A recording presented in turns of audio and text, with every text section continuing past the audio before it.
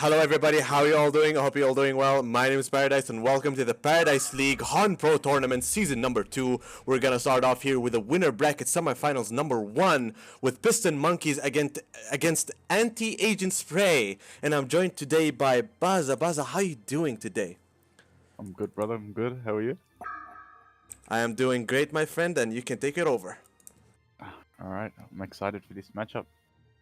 All right. First band coming out from Please Dunn's team, Pearl. And second band, Sapphire. I think both of the they're both actually comfort picks for both teams. The Sapphire band, self-explanatory. They've got a 10k over there. Let's see. They're taking a bit of time for this next band. Monarch band coming out. He's getting rid of 2 defensive supports straight away.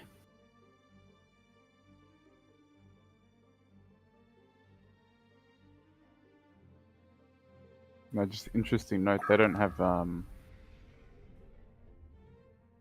the usual player in Sigma on Hellborn side. Okay, Devera gets banned and so does Chipper. And Drunken Master was the last ban, so he can't pick in phase.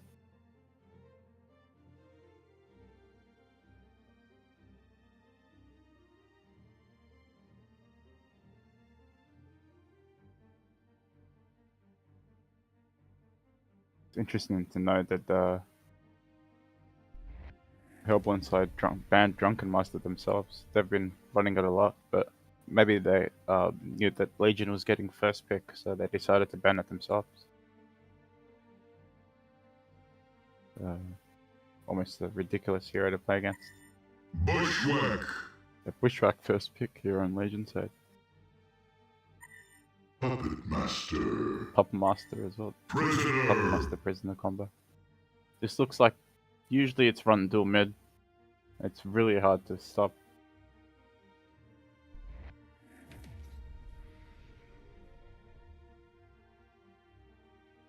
But both teams choosing to pick their carries early on.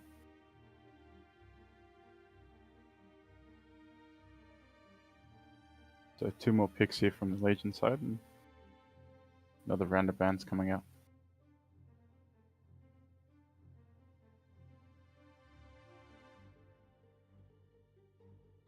Taking their time with this last pick. Usually with a Bushwhack you'd see something defensive, maybe a Corsair Curse. Andromeda's still on the board. Pharaoh. Good 1v1 here. Always has a lot of impact, that hero.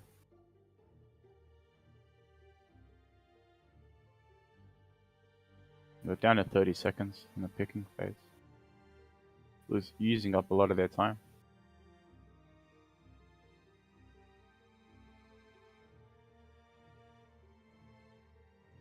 Ideally, you'd want to get a defensive support here. Yeah, Andromeda coming out. There we go. Synergizes very well with Bushwhack. His physical damage. Aura with the -6 armor. So melts a lot of heroes.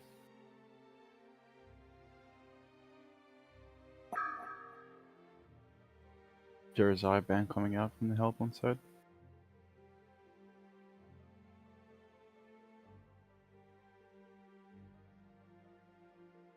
Very annoying hero to play against, and looks like since they've already locked in a intelligence carry, that they don't want to play against the Jerizai because they got no one to build the North 5 blade. Armored on ban. Pretty self-explanatory, that hero. Ridiculous. That's all I'm gonna say.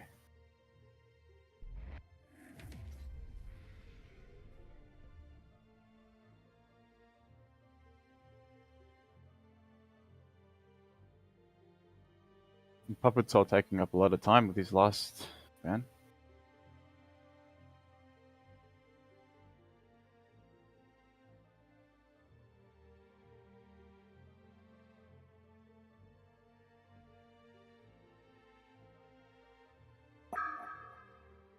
behemoth coming out. Strong team fight here. They are lacking pods 4 here on the Legion side, so I guess that's a good ban. Balfour Gold ban coming out from the Legion side. And another good ban in Hellbringer.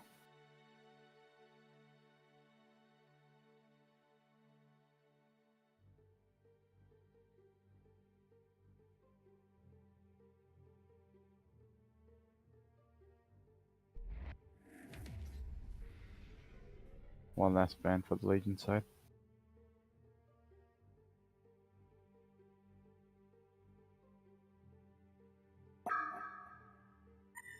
Flux. An instant flux pick. Such a strong into engineer. What a really strong combo. So hard to push uphill against. Just yeah, total cancer of a combo. With flux pool, there's almost no counter against it. Goes through Shrunken Head, goes through Nullstone.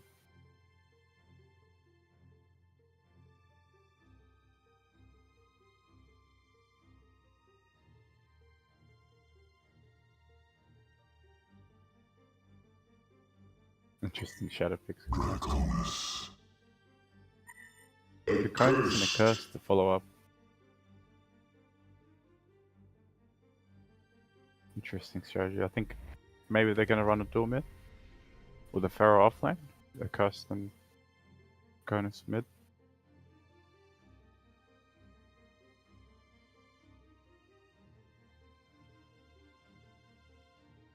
One last pick coming out from Hellborn side.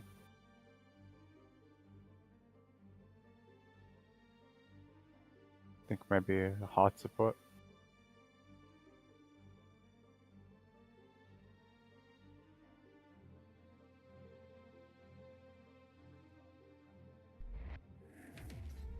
We've got really interesting picks where Engineer could play a core or hard support role. This last pick could potentially be anything. Another carry, another support.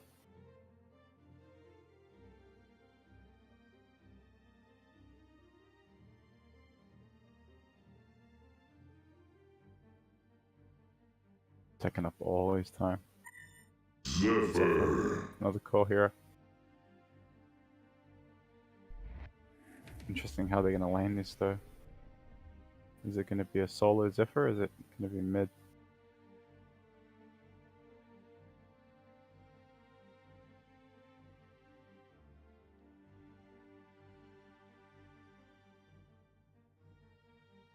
They've got an abundance of choices. I think Let's get it I favour the on. Hellborn draft here, to be honest. They very flexible in their laning, their picks. The combos are really good as well. It's very interesting to see how Legion's going to lane as well. Yeah, it does look like a Draconis is going to head mid. And Pharaoh off lane. Andromeda TP's down bottom to get that quick lane ward up.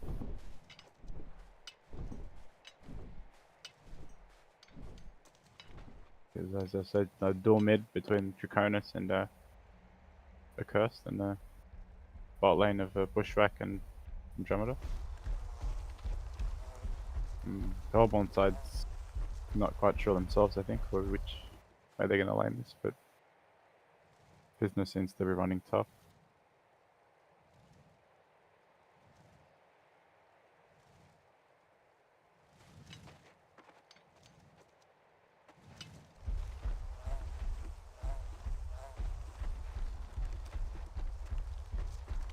So they're running 4 people mid.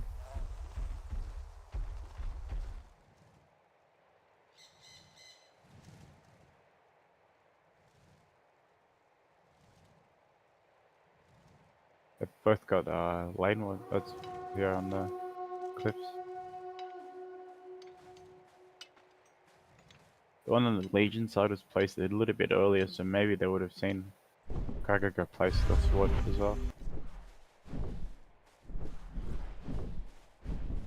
So it's a dual lane mid between Prisoner and the Puppet Master. Zephyr's gonna be top against the Pharaoh. I think this is quite an even matchup, depending on how well the Pharaoh plays. CS game. Bot lane. Flux and Engineer is strong combo, but very hard to synergize well.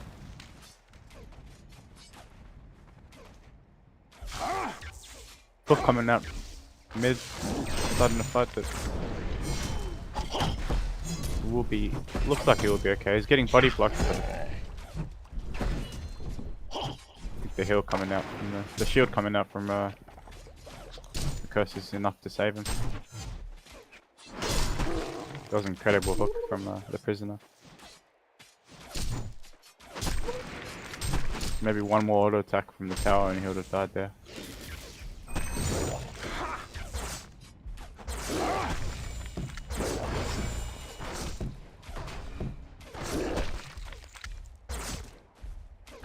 Bot lane Andromeda aggroed the medium camp. No turning back now. And top lane is Newerth from the Zephyr.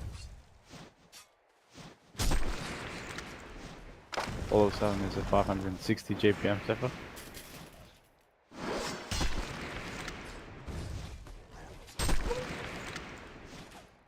But Pharaoh elected the wars level 2.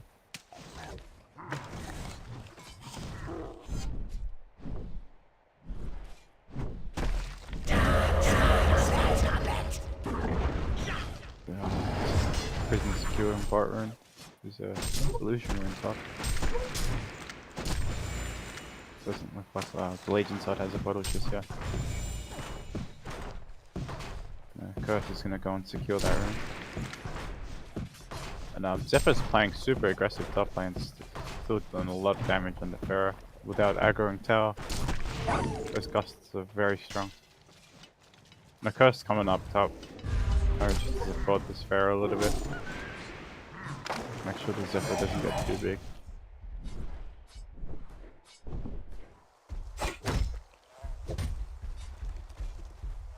Prisoner's rotating over to the jungle and make sure Draconis is not taking any creeps.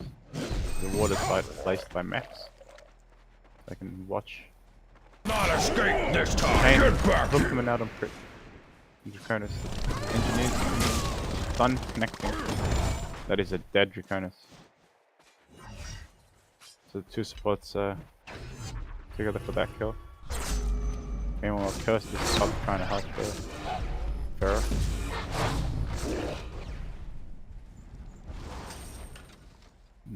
Help on side's got all the momentum at the moment.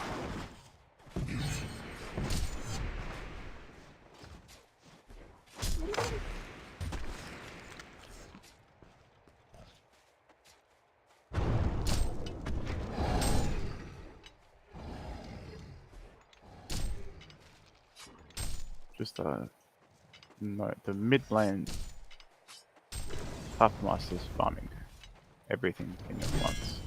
Or Draconis is farming the jungle, but he's struggling a little bit because he's getting ganked by the two supports. They're making it a very hard time for him to stack them.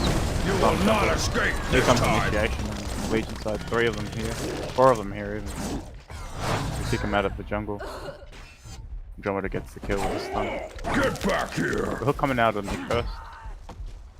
Maybe just out of range for the Puppet Master Q.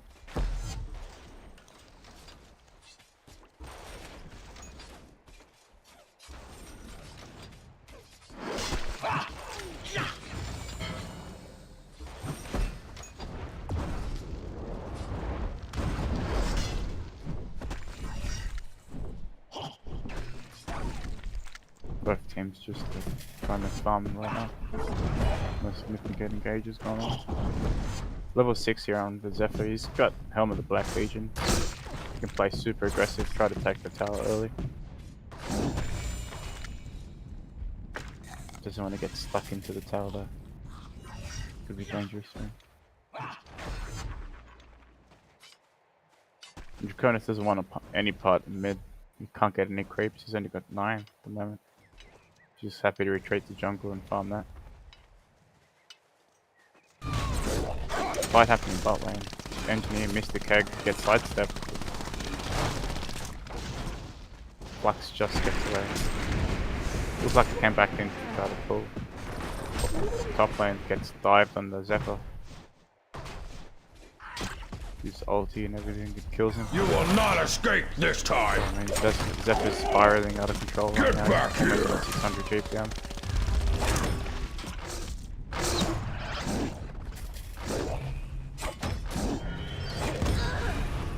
Bot lane as well. You will not escape 4 this people time. rotating over for Legion. Get back here. Still coming up from prisoner and just hooked him to his death. I call that creating space. Getting 4 people to gank this time. Not too bad, to be honest.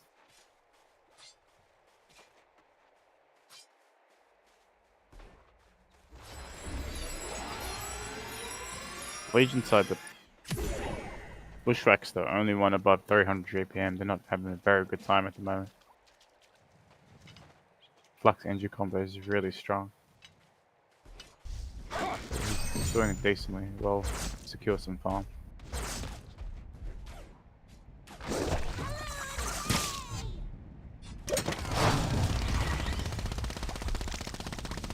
Bot lane's getting...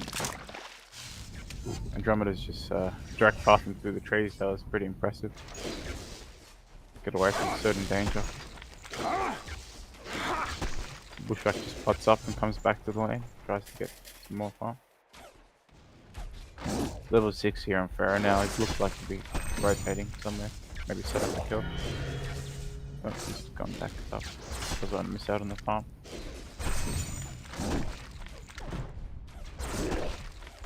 Buffmaster's got 42 creeps and 30 denies. He's got more denies than the Draconis has creeps. Ridiculous. TP coming up mid. Pharah's here. Ulti gets hooked by the... You will not escape this time. The puppet in the water hurt. It will get away, it looks like it. It's got the double damage rune. Trying to bottle system.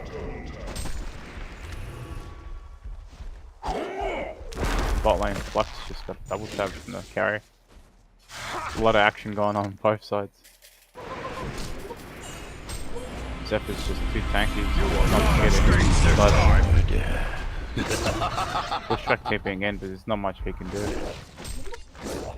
Haitian would kind of Draconis, but again he's just gonna run, try to get some more farm.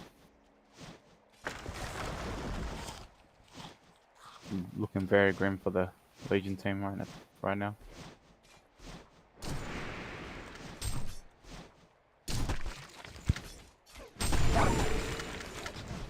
Zipper's just gonna go back to top, get some more farm. Very out of the lane.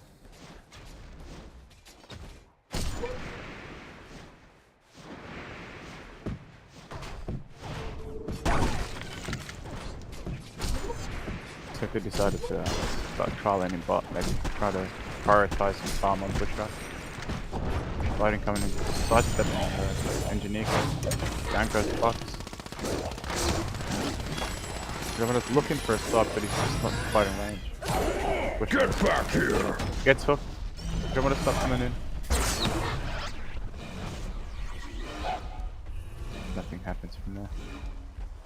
Looks like he wanted to turn on the prison of it. Better safe than sorry.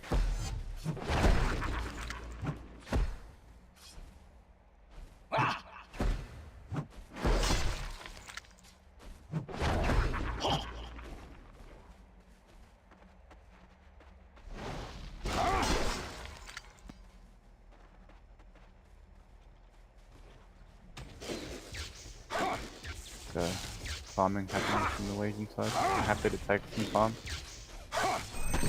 Zephyr's putting a lot of pressure on his tower top. Not much Pharaoh can do to stop him alone. And Andromeda dies to neutral. Didn't quite catch what happened there. Get back here! But sorry. Rune, but the Draconis is getting collapsed on by 3 people. Just a bit greedy, trying to get the rune.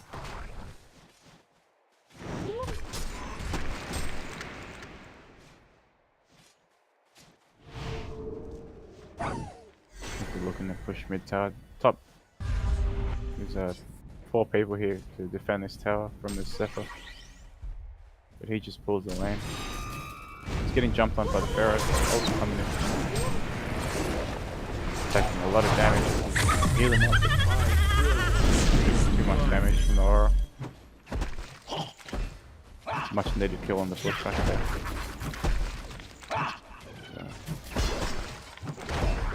Jumps him up to 380 GP.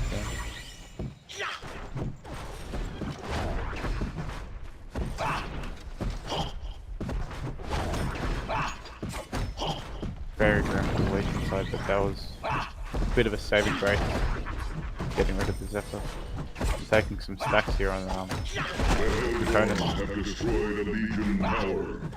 Giving up bot tower, but they're getting a lot of resources in return.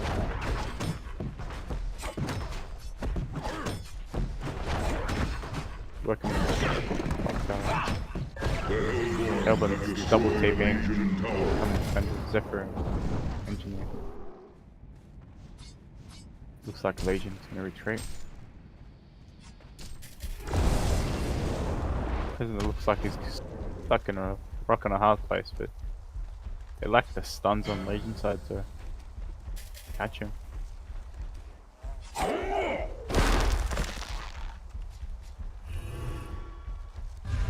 Is that ward just out of range? That water side? He put a river down on there. Oh, I think it does see him. Kneel before Jupiter! Blocks also coming in. You will not escape this time! Now. Big fight happening. Stop him. Chaos going on. Legion side comes out on top. Didn't quite see it, but Top Meister got completely melted on the fight.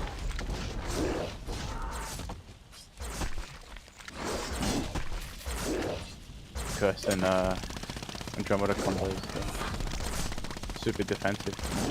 Very hard to kill the bushwhack.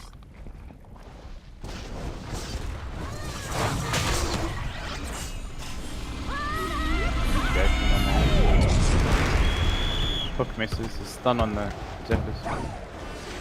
Stop him from chasing for a little bit, but Puppet Master's on the run.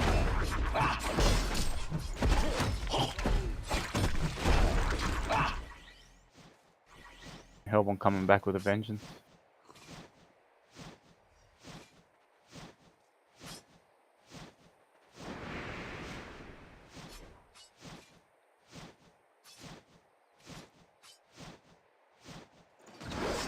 Cronus has finished his boots, getting some farm. Avoiding fight. Fight happening in the jungle. Very happy to disengage from the Legion side.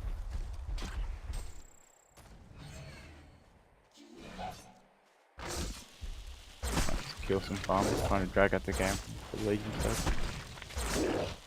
Give themselves as much chance as possible. I'm free! At last! Jump happening on the lane. Ferocity coming in, locking down 2 people. Down goes the engineer. Zephyr's gonna be fine. The ulti's to slow them down. Looked like it was gonna get caught, but Pharaoh ulti was already down. They don't have much catch besides that.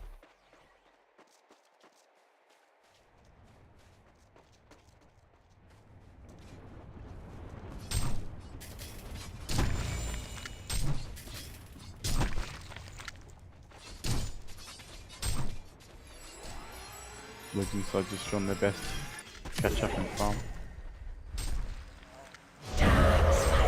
Mid lane, Pup Master tablets himself into range, gets a hook out on that. This time.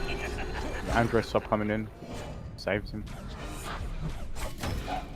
Very big Andros stop.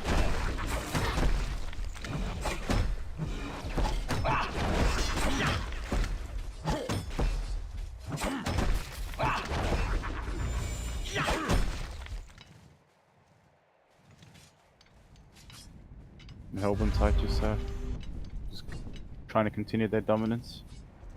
Coming into the Legions. Trying to push and farm their resources.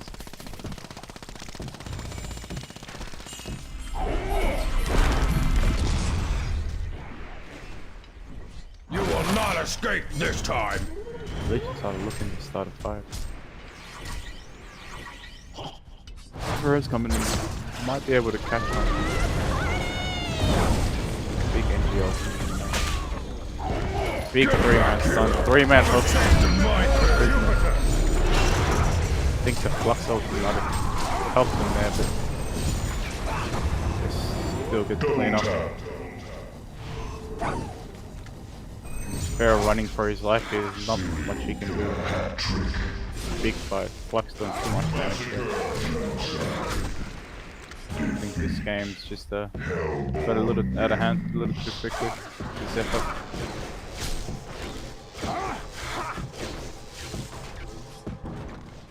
Very intriguing. I think wasn't ideal the matchup for the mid lane. That was the start of the downfall for the Legion side.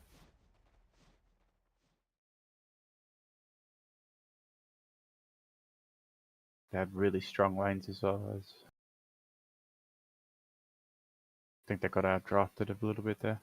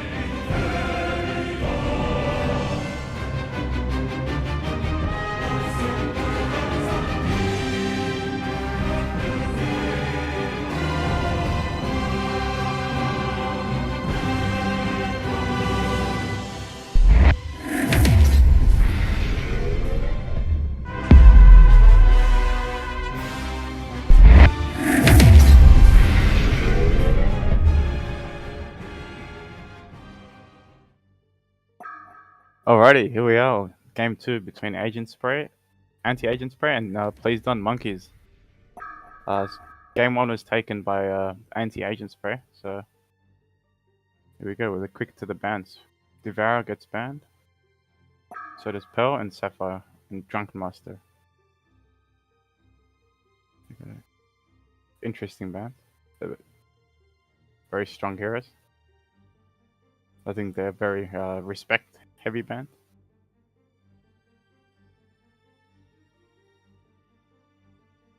And Puppet Soul's taking his time again to do his next ban. Prisoner ban coming out.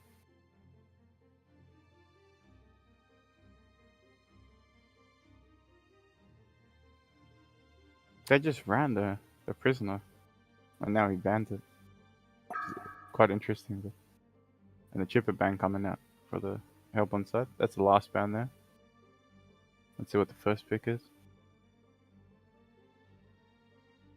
Both teams first pick their carries last game, which is not something we see too often. Flux first pick. And Engineer just to counter that. You don't want them two heroes on the same team. Spells disaster.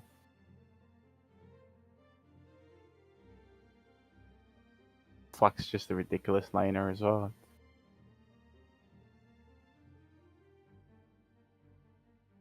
That was almost like an instant reflex pick. You see a Flux, you pick the Genji.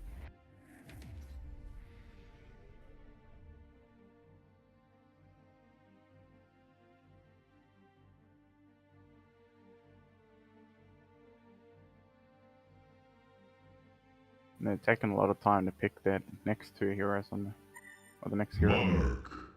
Monarch. The two spots picked up from Hellborn. Not telegraphing any of their calls just yet.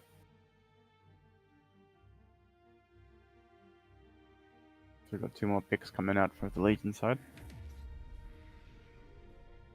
We see Max Shadow picking Riftwalker.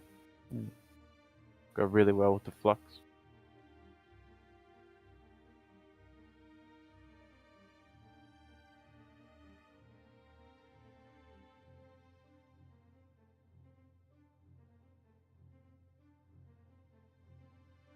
Now he's got two picks to go here. He's taken up some of his captain picking time.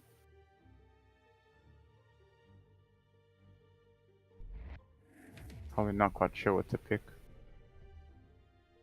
Feel like you'd maybe pick a support hero here, right? Unless you want to get another carry that won't make it through the next bans, like a Hammerstorm or something like that.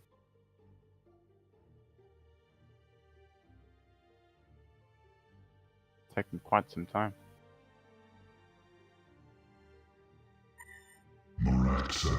Moraxis, another tank. Possibly the offlane. They call me Scrap. And him I call Vorax. I feel like this is one of the most annoying heroes in the game. Whenever you press ulti, someone's gotta go chase that freaking Vorax.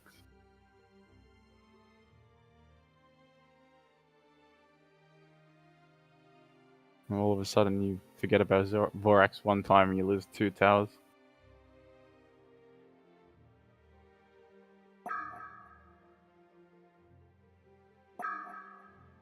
Pilot ban.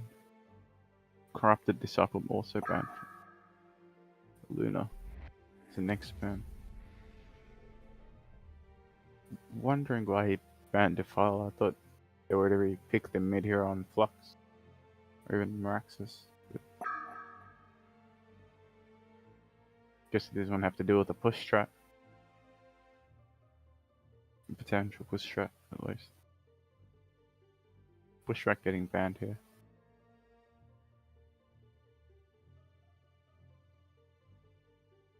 Guess this is why they picked the Bushwhack first last game, so they could actually play it, wouldn't make it through this phaser ban.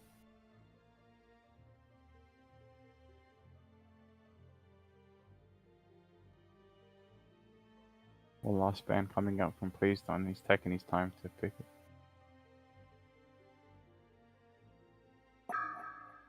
something that synergizes well with the Flux. He's gotten rid of Wretched Hag. Snowball Cure.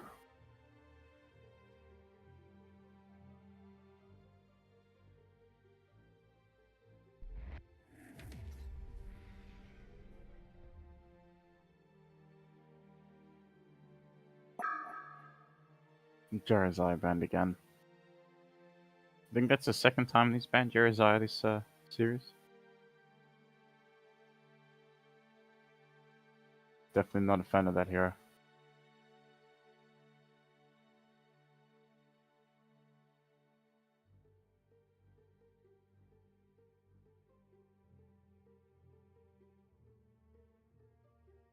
Pick coming out from the Hellborn side, taking their time.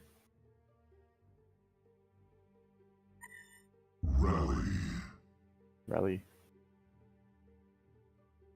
Most likely off lane. Rally there. Since they've already got the Engineer and the Monarch. But it could be Engineer core. I like that they haven't telegraphed their lanes that well.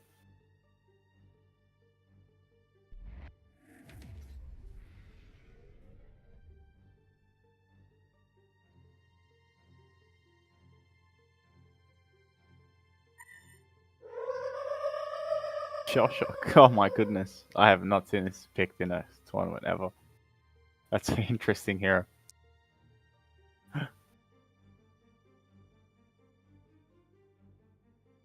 Oh, what a pick. Okay. I can't wait to see that.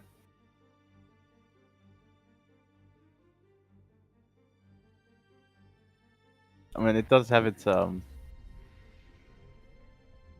benefits, like you can channel the rally ulti and not being able to get cancelled by the Mage Bane pick coming out on the Legion side.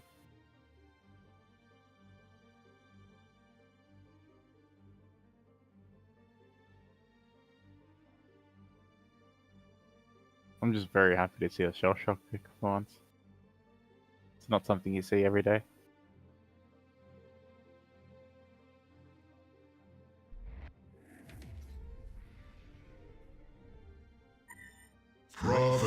Prophet, the last pick.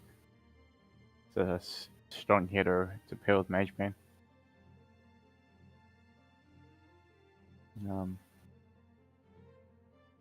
think the Hellborn side needs a carry for their last pick. We've got 27 seconds to pick on.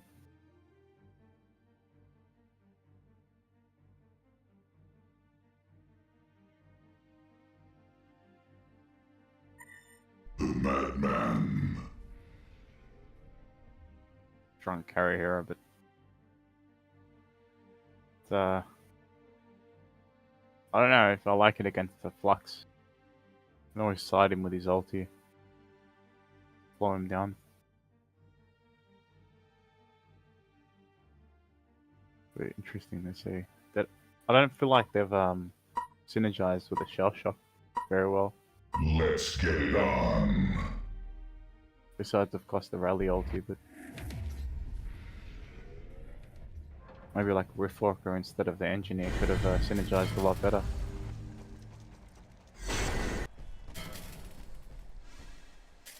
But it looks like it might be a tri-lane.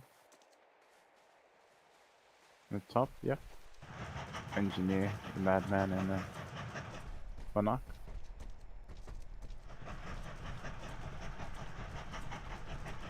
The bot lane, Legion team seems to be running into their junglers 5. Looking to see if there's anyone they can pick up, but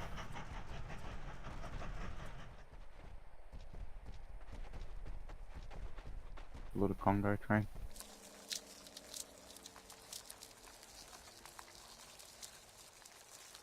So it looks like it's going to be a Shell Shock core. He's going to possibly play offlane, I think. And then TRS on the rally, possibly mid. Oh, changing it up a lot.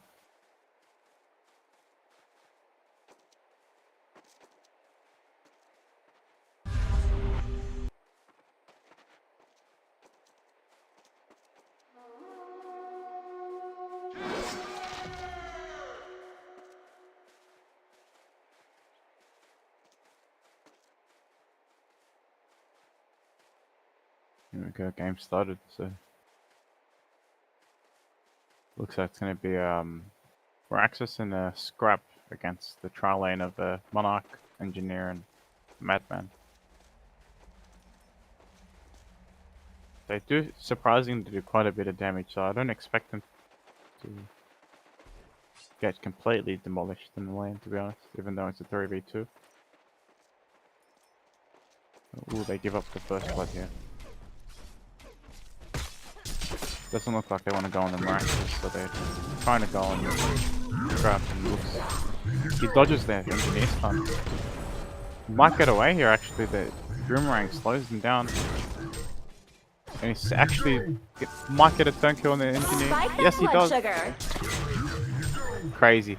3v2 and they get the blood loss. That's what I was saying before. Surprisingly a lot of damage coming out from both those dudes.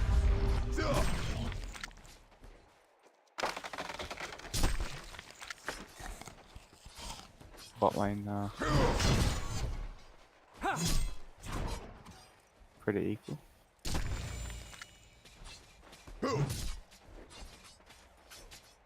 Interesting matchup for Flux versus Shell Shock.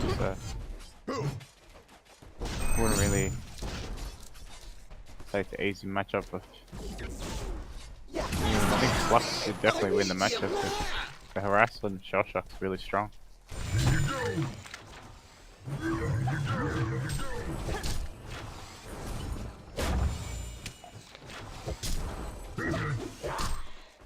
So they've abandoned the trial lane and just sent the Engineer bottom to support the rally.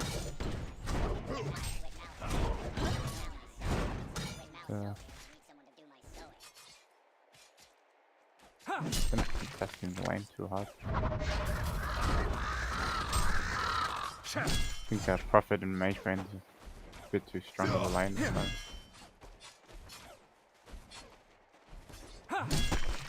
10 to 2 as opposed to 8 to 3. But the mid matchups a bit more one-sided. 15 to 6 compared to 7 and 0, 8 and 0 and Shell Shock.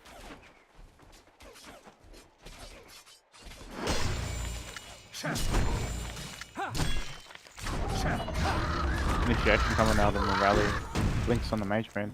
Gets stunned Bane. Stops on other aggression. The top lane's fighting. They're just both starting to fight at the same time. One more hit. Down goes to Monarch.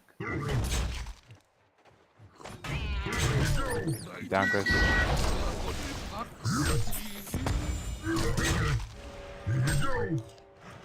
Marax is chasing down Madman. A few more A's and he's got him, but Mana Battery too strong. Might even go for a turn kill here.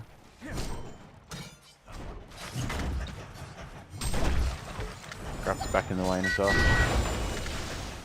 Marax is stun coming up. They're going aggressive. They're both going low. A lot of damage coming up from the Legion side. Down goes Miraculous. Scrap looking for the turn kill. One more auto attack. Gets it off with the Boomerang. Madman's looking to get the kill, but he's gonna run away. It's a long fight at the top lane. I think the Hellborn side came out on top there. Madman's got 370 JPM.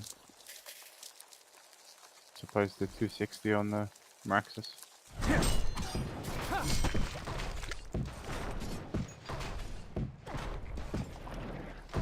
The mid lane seems to be the most one-sided at the moment. Shell Shock looks like he's rotating down a gank, but they do see him on the water side here.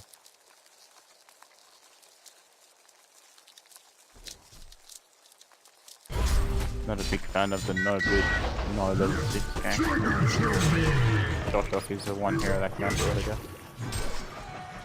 Initiation Rally just uses his Q to escape, get himself out of trouble.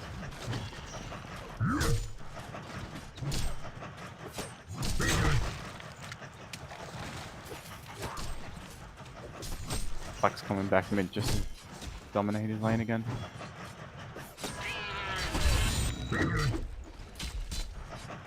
only spawns if we can. 35 creep, 10 denies. Almost got more denies than shot that has creep.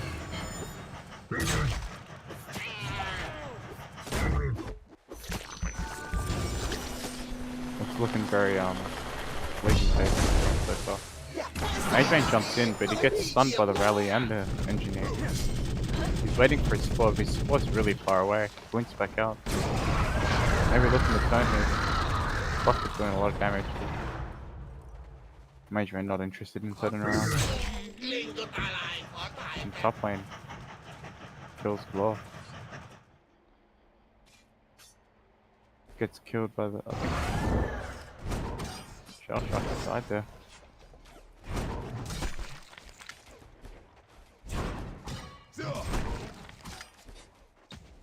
Guys just both decide to fight in the same lane at the same time. I'm surprised they can coordinate it on Discord, to be honest.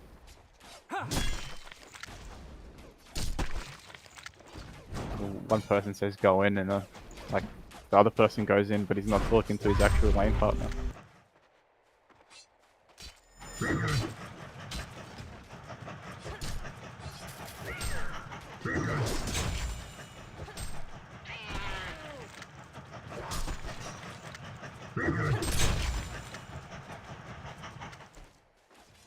And both carries pretty much just even farm. Mageman got a bit more kills, but Mageman's got 15 creeps more. Fight happens bot lane. Just has 14, so does the Madman get a kill and then return kill on Mageman. But they want more. Look, going for the profit. Hasted Madman's probably just gonna kill him. Saving his spells for the kill. Josh gets the kill with his Q. Rally just abandoned the chase. He was happy to just farm creep. You know he wasn't going to do anything there. No mana, no HP. And Flux coming in for smoke. Looks like he's trying to get a free kill. And he does just that. Sorry.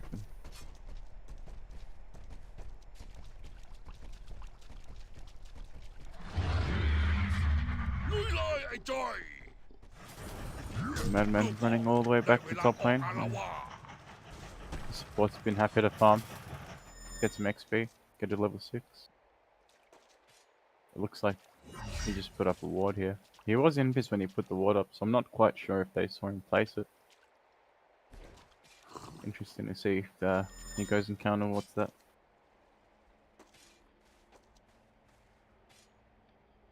And he did borrow a DD rune, so he might use that here to fight, but 4-axe is here. And he's coming for your tower.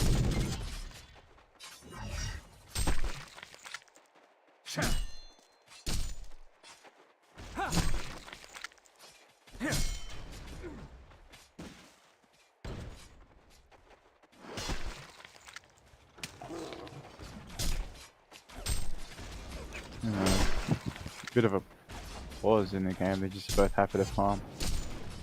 No real initiations happening. Oh wait, here we go, down bot. The engineer gets saved by the rally. Good pick on the rally.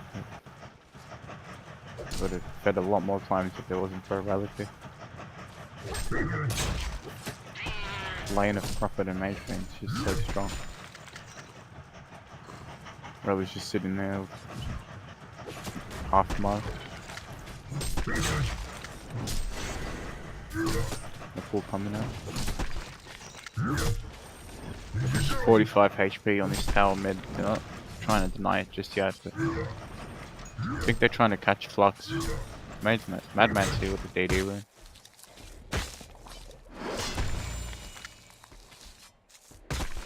He's just returning back to top lane.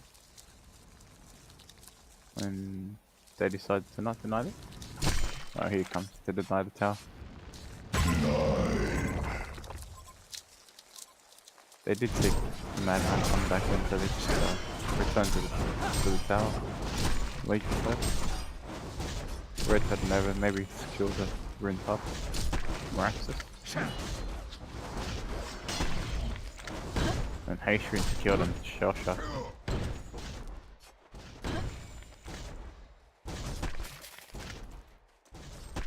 Looks like Flux might be rotating over down to the bot lane, and so is Shell Shock. Potential big fight happening here. Initiation started on the Flux, pulls him in. Engineer stunned. Wow, he stunned himself over the cliff, but Mage Mage just chases. Shell Shock stuns in, but he doesn't want any piece of the Mage Mage. Looks like he's supporting top to make use of the haste. Looking for someone to stun. He's focusing on the scrap. Flux is also here, he's boarded top too. He's getting possibly talking to on the Monarch, yes. Down goes Monarch. Down goes Shell Shock. Engineer misses the stun. Does get the turn kill on the Miraculous. The Madman also goes down. Flux is looking for more. He's a big boy at the moment. 491 GPM. Now gives up a chase.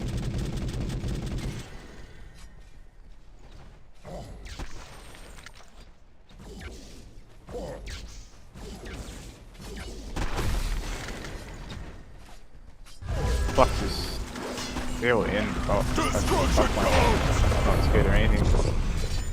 Gets comboed by Flux, but sorry, by the rally, but survives. Does a big juke. His TP's on cooldown though. Still there. Wow. He was waiting there so patiently to get the turn kill on the Monarch before he dies. Josh ducks in. Coming in with the Madman, Madman gets a kill. Double tap on Madman. Possible hat trick. Much needed kills for him. And here comes Mage Mage. Doesn't quite have much mana. There we go, he's got mana now. One more blink. Getting blocked very, very well. Into the combo. The pop is the ultimate table. Down goes the Mage Mage.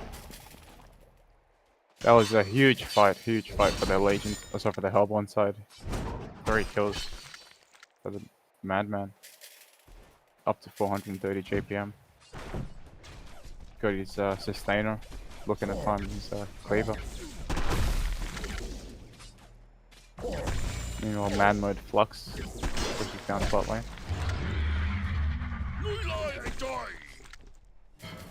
Grab sent the Thorax up top, looking like they want to kill the top tower as well.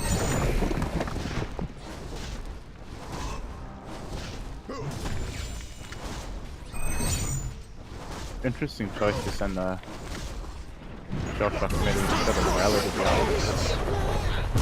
The Flux gets jumped on by 3 people, down he goes. A bit too greedy trying to push the tower there.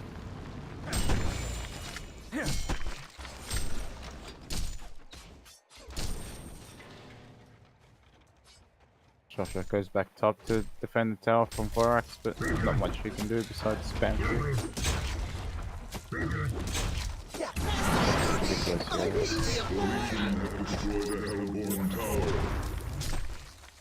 Even if you do send someone to deal with it, protect towers.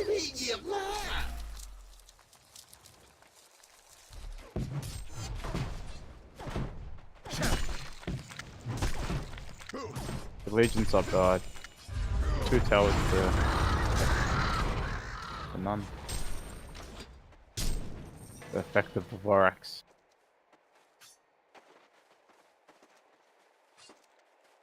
We've got a 5k gold lead 15 minutes in, so quite big.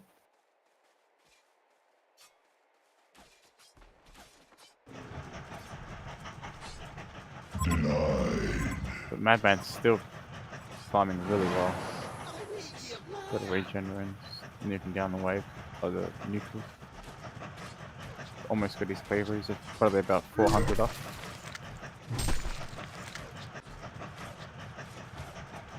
I always love to see Flux with the Alchemist Bones, just helps him farm, keeps him farm all game. Probably gonna tank up from here, maybe a Frosted Skull against the Madman. really strong. Management's got a helmet of victim, I think maybe in Sanitarius? Yep, there it is. It's finished in Sanitarius.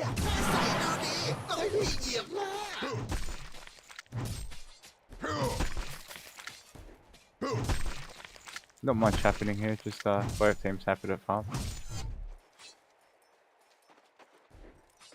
I do think the later this game goes, the harder it is for the Legion team, but they do have the tools necessary to deal with the Madman.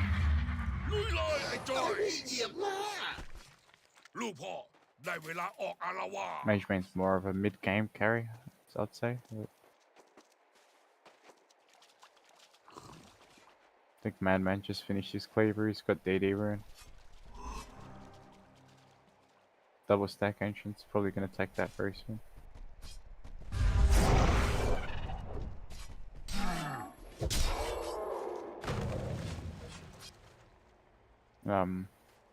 Looks like Rally's probably going for a Alk Bones. I don't know if I'm a big fan of that this late in the game, to be honest. Maybe PK would have been better off, but I mean, it's already 16 minutes in. Bandmate jumped on the Meraxis, but he just happily brought it out. Not much you could have done there on Bandmate. PK blood on Meraxis, he's finished his PK. That could be pretty big for the Legion side as well.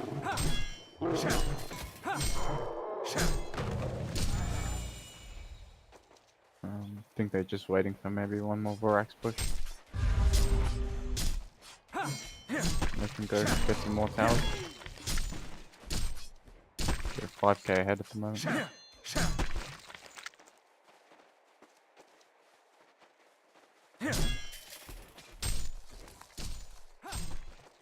Looks like they're setting up, but okay, never mind, it's just harassing them. Mageman a little bit. Engineers placing some mines. They're happily backing off. Cap's just farming some creeps in the jungle, taking the stacks. Good to keep himself farmed, actually. Especially if Mageman can't take the stacks at the moment. Maybe they can flux.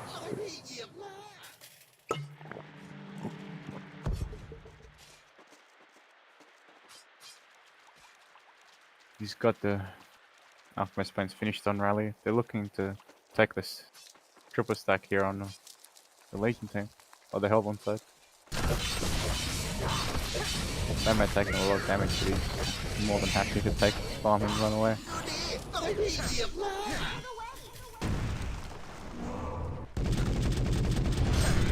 Legion team aggressive mid, looking for a fight, but not gonna get it. I'm not quite sure why they stacked the Ancients on the Legion side. They can't really take them just quite just yet, especially without a cleaver on the Mage Vein. It was just an invitation for the Madman to steal it and slowly cut back into the lead.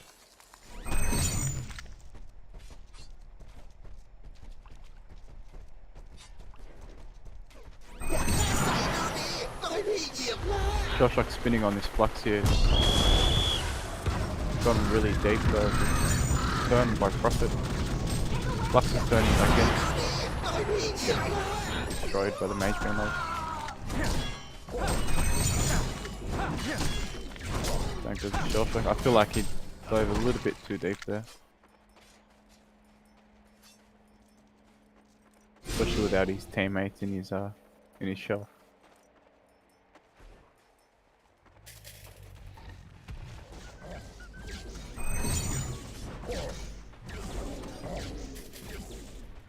Centurious picked up on Flux as well. Would have liked to see a Frost of Skull, but maybe he's gonna get that next. Rally getting jumped on by the PK Meraxis. He doesn't last very long though. Doesn't even get to run away. Gets destroyed.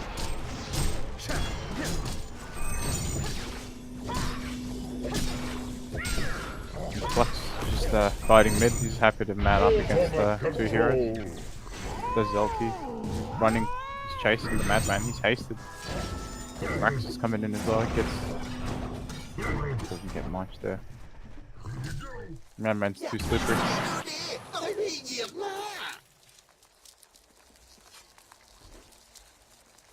This scrap just pretty much just we're pushing the whole game.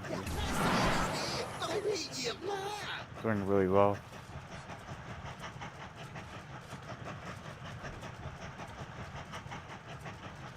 He's keeping the carry like. Oh, he's pointing top on carry on the madman.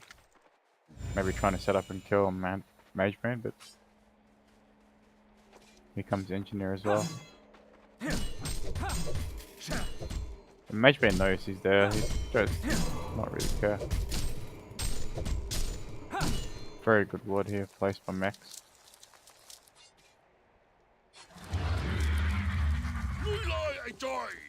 And this other red ward as well, blocking the hard camp on the league side. Oh, sorry, on the Hellborn side.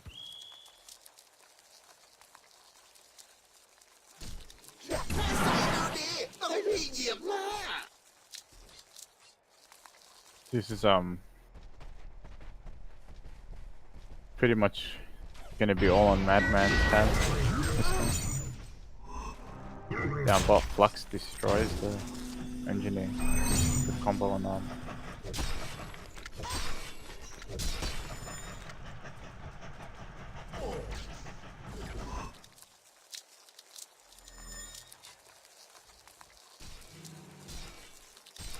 Look, it's looking real grim for Helb on this game. Just riding on the madman's back. Looking for a jump on the Flux. They're getting rolled on the shell shock. Rally's in there as well. PK stun bomber access is the perfect time. Combo by Rally. Four heroes to two, they both fall. Much needed kills there on the Hellborn side.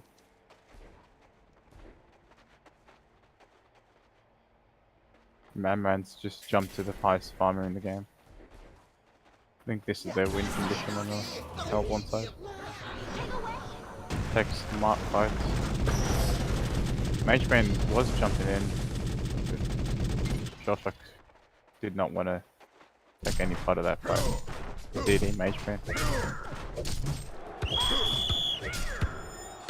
Mageman's pointing bot, maybe looking to set up a fight. No, just defending the tower. Rally and Madman look like they want to go in. They are going in. Blink was wasted already. Down goes Mageman. Prophet 14 might be a little bit too late there. Council support on the rally. Scrap's not just doing just as much damage. Flux pool comes in, but everyone's pretty much already gone.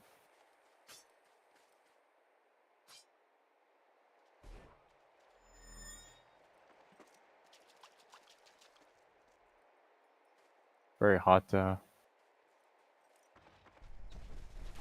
run away as Mage Bane there. I think he wasted his blink a little bit too early.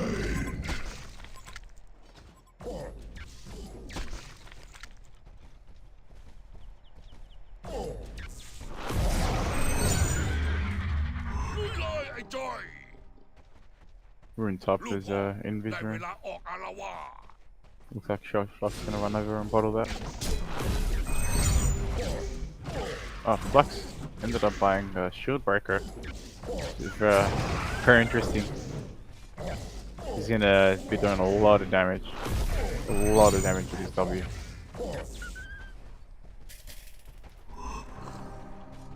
The Insane Terrorist plus shield breaker combo is just... You'll see him probably throw a hit an engineer.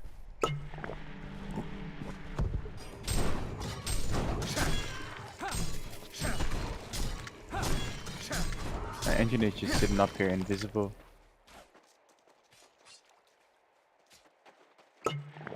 There's a smoked up Meraxis and a smoked up Flux. Plus ulti's in, Meraxis stuns. Big combos coming out. Engineer ulti and one arc ult just saves them.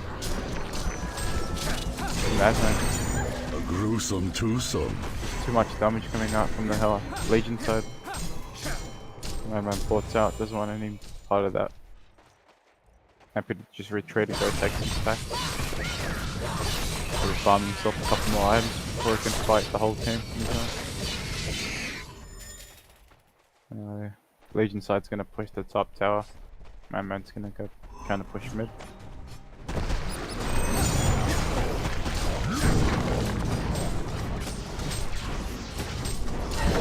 I think a Flux at this point with this much damage is a bit hard to out carry.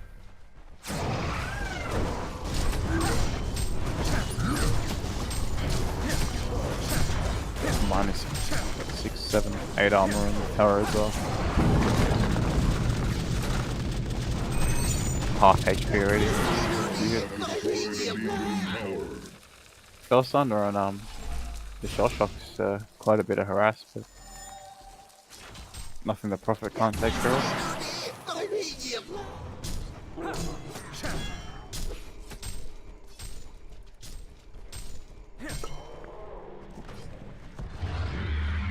And they're rotating to the jungle on the Hellborn side. Magebane blinks in. Shell Shock's trying to spin up. Magebane blinks, running over to his game. Flux ulti comes in. Big initiation by the Just Madman Trunk and saves him, but not for long. Gets chased down. Man's up, but a bit too late.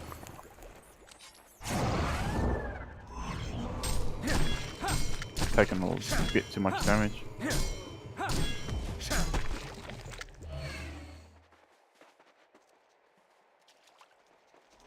The synergy between the Flux ulti and the Rax's ultis and stuns have been amazing this game. It's very hard for the Hellborn to react in time. I think the only person that got off the Shrunken Head or didn't get hit by it was the Madman. Here they come knocking on the top, trying to get the top tower.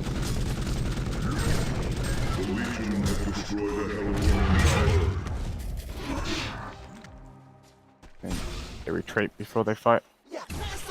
I'm not trying to interested in fighting without their Flux.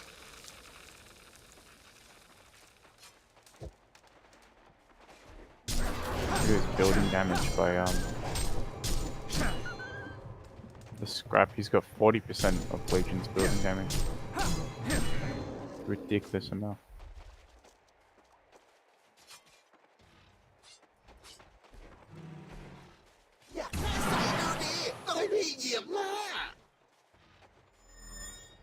Looks like they're gonna set up for a Congo here on Hellborn side.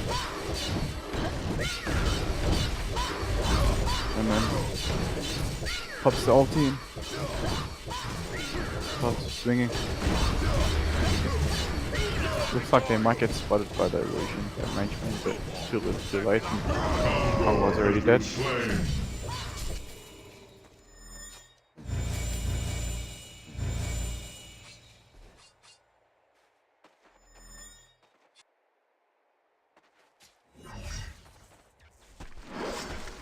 Madman running down bot, maybe trying to get a kill up down here on the Flux.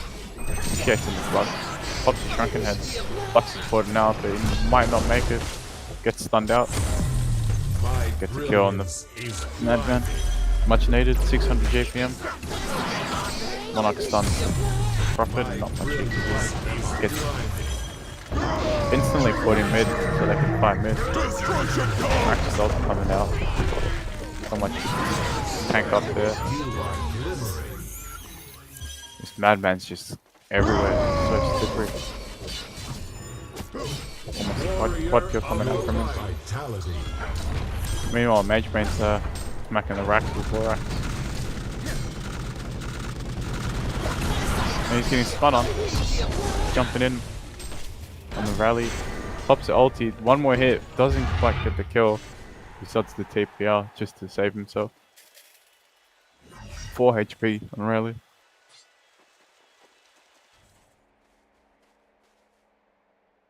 That was so close.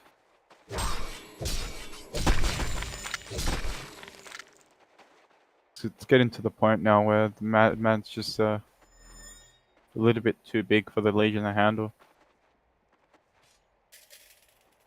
I have to synergize killing them very well. But easier said than done. The initiation here on Mageman and Maxis, and just null the Monarch. Madman comes in, fired, but Mageman blinks out. And they just retreat. ลูกพ่อได้เวลาออกอาละวาด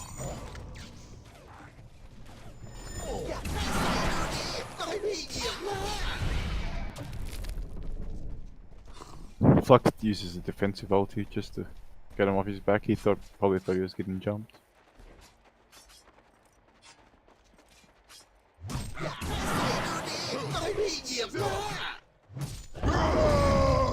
Congo coming out from the Legion side.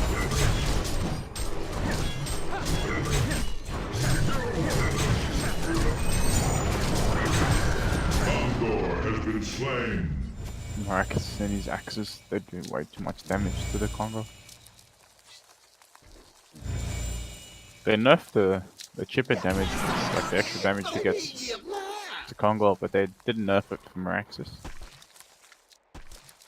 So every single like axe does like 500 damage to him or something.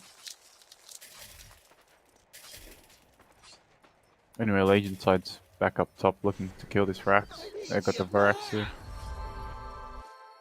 The Shellshock's very adamant on defending. Meanwhile, bot lane, Madman, he's pointing back to the base now. He's finished his Brutalizer, he's got level 3 Mana Train. He's ready to go.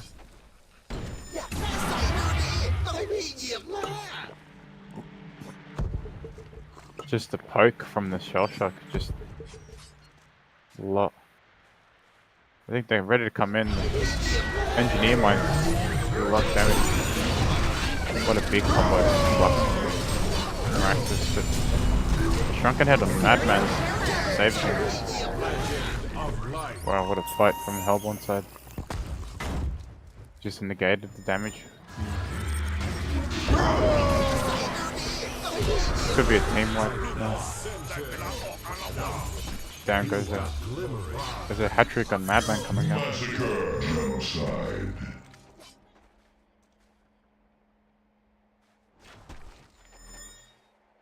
So they've got 2 Shrunkens now on the Hellborn side, and they've been really well timed, so whenever the Flux jumps in, they just get the Shrunken off and they don't get stunned by the Maraxis. Which was their bread and butter this game, but I think at this point in the game, the Madman's too big.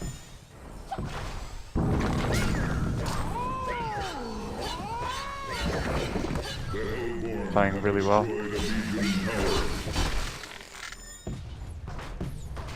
I don't think Mage Bane's a super hard carry late game and can contest with the Madman.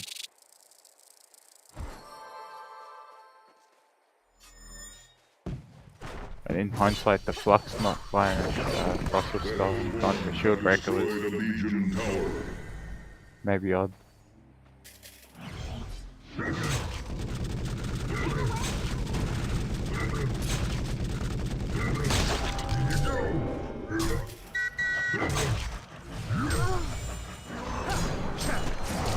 Fight going on mid. Engineer just caught himself between a rock and a hard place.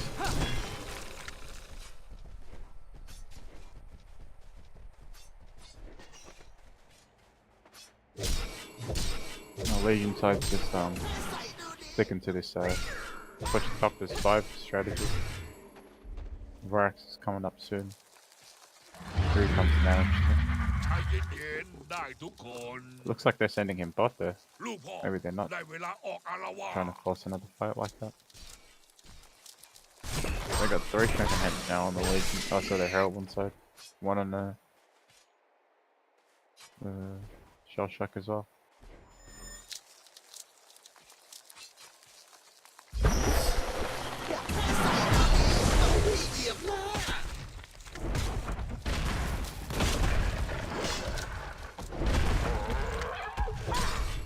Looks like they're sending 12 bot to deal with this Thorax.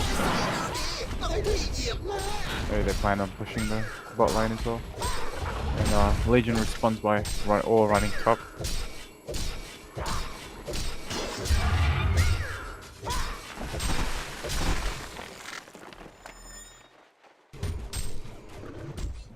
I didn't like the Alchemist plan to pick up at first, but it's ended up working pretty well. He's got an in the PK and shrunken it.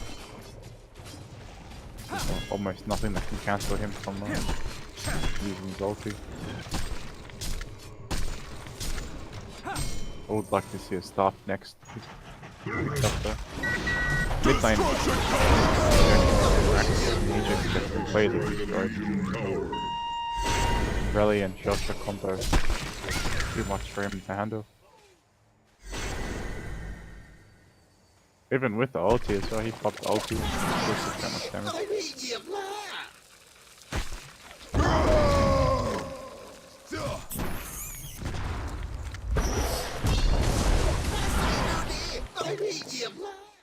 Team smoke coming out on the Hellborn side. Looks like they're going for some pickups. Three. ใจเย็นๆได้ทุกคนลูกพ่อ Engineer's just ได้เวลาออกอารวาส man mode on the other side of the map. So he's madman. He's finished off his Oblivion hammer. Shrunken heads up. He's ready to fight. Well, Legion still have to wait for their Maraxus.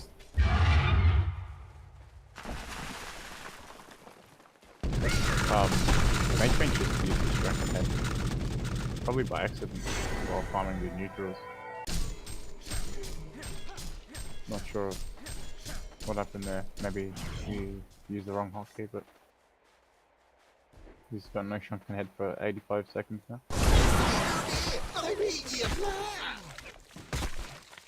I don't think the Hellborn side saw that actually.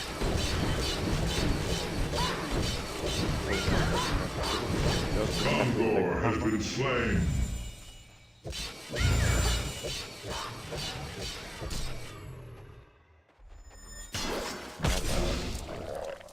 Massive at the moment, 730 GPM.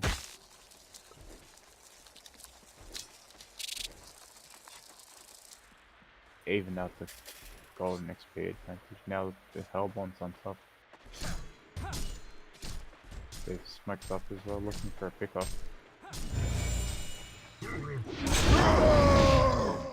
Rally jumps in, but just a bit too early. He does have a staff picked up from Rally as well, actually. That's a big pickup. You might run into this mage man here. He sees him, but no PK at the moment.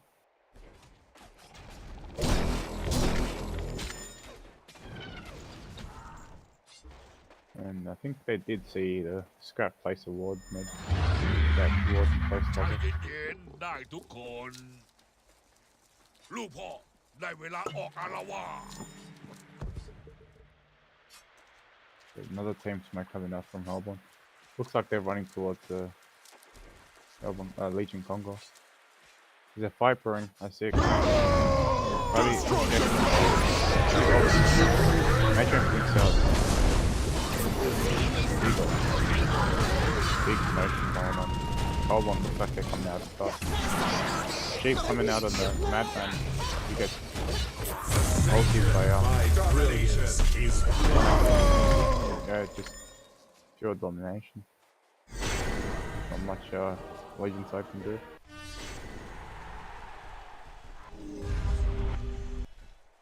Barbara coming out from scrap.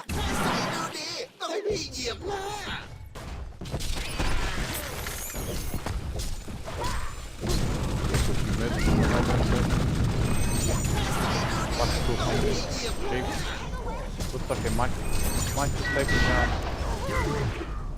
Huge pick off there. Monarch already used ulti, so they can come. It's been just delaying their investment death. Flyback and Madman. Stuff for top foot.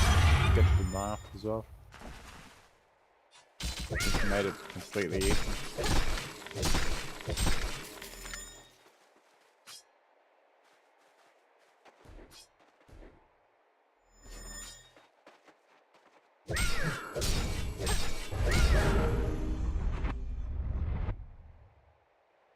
calls coming up from Legion side. Maybe trying to discuss what they can do to win this game. The win conditions are lowering by the minute.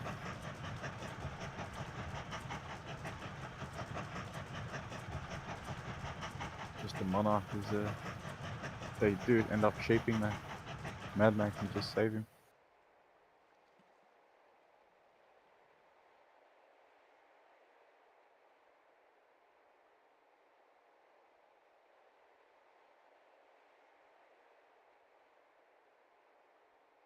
Also, I'm surprised the Mage Bane didn't buy a farming item this game, knowing that it'd be up against the super hard carry and Madman, but maybe they intended on winning like really quickly. But right now, in a 1v1 fight, it's got almost no chance.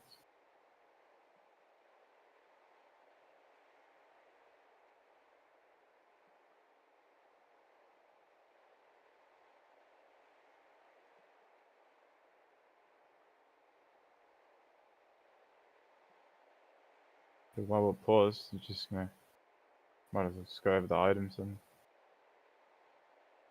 just got a shape stick on the scrap and the Grimwell power. I can't say I'm a big fan, but I understand why people build that on that hero. I do prefer the Storm Spirit route myself, but I'm a Storm Spirit lover. Let's get it on.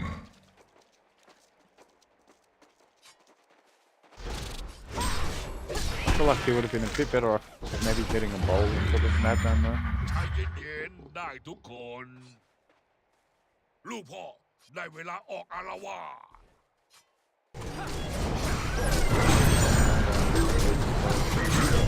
That would have been like very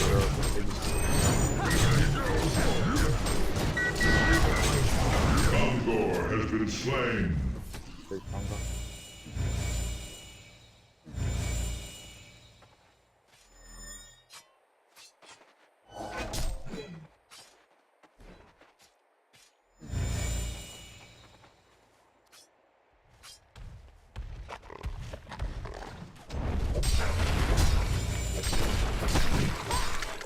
Here's what I was saying about the Vorax, man. Everyone's gotta come and deal with his Vorax.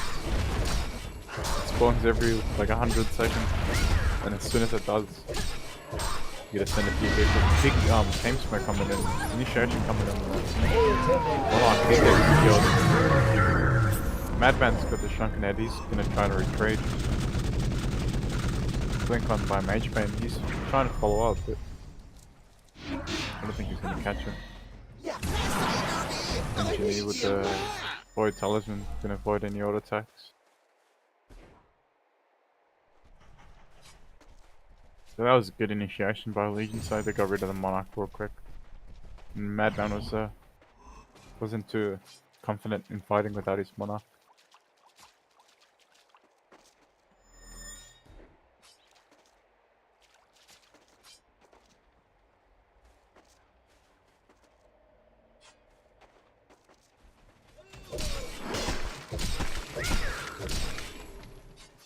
It's 40 minutes in, 28:29. It's like almost ได้ทุก dead ค even. น ลูกพ่อได้เวลาออกอารวาส Scrap's taken over the Mage Bane on farm. He's got 480 GPM. Finished bits of Grimoire power. Team Smoke and Team TP. Complete 5-man port, 5-man smoke from top lane. Looking for this Madman. I feel like this would have been a lot easier for them if they did have a Frost of Skull again. They'd know exactly where he is at the moment.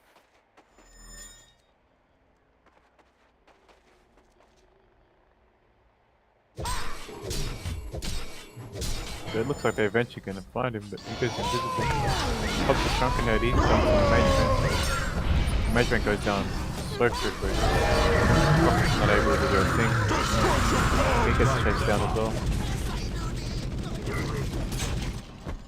Scrap uses the shape on the rally, but now he's just going to get chased down by Madman. Slow. 2 auto attacks and he's down.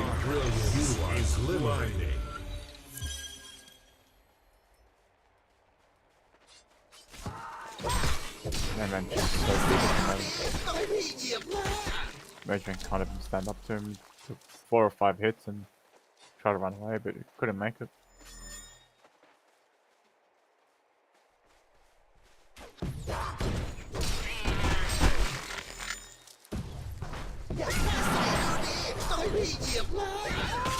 Buyback coming up from the scrap. Not much you can do, to be honest. It's like shaping Madman. Try to initiate on him, but not much is gonna happen. Flux was coming out. Madman's ready to fight. He's jumping in with Flux. Bash is coming out. He's straight down. Madman tried to ulti the Madman, but he still had the shrunk on it, did nothing. And he stunned him. Monarch ulti just assures him to run away.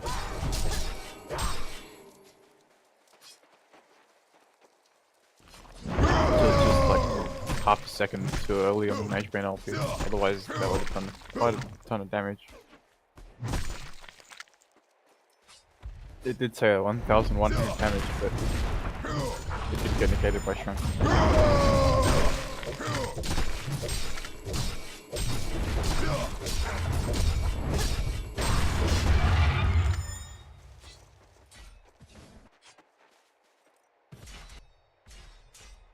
Sometimes I'm against the scrap picks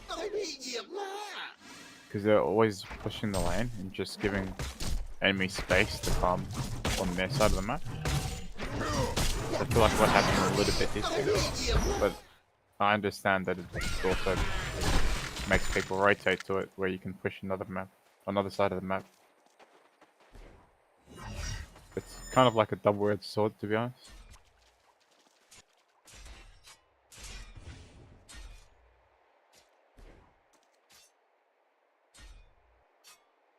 Another Congo coming out from the Hellborn side. Madman's just 2.5 attacks per second. Attacking like a madman.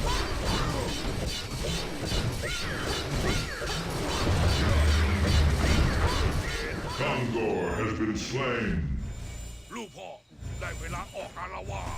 Down goes Congo.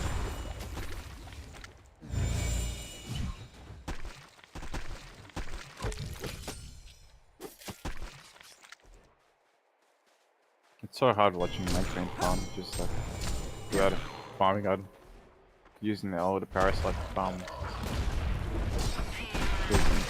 Compared to Madman farm. He's now sitting at 800 GPM. And he's gotten so many kills in 4 axes. Like, those are worth 150 gold each. Almost a kill as well.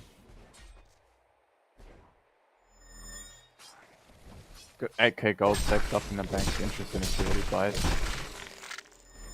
Possibly saving up for 2 buybacks, but he's already used 1 buyback. What's coming out and he's going to defend top.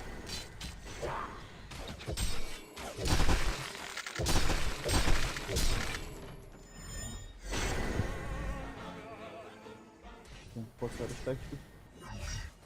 Before he gets found.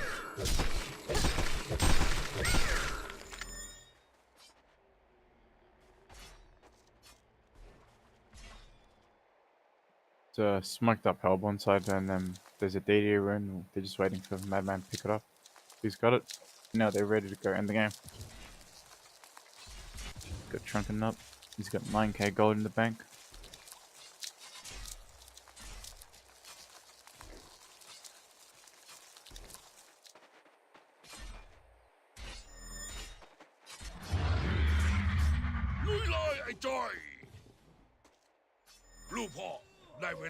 Max is not too far off the Alpha. I think he's saving for buyback. He's only got the 1 left. Initiation, NG, just whips the ult. Nothing else comes out of it.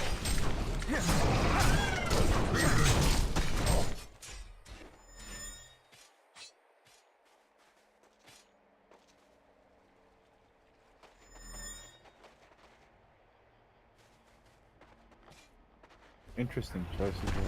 Items on Monarch as well. We went for Abyss Skull to have that as the team. Just 3 claws that in the way. I really bought that.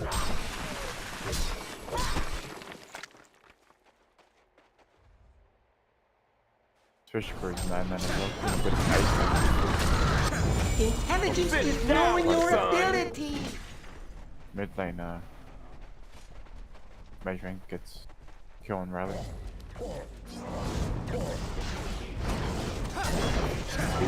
Mid. Destroy the Hellborn Tower.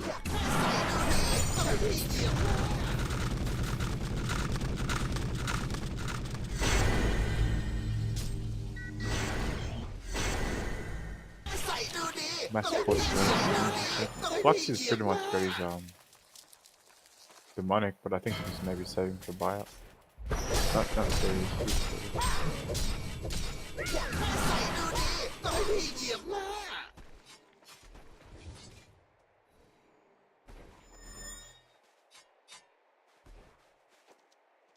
Madman's just picked up a Hellflower as well. So he's 9,000 gold. So he's gotten rid of the cleaver.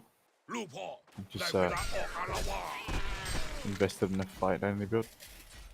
And Hellflower just fight mid. Down goes Joshua.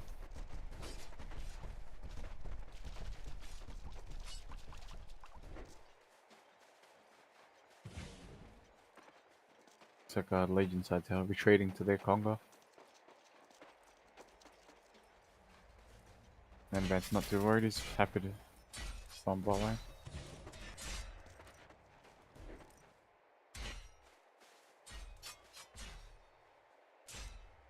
Kongor has been slain.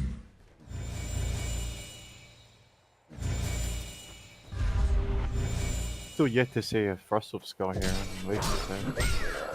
Playing against the Madman. I feel like it's a cool item that you buy. I'm not the pro player anyway.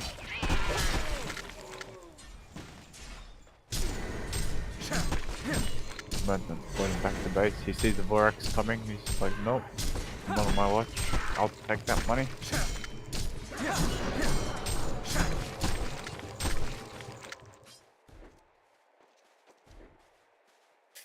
He doesn't have the Claver anymore either, so it's a bit harder for him to push waves.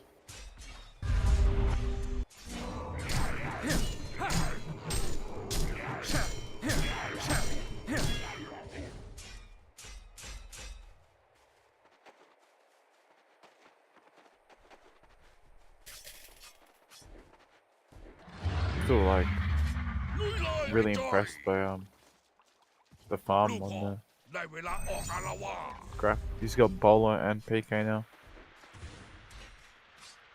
Could deal with the Madman. Doesn't have geos. He's only got the shrunken head.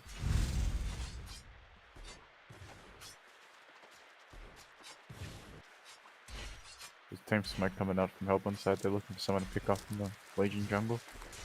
Here they come.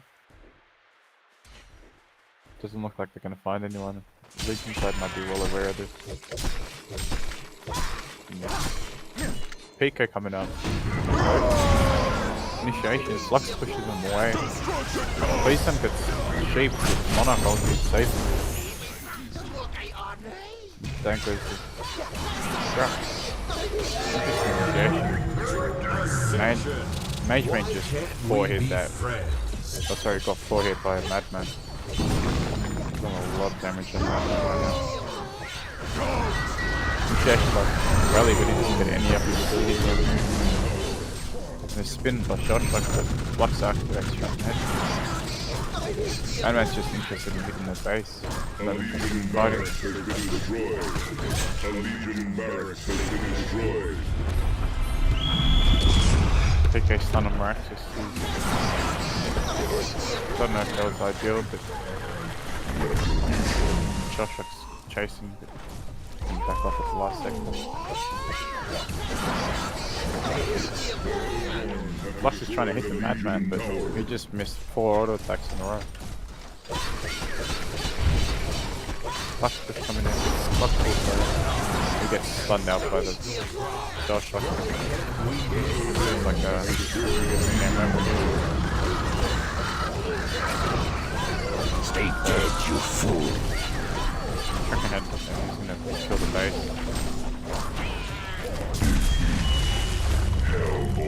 Already 1-1. Plays done on Madman, just put the team on his back, avoided those early fights and dragged the game, had enough to win the game. I feel like Mage Bane not buying a farming item was very crucial as well. Also in Frost of Skull against the Madman feels like very core items, but it is what it is. Third game coming up soon.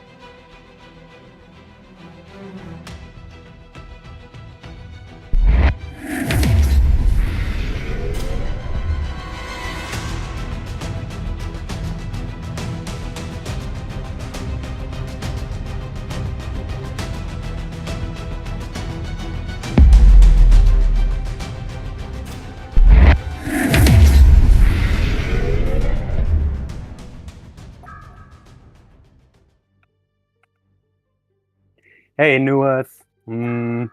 Ladies and gentlemen, boys and girls. Not Breaky CPK here. It's Yaksa. I'm joining Finn after his single and difficult solo cast to help out. We are ready, starting with bans. Super quick. Already getting rid of Pearl. Sapphire, I'm sure, is for N tiers because it's his biggest comfort pick. Yep. Chip is always strong, and Bushwhack's also made a solid comeback. It's surprising how quick they are to ban compared to the first two games. They took their time banning. I actually just missed the beginning of both of those games. So they took their time banning and then Yeah, so had the to last pick rush they had later. they had like 3 seconds left to pick their last Oh, pick because shit. they wasted all their time in the banning phase.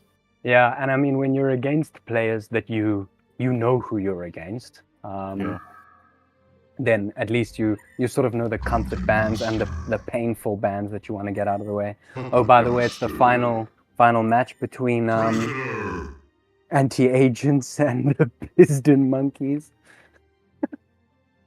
Fucking hilarious what these guys are doing with their team names nowadays. I mean, actually, it's always been the case. So, I like that they banned Flux because they didn't want to play against it, but then they left Drunken on the board. Yeah, I mean, in all honesty, Drunken is one of those like weird placement heroes where he sort of either does well and he's a huge pain, or really he's just underwhelming and doesn't provide a lot. And the difference between him and Flux is like Flux has a momentum shift potential. Like he can always still get a bit of farm, and then he can always transfer into the utility version of Flux that gets huge ultis off and is seriously painful in causing disruption and displacement in fights. Drunken just does not have that presence, but he's cancer. He's my still good opinion. hero. He's still good hero. I mean, good, yeah, good, very strong, definitely. Strong. We can, They left Puppet and Prisoner open. They won that game, correct? The one with Puppet Prisoner mid. Yeah. Yeah, they I mean, ran them. Yeah. Oh, yes, and it was against the Draconis who just really, really suffered. Yeah, I mean, that was almost kind of predictable. That was very greedy, and also against that combo. And they did the same thing. They first picked both heroes as well. So they the Puppet Prisoner. Puppet Prisoner, yeah. Well, hopefully, the Piston Monkeys, the Primate Gang, have a good response to that. Magmus instant ban Kinesis. Yeah. What? Why would Maybe they didn't do want that? them to get the prisoner. Yeah, but they've surely they want the Kinesis after the Magnus pick. Anyway, that's interesting. No, I mean they didn't. They already picked their POS 4 hero, but maybe they were planning on getting rid of Kinesis, Oh yes, so they wouldn't have a of course. prisoner. Sorry, I was sort of looking at it backwards. Yeah. Banning Jera, that I can agree with as well. Did they ban a curse? No. They did ban the Mora though. The Mora pulled off some really big ultis in the first Mora game. and the Pearl. Pearl, I assume, was banned too in those other games. Or not? Who banned the Pearl? No. Really? Interesting. I mean, like, Moira is, in my opinion, a broken hero. I used to abuse it quite a lot. If you have any decent coordination, the hero is insanely strong. It's so much catch potential. Yeah, and just, I mean, utility too. You can get 4 stuns. It's effectively, it's not even an AoE like skill shot. You know, they just need to be in range, and with different heroes like a Drunken that jumps in, or a Madman, or a Scout. I mean, we don't see Scouts in this in competitive, but someone with a PK, and Mora with his own PK. After they did that to Mora, the PK cooldown after you cast your E, it was a noticeable nerf. And it was much needed. Yeah, definitely. I also, even though I played it, I knew that. banning Pharaoh and Armadon. The Corrupted's an interesting ban. Wonder why. Why does Corrupted synergize well with those heroes? I don't know. Good. Maybe they didn't want to play against the Corrupted. Maybe they were planning on picking up the Armadon. Yeah. But it got banned as well. I love the Aluna pick. Offensive supports are much more entertaining than defensive supports, but the current meta really favors counter initiation like heavily, because the windows in which the decisive action happens have gotten a lot smaller, I feel. I agree. Yeah, that's and because we run solo dual cores, often it's like, well, after your first core is taken out, it's almost difficult to engage unless you've got very favorable positioning, or the enemy's got very unfavorable positioning. So I mean, Monarch, my heroes like Monarch, Pearl, Vindy too. It's weird that we see very little Vindicators, in my opinion. Like the E is, after the rework, is very strong, and his ulti. I find it's hard to get him out of the laning phase, but I agree it's a broken hero. Yeah. Laning phase is not as strong as. Yeah, I mean, maybe tri-lane, but it's still they very hard gave his to lane. E so much slower. Yeah, in a tri-lane, true. And I mean, the disarm, look, you can't sleep on it. It's what, like 2.5 seconds? It's oh, it's 1.6. That's not a lot. And that's only at level 4. It's still decent. A scrap again, and I mean the lodestone. I'm liking Legion's draft more so far, gotta admit. And the Madman comes out. Yeah, another Madman pickle. Yeah, I mean Mate really he opened all of his chakra gates and just that was a good Madman game last game. Dropped chakra all over the battlefield last game. I mean he had like 850 GP, and they were on the back foot too. He did really well. Another Zephyr pick. That was pretty much almost the same team as the first game. Oh yes, on Janko, and he just really destroyed and steamrolled. He took care of that Pharaoh. It's very hard for Pharaoh to lane against the. Yeah, definitely. I mean, he doesn't know what he's doing. Yeah, especially if you don't itemize, right? I didn't notice the items. Did he have boots first, or? Let's get it on. No, he did get the hatchet and shield first. It's just I don't think it's his most comfortable role. Yeah, probably. It was N and TRS on the Pharaoh offlane. Probably not. It's very nice being able to control the camera and look where you want. And zoom out to God vision. Cool, so we're already seeing a tri-lane from bottom. Prisoner, Aluna, and Puppet. That's quite... I mean, Hellborn seems to know that something like this is happening, because they're already just setting up with a Drunken mid. I was going to say that the Zephyr, in a similar way to Drunken, both rely on a bit of a steamroll, and I think Drunken should have a better time mid against Zephyr, but it Zephyr's obviously always...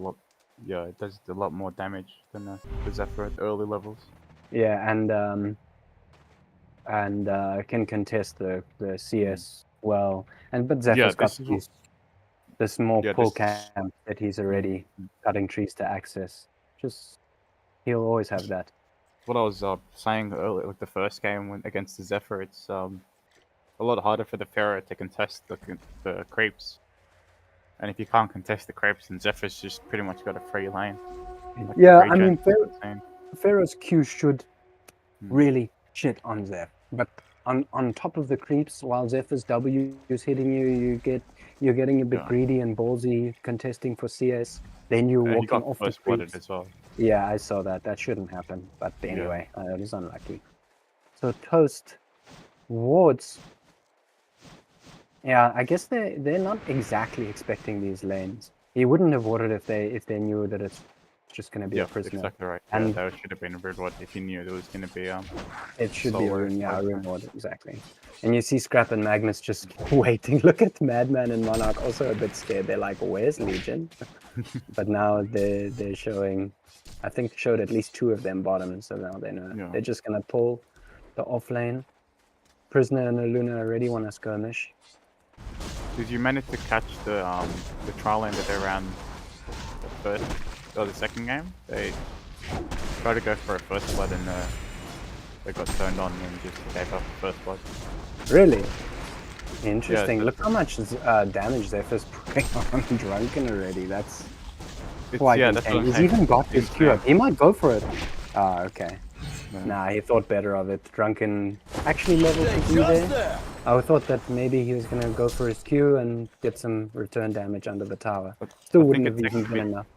too much mana for Definitely. spells. No, definitely the E's better. It was just that in this, it's situational in that moment that he might have. I mean, Zephyr's doing well. I'm actually almost surprised that he didn't go for that kill. Because, especially if you can gust like mid, or not mid lunge, but straight afterwards, or Lodestone's TPing. You see this all the way back to base. Didn't have enough mana for another rocket roll, so. Yeah, I think it was just the quickest way to get out of there. Didn't want to risk dying. I didn't think that Zephyr would do so much damage to Drunken. I really thought that he would be able to hit him harder and more, but as he's stepping up to Zephyr, Zephyr's already got this protective talisman. I think it's just the sustain of the lane coming into play. Like they do the same amount of damage. The Drunken's trading with him, but Zephyr's Cyclones are just hurting him the whole time, and he's then getting the Monarch's invis. They're not gonna. Oh, Scrap's also coming. Oh. Is he gonna toss him back? Oh, and the rat. Yes. Nice. Oh, Prisoner hits the hook.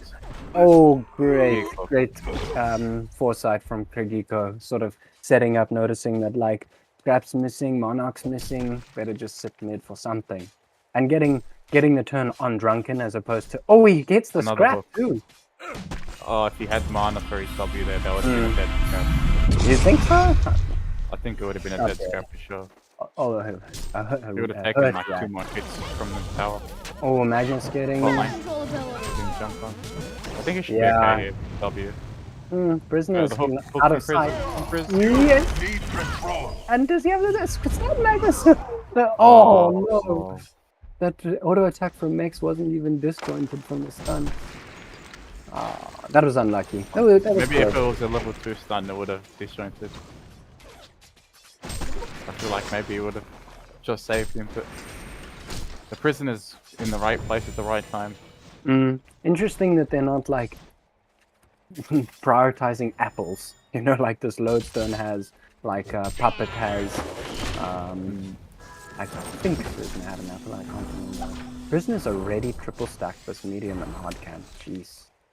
But he doesn't have a Zamos or Grave trying to Lock. camp Drunken's finding the Drunken here.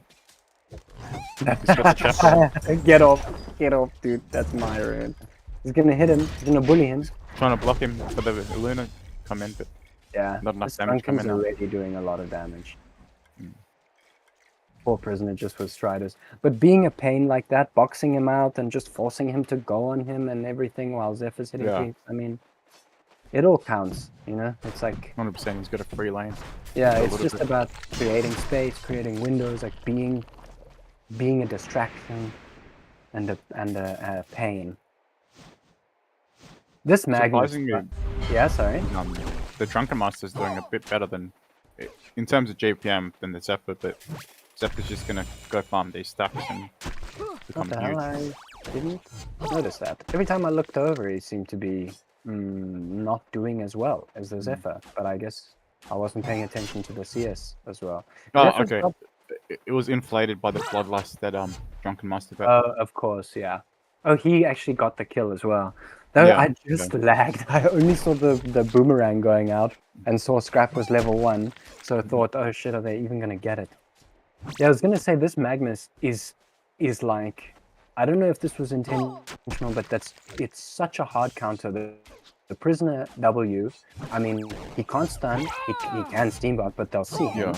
And both of Puppet's Q, Magnus can't even stun. Oh, hook mid. Oh, Shackle coming out. Nice, yeah, it was Zephyr out. He the shackle, Drunken is just so fast. He's even manning up, a Drunken. Yeah, Level Madman 6, with he would have double gotten that damage. kill. Yeah, true, because Zephyr was even getting hit by the tower. By the way, Zephyr has this talisman and the life tube. Does he disassemble this and turn it into Lodestone sitting on the rune top? I think you He can just interrupts buy him both, outside? to be honest. Really? King rune, you got the haste rune. Oh, nice. Then I looked bottom to see Prisoner contesting with Scrap. Both teams prioritizing rune control, and I mean taking it away from Mate's Madman while he has a bottle. That's a big deal. And he's got haste, so he's even way faster back to base. Puppet Master ulting Magnus bottom, so much burst, insane burst. I mean the ulti into W, into Q, he's just securing it all, and if instantly his first charge on Madfrids. Especially with the Luna sniping. If he can snipe both the ulti and the hero at the same time as well, Yeah. double the damage. He can also stun. He can also Yeah, stun. exactly, yeah. Oh, Drunken's finding Zephyr in the jungle. That's pretty good heads up. It's pretty good heads up. I mean, there's only somewhere he can be, and Zephyr really, when Drunken's missing, they're going on Prisoner mid, but Magnus was invis or smoked or something. Oh, and Drunken's even going from behind. Puppet ports in to try and help. Bad mistake. He's even getting taken out. Yep. Huge. Greedy I mean, TP. very greedy. I mean, maybe he's kind of just wants a bit of action to get some early charges, or like, you know, this momentum's bad with them in our jungle, but with Drunken just killing Zephyr and the two, Luna's also getting gone on by Magnus Scrap. This combo Magnus Scrap is very strong. Straight up much line damage. stun, yeah, into just the rat and Rang. Someone was saying you gotta say the ability names, so I gotta say Magnus Lava Surge. And what's this? Mousetrap. Zoomerang. Zoomerang. Yeah. And they're finding Magnus and Scrap trying to take creeps. They're both. Yeah, Puppet's gonna get another charge on the Scrap. Interestingly, Prisoner's hook took half of that stack, but the Magnus gets a. Yeah, he gets half the camp, and they get the Scrap. Magnus runs To be away. honest, like, even though they get that kill, Scrap is, well, Scrap's not doing so badly, but him and Magnus are 200 GPM, he's level 5, and the Legion have rotated 4 people to get half of a triple medium, and just to get the rats. It's just not worth it. Yeah. And that's also that sort of like double-edged sword. Oh, Zephyr's even ulting this stack. You see that Entier's actually warded it, and now he's coming over for him. Scrap smoke. Oh, are you gonna stun her, Luna? Okay. Magnus feel coming like, in from the side. Oh, just missed. And Drunken gets ulted by Puppet, and it's melted because the stun goes through him and the Puppet. They rev ward for the Magnus as a stun up in 1 second. It tries to juke but gets killed by the second. Scrap taking the vagabond in the meantime. He's like, I'm just gonna get my little morsels. Give me something. That was our heads up play on Puppet to carry the Yeah, well, I mean, and Scrap's gonna go down too. Good job from Legion for assessing the situation well, realizing like, look, we cannot let them have this momentum and control in our jungle. Yeah. Also, I mean, morale is something. They're going on mid. Yeah, Duncan on Zeph with his helm but no boots. One more auto attack. Yeah, Monarch is not doing much damage at all. Manning up. Monarch. Unfortunately, he needed to W first because the ulti does not take off the Puppet show. Yeah, that's right. No, wait, what was on him? Anyway, he didn't disjoint, he didn't dispel something, and then through the W, then the Puppet Q was on him, which the ulti I think does dispel. Anyway, Puppet's hasted, going bottom, just alone, hitting that Magnus. He hits hard. And I like this, I have 5 charges on Madfrids. Yeah. Huge, actually. That was slightly greedy. Lodestone denies touch. Oh, Madman's so greedy, going for the creeps. That might have actually been a kill if he hit the barrel. Oh, bot lane? Maybe Magnus, maybe? Oh, what's happening? Never mind. There's a bot coming down bot. Prison level 6. Yeah, I was gonna He's say ready to fight. I really like Madfrid's on Puppet, and it's kind of weird because he's an intel hero. He doesn't benefit from the Crowd control ability. 6-0 Puppet. W's the Magnus. Oh, Prisoner ulti. Yeah, Prisoner ulti's hitting the Puppet and the heroes. Yeah. Double the damage. Yeah, it's like, what's even happening? What's the interaction there? But yeah, that he melted. I'm amazed that Scrap just magically walked away from that. It was as if the Legion just expected only to get. There's 4 people now running after the rat. Yeah. Lodestone's in position, can catch him. They don't want to die. Scrap doesn't even have boots yet. Look at the. What? Is he just walking up like this? The Legion have Well, destroyed not the defending. Hellborn Tower. The rat's Not defending tower either. Madman's just having the time of his life top lane, just chilling. Yeah, maybe we should take a moment to actually check the sort of GPM standings and stuff. There we Legion's go, at bottom lane. in the lead Here comes with the Vorax. about 1.5k, and Puppet's actually ahead of Madman, which is interesting. Madman should be ahead, given that he got a bottle. He's had the Lodestone takes the room from him Again. right in front of his face. Mate must be This getting is quite very annoyed by annoying that. to be Yeah. a madman. And it's a point that I was going to make just a bit earlier about morale and like momentum and just mindset that gets to you, even if it's like not the biggest deal, the mind set and the sort of psychological play affects you. Like fucking guy he's just being a bastard. He's taken my room twice, It's obviously annoying. It's Yes. definitely really annoying. which would help you with your farm, and you have to like just in fact even remind yourself like stay calm, it's okay, it's not a big deal. But actually it is hurting your farm, and you want to perform well, like you want to take your momentum far. And then sometimes it turns into like anger, where you're like, yeah, this guy just took my room, we're gonna go kill him now. But you overextend. Exactly. Like they are now here, though. They're trying to kill him Yeah, now. I'm sure they'll get him this time. They pick up the both stun. Scrap and Magnus bottom, and the Zephyr's TPing in to help them not kill the Lodestone. Oof, Legion's doing well. I mean, I didn't actually see the play bottom. Looks like Prisoner might have ultied both. Puppet didn't even need to use his, but he's got full Elder Parasite, 1700 gold in the bank. Maybe we'll see a Shroud. Hopefully we see a PK. It's been quite common in like these games where like there'll be 2 different fights happening at the same time, and I feel like it's just like someone in Discord saying, yeah, go in, but then they're like not talking to a certain player, if you know what I mean, and then like they're fighting anyway. And you're just like, I went in, dude. It's like, obviously not you. Yeah. Yeah, I can definitely relate to that, because I just want to go in. So if someone says, like, my favorite thing to hear in HoN ever is like, can we turn? Go in. Can we turn this? I'm like, yes, doesn't matter. Okay, Puppet finds Drunken, W's him, City, last hit on the tower, smacked down, 4 inches. He's got He another really edge. should have denied the tower while he had the moment. Now they're going into the jungle to only double stack. Luckily for Hellborn, and lucky that Madman recently went I think up. he just finished Cleaver. He did he's just got it on the way. finish it, yeah. He's about to But, run into the prisoner. There's 3 here. 550. Oh, it. Dust coming now. Oh, good dodge. Such a good hook attempt and such a good dodge. And the fact that he forced Madman out of position to dodge it means that they forgot the dodge off. Sorry, I just need to turn hot on a tiny bit. That was huge. Yeah, that was Greg actually. is playing really well. Greg Geeko is playing Trying to awesome. put out, but Is he even gonna? No. Okay, good. no, he's not gonna. Just win. give them a little something. They just need a little something. Those spirits. Yeah, that was huge, and I mean, he even had the dust that he took a split second too long to pop, because actually, if he got it earlier, he would have been able to W the Madman.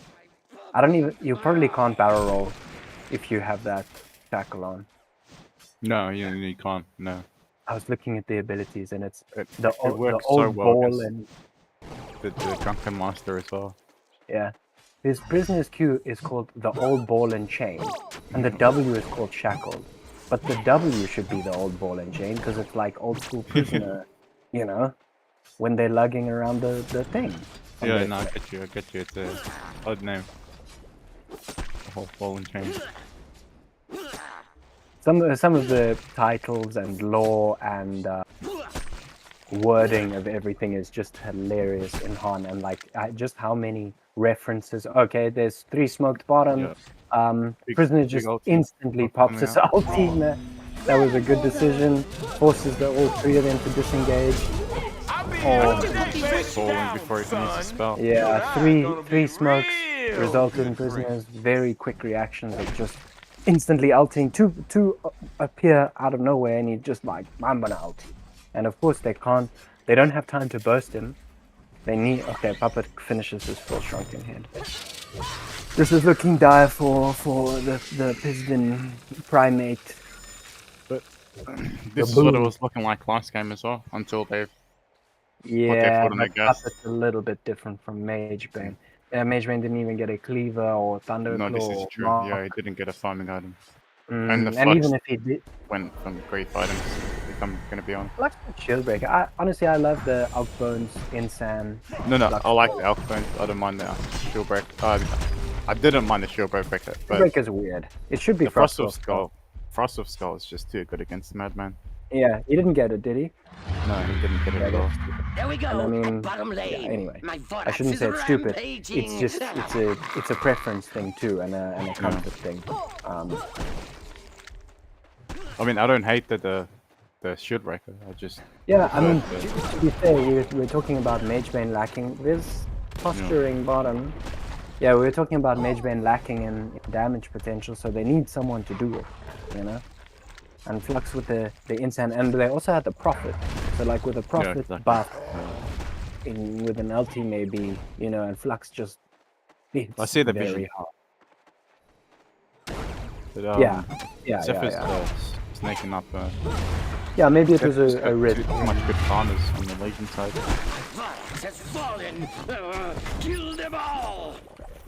Those stones finding this lone Monarch for the first time, like, you won't get this food. And they take him out. What does? This Lodestone coming to the top rune, like the half of this game is just either gotten him the kill or just gotten him someone getting really upset. You're gonna find Scrap bottom too. I feel like that's an odd place for Scrap to be. Yeah, I know he was sandwiched from the side, so he was like running through the tower to dodge them. Drunken's now looking alone. Like Hellbourne's struggling to. Oh, well played with the illusion. Good jump the illusion. I was gonna say I didn't like that he popped the illusions like straight off the bat, but it ended up working there. Yeah. Yeah, he pulled a bit of a puppet play where he pops the illusion and then runs himself with one of the illusions. People are typically not the best at microing on, and so that's always a bit of a mindfuck. I was hoping him to combo someone with the illusion room. Yeah. Like yes, that's true. That's actually quite a nice utility of having illusions. I always find it weird that people don't pick up those weird like items that do damage from. Well, I mean, from an angle, from whichever angle you're in, you know, like Frost Field or Odex, Arcane Bomb, I don't know, things like that, where you can actually proc your ulti without even... I like the Cleaver, that you can proc it with Cleaver a bit. Oh yeah, Hypercrown too. You should try it with a Hypercrown, like in a mid-wars, you just hear ding ding ding ding, because it's just bouncing on everyone. You cast it on yourself and your tanky, and you're just like weirdly ulting everyone from distance. It's Puppet smoked looking for rune. He's got a double damage rune. I think he's looking for shit. Yeah, pick up on his Shrunken. He's got a Shrunken with start and 16 as well. Zephyrs. Yeah, that's it. There, Shrunken. Oh, the misses. Yeah, what? I think that prisoner's trying to send a message with that ulti. I saw this earlier against in the game earlier. Hammer Storm missed 5 times in a row. That's why he got Savage base. Yeah, that's why he rushed Savage. Yeah, I mean, I hate that, honestly. I feel like Of course, it's a sort of like negativity bias or a personal, like heuristic bias, but you will notice the misses, especially as an ulted Hammerstorm. Puppets looking bottom. Oh, that's nice heads up with the dust. Finding Magnus hiding in the trees. Magnus, didn't Magnus have his PK? He's sitting on 2-1-3-2. I don't think he bought it before They're he died. trying to line up with the Pop Drunken this time. Ulti's Drunken Master, but that's a lot of damage coming from Madman. Melting through the Shrunken and everything. They're gonna take out Prisoner too. Shrunken as well. Who bought a Mana Tree, by the way? There's no one to Red Star. And Zephyr. Kind of the weird thing about Zephyr is like he's just such a pain. He's such a big brain tank kind of hero. But if your teammates are dead, you kind of just like fat and slow. Your ulti people you're painful to take out, but there's actually not much you can do alone. You know, as opposed to let's say someone like a Pup who can melt. Sorry, say that again. I do like the staff pick up on the Zephyr. Definitely. So I don't know.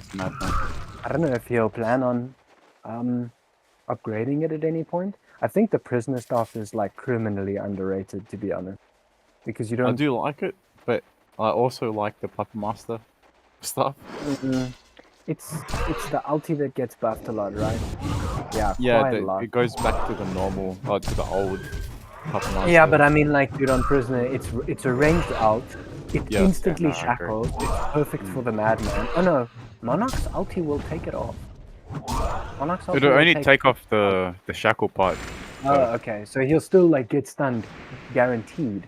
Through not guaranteed. Head. He can then use his W to dodge it. Yeah, he can barrel roll disjointed. Yeah, sure. Yeah, but between that and Puppet, he's like good luck. Yeah. Lodestone, Luna. I mean, the Legion team is still looking just so scary, and I haven't seen that much like coordinated, sort of decisive strategy from Hellborn. You see like these plays here and there. Legion even gets super confident and just like sort of runs down bottom. And Puppet's Drunken. Zephyr's not in position. Puppet's Drunken is not enough to save him. He gets a Firebrand actually. And and Madman goes whispering. We're gonna probably see Congo finally. No, or no? Maybe off this mid tower. Magnus finally has his PK. Good. Hide Magnus. Get your ultimate. Oh, and finally they get mid tower. That's quite needed. It's like a much needed. There's a lot of space created with the mid tower. Yeah, exactly. That mid tower is just, you can feel it when it's down. Vorax and looks like Vorax and his pet grab. Is pushing bottom. Almost got Drunken's going mock. Did you see that? Yes, I'm interested. Both times. Yeah, you can cast this, bro. Lodestone ulti hit both Scrap and Drunken, but unfortunately no one else is in position yet. Scrap, I'm sure, will get taken out. Boom, boom, boom. The replay of this will make you Congratulations! I'm not a big fan of that. It's quite funny. But yeah, a lot of the announcers and taunts are super obnoxious. Look at this Madman just YOLOing in with the haste strings. I saw that. Oh, he's got haste, that's why I was like, dude, that's a bit great. Just so I'm like going and hitting the tower, YOLO. The Legion's actually in this sort of position where they're running around like 3 to 4 to 5 even, kind of looking for kills, as if they're on a timer. Did Puppet pick up Energizer after Elder and Shrunken and Madford? I think he's just trying to run away from that Drunken Master. He's on his ass. He's the only one that can actually hurt him when he's Shrunken headed. Madman. Yeah, I think you're right. Yes, I'm saying Madman can hurt him. Oh yeah, but yeah, fair enough.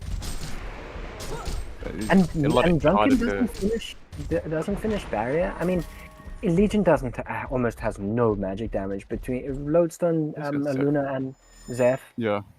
I guess he gets shamans because, well, it just synergizes super well with the hero. 10% debuff and 10% stun. Can I open this? Yes. And I think the marker is much more needed right now, so you can get back into the game a bit easier. He's on the loose. Yeah, I do really like the area a lot. It's just like, how much is it actually? 300 or it's 400. I mean, you know, if Zephyr ultis 3 meters and Drunken, who is in the front line, gets to barrier those 3 people, and a Luna hits him with a power or you know the Lodestone up hits, you're basically giving 3 of your teammates 400 more health. It's a lot. Okay, Lodestone finds Monarch. That's a bit brave because no one else is in position. Yeah, Magnus is patiently waiting. Magnus might do well. Oh, they're just taking this small window that they've got. Prisoner hits a huge hook. Almost. Monarch ultis, takes them. Zephyr's ultis is hurting them so much. Madman at least mans up cleverly and confidently to take out Prisoner, but that's all. And now with Shrunken down, they have time to just pound on this side. That hook was huge. Was that a Jade Spire hook? It was. Oh, that hook hit the Magnus, who was invis still, I believe, and who hasn't been able to ulti yet. Vorax takes out. I feel like Drunken should be a lot more. Yeah, he should be manning up more. He's right. Yeah. Oh, and they just seriously underestimated the potential damage. Oh, the power throw takes him out. Oh, he should have been looking out for that. Madman buys back. He's deciding whether it should be Zephyr or Luna. Zephyr's the better option, obviously. He wanted both, I'm sure. This is a long chase. Yay, Magnus! Yeah. I'm helping. Also, I like the Cyclone on Scrap. I didn't actually see if he got a good interaction with it last fight. Jeez, I mean, Drunken, like you said, I also feel that he probably should have been manning up sooner. Maybe he was collapsed on beforehand, or I wasn't very aware of everyone's positioning. It would have been ideal. Yeah, he waited up. They took a bit too much tower damage before he actually wanted to initiate. Exactly, and it's also always like a good thing to be able to very quickly make decisions like that. Like, you know, we've got this tiny window where they weren't expecting us to be here. We're just gonna like pound in the towers. Hellborn uses the fortification when it's on 60%, and then Prisoner hits the hook because Hellborn's like, shit, get in position. You know, it's like this. It's surprise factor that helped them so much that fight. Chaos. Yeah, Madman's buyback only resulted in the Zephyr kill. Like, they were already backing out. Yeah. So I'm not sure if he knew that. I don't think he would have bought back. But he gets to farm afterwards too and gain some momentum back in his favor. So there's a Geo picked up on the Upper Master. What did you think about that? I like it in a sense. It's probably to help keep the They're Master off him. They're struggling to commit to Kong. You see this? The Legion are actually like a little bit nervous. They don't want to throw now. Why is that? What's your opinion on Geos over Invis? Like, they don't have any Invis. Hellborn's not I think revving just and dusting and stuff. Drunken off him. And PK? Yeah, but he can cancel all of Drunken's abilities with just one Geo man. Like, as soon as he sees him like lunge, just Geos and you can ulti and just kill him. Yeah. Like you'll see it happen soon. Very soon. Does Geos no longer dispel buffs? I don't think so, right? So it won't take off Energizer, or does it no longer dispel buffs? No, like it still does. It still does. Are you sure? So if he elders and energizes and Geos, it's off. Yeah, he takes it off. I think that they changed that. I'll try and look for that. I think that they changed it. I haven't played much in the last. No, it's only for the swift spin that they changed it. Oh yes, okay, yeah, I noticed that, and that's why I thought that. Okay, they're posturing mid again, and Hellborn is not ready for this. They don't have fortification. They're TPing in, puppets just straight up elders. Okay, scared a bit, a little bit scared. Prisoner, okay, it's not going the same way as last time. Magnus is actually gonna get the ulti off. Is he gonna stun? Okay, he gets the late stun off. It's huge. Madman's pounding in. They are slaughtering the Legion. Puppet makes the right call and bails. Hasn't even ulted yet. Or tries to. Is kind of forced to. Oh, that's a lot of damage coming out from Hellborn.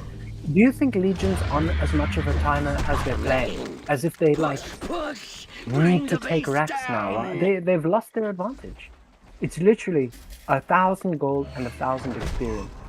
60. But I Yeah, don't see it getting any better for them, to be honest. Zephyr's on a Zephyr's like the carry here at the moment, but he's on a timer as well. Puppet is the carry. Zephyr is second. He's like they're +2, but eventually Actually, he's not going to be as much. I didn't even notice this. The tower bottom is so low.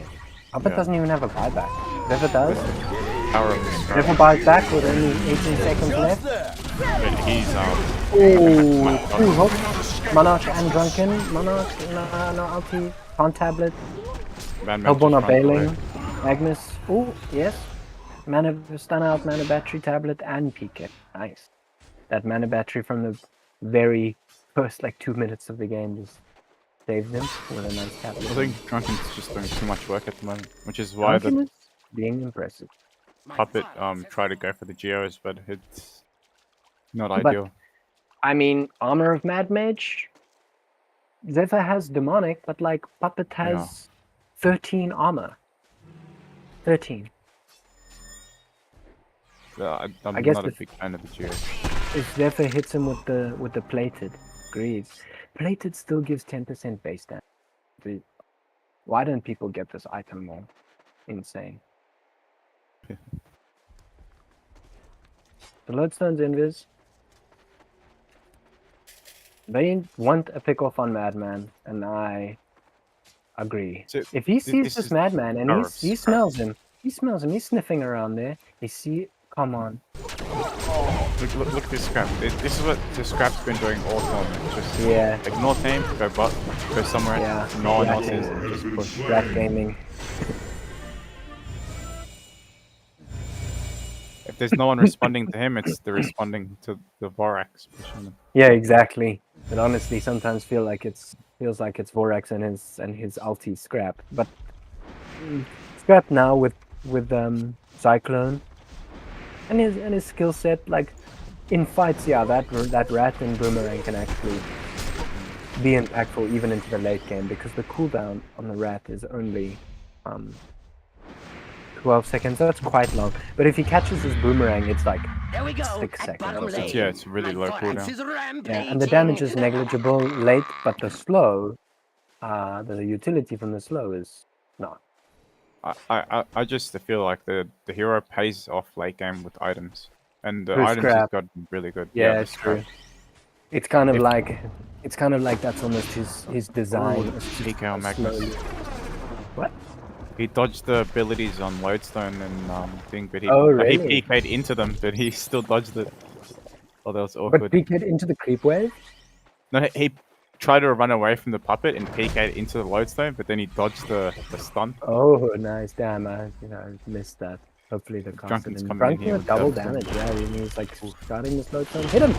If you queued him there, it would have chased him all the way. Yeah, but it might have also stunned him because the Lodestone stuns Yes. like.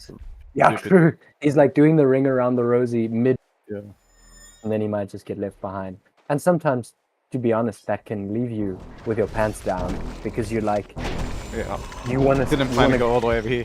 Yeah, exactly. Like all of a sudden you've leapt. You're Like, a PK range away. yeah.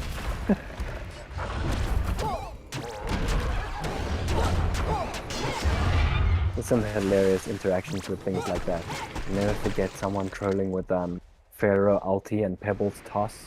Like you toss someone to a Pharaoh who then ultis super far away, and all of a sudden place someone like 5,000 units or Need control. Duncan's still not finishing barrier. I've got to say, like, I would like to see a finish barrier. It's just that it's that extra oomph. It's another 10% stun and debuff field duration reduction. I guess that's just for the person with barrier. I agree with you, but I think the item that he went instead is quite justified. So assault. Yeah, Madman's only doing physical. Almost It's not all like their he went a damage. bad is item, physical. but Nah, yeah, you're I right. do agree the barrier's good. And Scrap just got barrier, so, There it is, yeah. so that sorts that out. I mean, Scrap, Cyclone, barrier, Abyssal. I do think Why? it's still better on the Drunken though. Yeah, of course. But Synergizes well more with his E. Scrap's even just like being painful. You know, it's just painful. Now this bloody hero that should be not a big presence in a team fight is like tanky. He makes his teammates more tanky. He has his Cyclone even, the disjoint stuff. And a lifesteal for them, even more lifesteal for him and Drunken. I'm just So gonna bring up the point now because we haven't really mentioned it, but this Luna is almost With got sheep. shape. He's Yeah. Almost 400 GPM. Dude, when I first asked you why Legion play Armor, and Luna's sitting there with his 2.7k item, and I'm like, what? You're waiting for level 16 for all Prisoner, Luna, and Lodestone. Oh, Magnus ulti. Yeah, Magnus ulting. Oh, deciding against it. Probably why Scrap gets hooked. Scrap is perhaps not the one you want to use abilities on. Oh, Madman takes out Prisoner before his ulti goes off with his new wing bow. Puppet uses his heroes to try and just create some distraction, but goddamn that damage from Madman. Zephyr mans up on the Puppet though and does a ton of damage. Oh, the kiting from Puppet work. Is it? Zephyr saved him. Oh, he got him. The blue flies the truck. Zephyr's. I can't even see his life. He takes him out. Whoever the hell he was on, Magnus. And now it's Drunken and Madman left with Zephyr. I mean, that's a big win for Powerborn. There 2 big cores remained. They initiated on Scrap. It looks good. Magnus jumps in with his ulti going. Doesn't have a clear stun. You think like, okay, that's a whiffed initiation from them. I kind of do agree with using abilities. You kind of need to puppet show the Scrap because he can cyclone himself and stall for long enough that counterplay comes. But I feel like the whiffed Magnus ulti gave them the confidence to go in on the Legion side. Yeah. And it gave them too much confidence. Yeah. Well, Prisoner also hits the Scrap. So when the hook is hit, it's kind of like, you know, look, you're also kind of hoping that the Hellborn, like before, aren't fully in position yet, but Madman really was. And I didn't see if Magnus, because Magnus steam boss, and there was like a little bit of indecision from Legion. Prisoner doesn't really work on them, Madman. Yeah, Prisoner ulti did not finish on the Madman. Cannot escape justice. If Zephyr had stopped him, it might have. They're gonna finish this rack. You can finish it, Duncan. There you go. There you go, Bucky. Brave Who boy. is he scared of at this point? The Creed. The hero he's fine with. Yeah, Legion is scrambling a bit now. Like, honestly, hindsight's 2020, and we have God vision, and we also know all the experience standings and all of this. I just, you know, when I commented on Legion bumbling a bit, going as 5, you know, looking in Hellborn jungle, and trying to push the matter, it seemed as though they were on a timer and fell on the back foot. But I feel like the momentum was lost for Legion in the mid lane when Zephyr decided to go for the life tube instead of boots, and it just like died twice in a row to Drunken.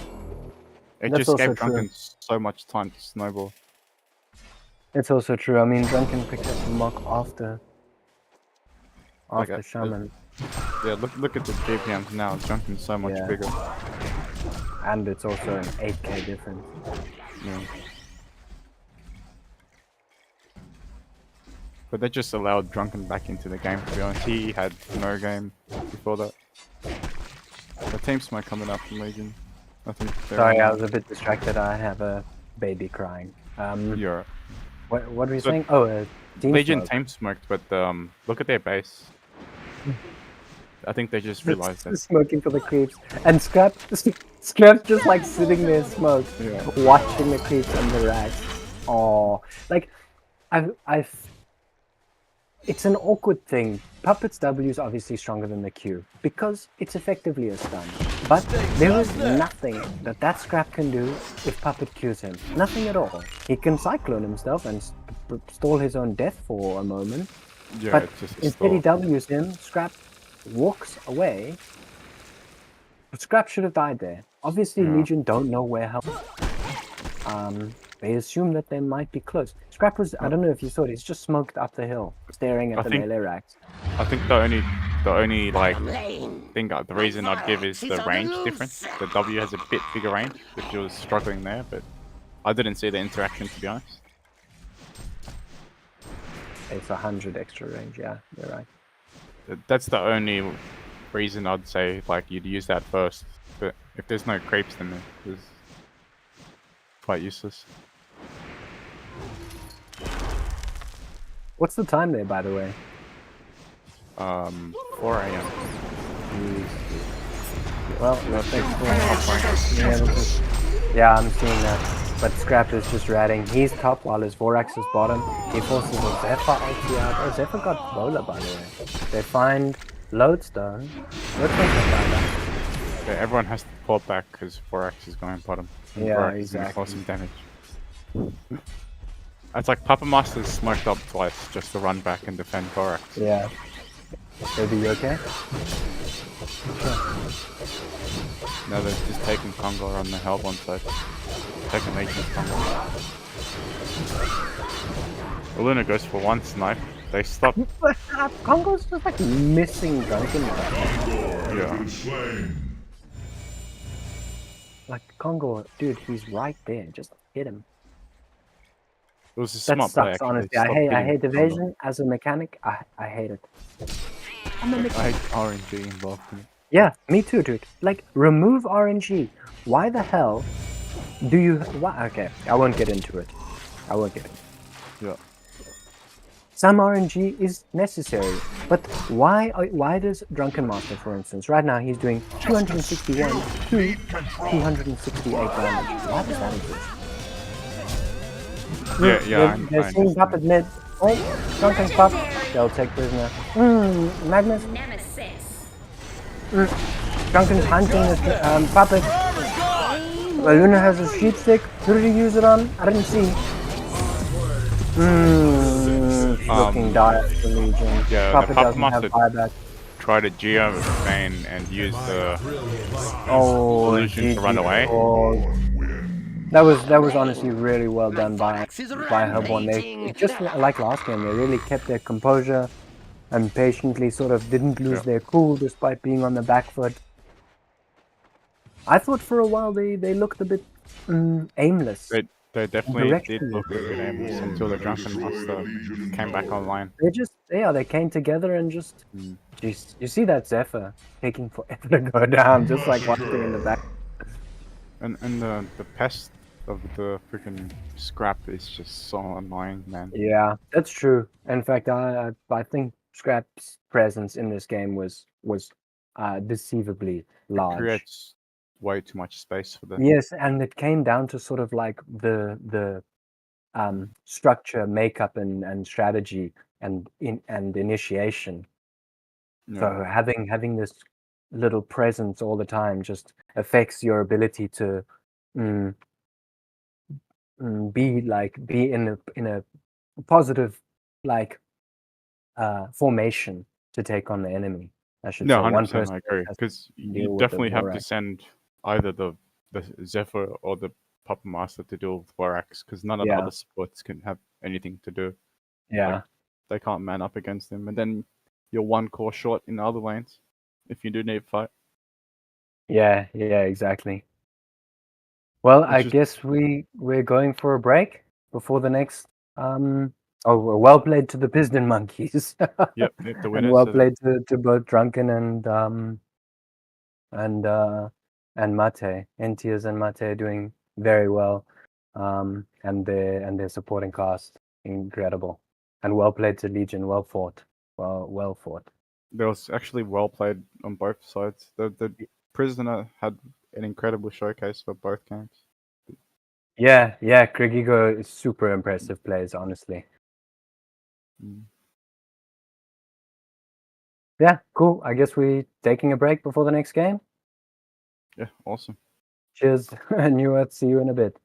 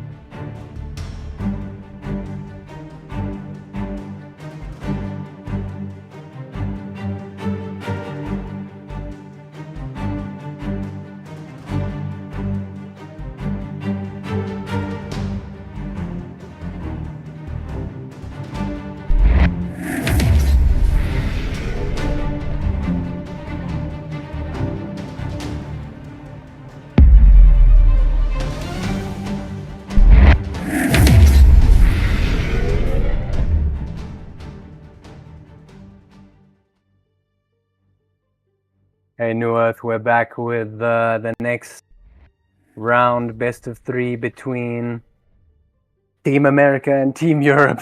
Sorry. Top Green Tech, and I'm joined by Henke. Henke, who introduce them for us? Can you repeat? I think you cut off a little bit there. I asked who, if you'll introduce the Legion team for us. The Legion team, yeah, I will go and introduce that to you here. We have Testy, the one and only famous, all-known player of this game, right? Calm, and composed testicle. Yep, that is the one. And then we have some other known players here, Rosario, and we have Kane is great. Who is Discord? I do not know this player. Do you know him? Someone on a different account, probably Math or Ace, Sky, I don't know. Anyway. Yeah. Anyway. Legion versus Hellborn. An age-old battle, same as always. Yeah. Personally, I like playing on Hellborn more than Legion.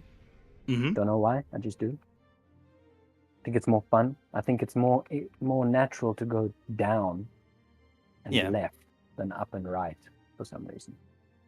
Anyway, we'll talk about the bands. Talk about the bands.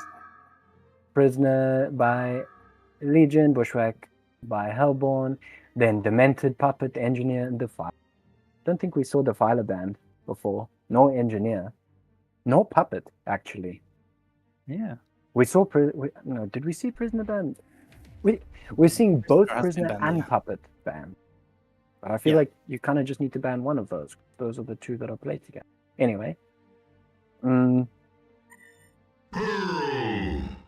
Kwanzi what you got? I do not know the answer to that question. We've got Dummy on Devour. Let's hope he keeps it. I'm kidding, he won't. Pearl, first picked. We've seen a lot of Pearl bans, which I completely understand and agree with. The hero's in a bit of a broken state. So is Pharaoh. Legion have two really good picks so far, and Hellborn have gotten their their first core, position 1, and then almost definitely a roaming dev because you won't see a mid or anywhere. Yeah. Interesting which roles each team are prioritizing to pick, not wanting them to get counterpicked. I'm surprised that Pearl didn't get banned. I feel like that's almost a go-to ban every game now. They banned Demented. Legion banned Demented. Yeah. Pearl is... But if Devara hooks him, it doesn't matter. Ooh, Kinesis. He's gonna steal that hook. He thinks he's a better hooker. He's gonna make more money.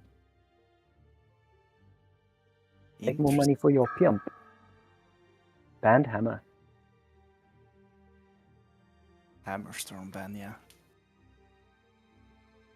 I can see that band coming out. It's a very strong hero and does tons of damage. They're not banning Madman, no? Maybe it will come. So Force playing Moon Queen, right? I would think so. Yeah. I mean, look, Dummy is a beast carry. He's kind of like my protege. I'll take credit for his comeuppance. And he really excels on super active, ballsy carries. Madman's a perfect example, although he doesn't even play Madman that much. He ran Valk carry for ages, even Hag, short farm, and heroes like that, just very, very active. Benzi, Monkey King, that type of play style, you know what I mean? And Forsaken, I mean, he knows how to farm, but he knows how to fight even better. I do actually believe that Doomy here is gonna go carry, and we're gonna see 4 mid lane perhaps. Okay, yeah. But we will see in time. I kind of hope so. Back to Monarch the bands. super... Yeah, Monarch, I definitely agree with. But Benzington? Benzi? For Legion? Is there a big Benzi player? Or why did they ban Benzington? it doesn't synergize that well with anyone, really, in my opinion. I mean, it has the global ultimate, right? It can always join Yeah. in. And Yeah, with Pharaoh Wall, yeah, sure. That's true. Hey, baby. Discord is known griefer. Okay. okay, so it's Bilbo. Yeah. Bilbo on Discord. All right then. Bilbo Baggins. And Polo Boy is Ace, right? Chicken boy. Polo. Yeah, Polo. Galinia. Polo Boy. Huner. Interesting here. Yeah, it's kind of funny because we And both Chipper. played. Yeah, Chipper, good band there. Yeah, I agree. And Alonia, almost, in my opinion, a bit weird bands from HoN, but Paul probably knows things that I don't know, comfort picks and strats. And Flux is a good pick. Wow. Flux and Andro's Andro. weird. Sorry, just give me 1 second. Yeah, no problem, man. Baby. You can be inside. I'll just cast.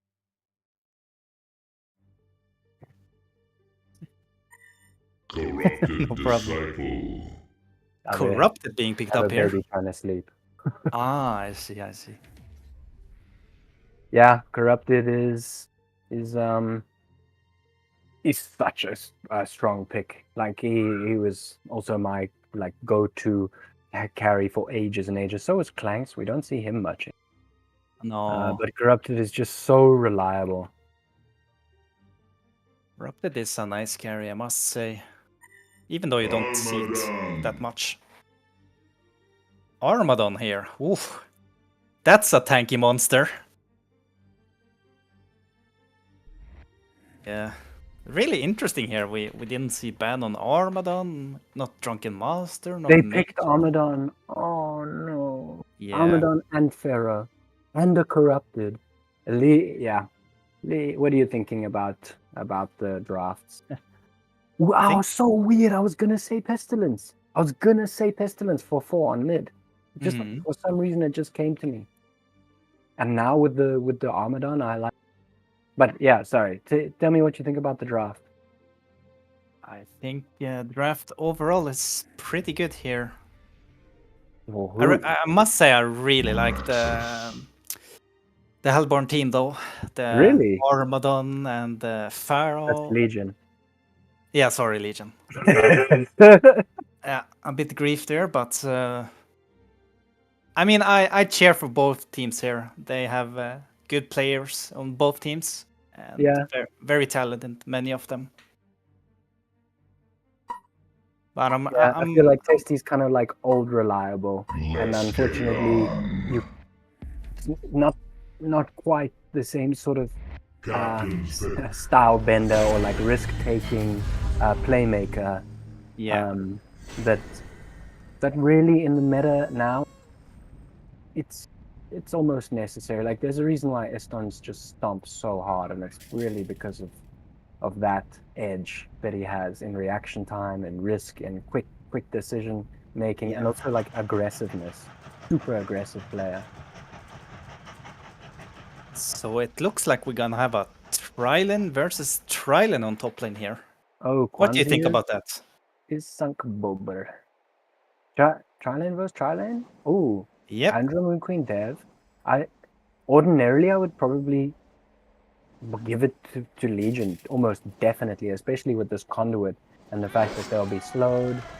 So much sort of slow poke damage from both this Pearl and Kinesis. Fair is actually sending a rocket out to see what's happening top.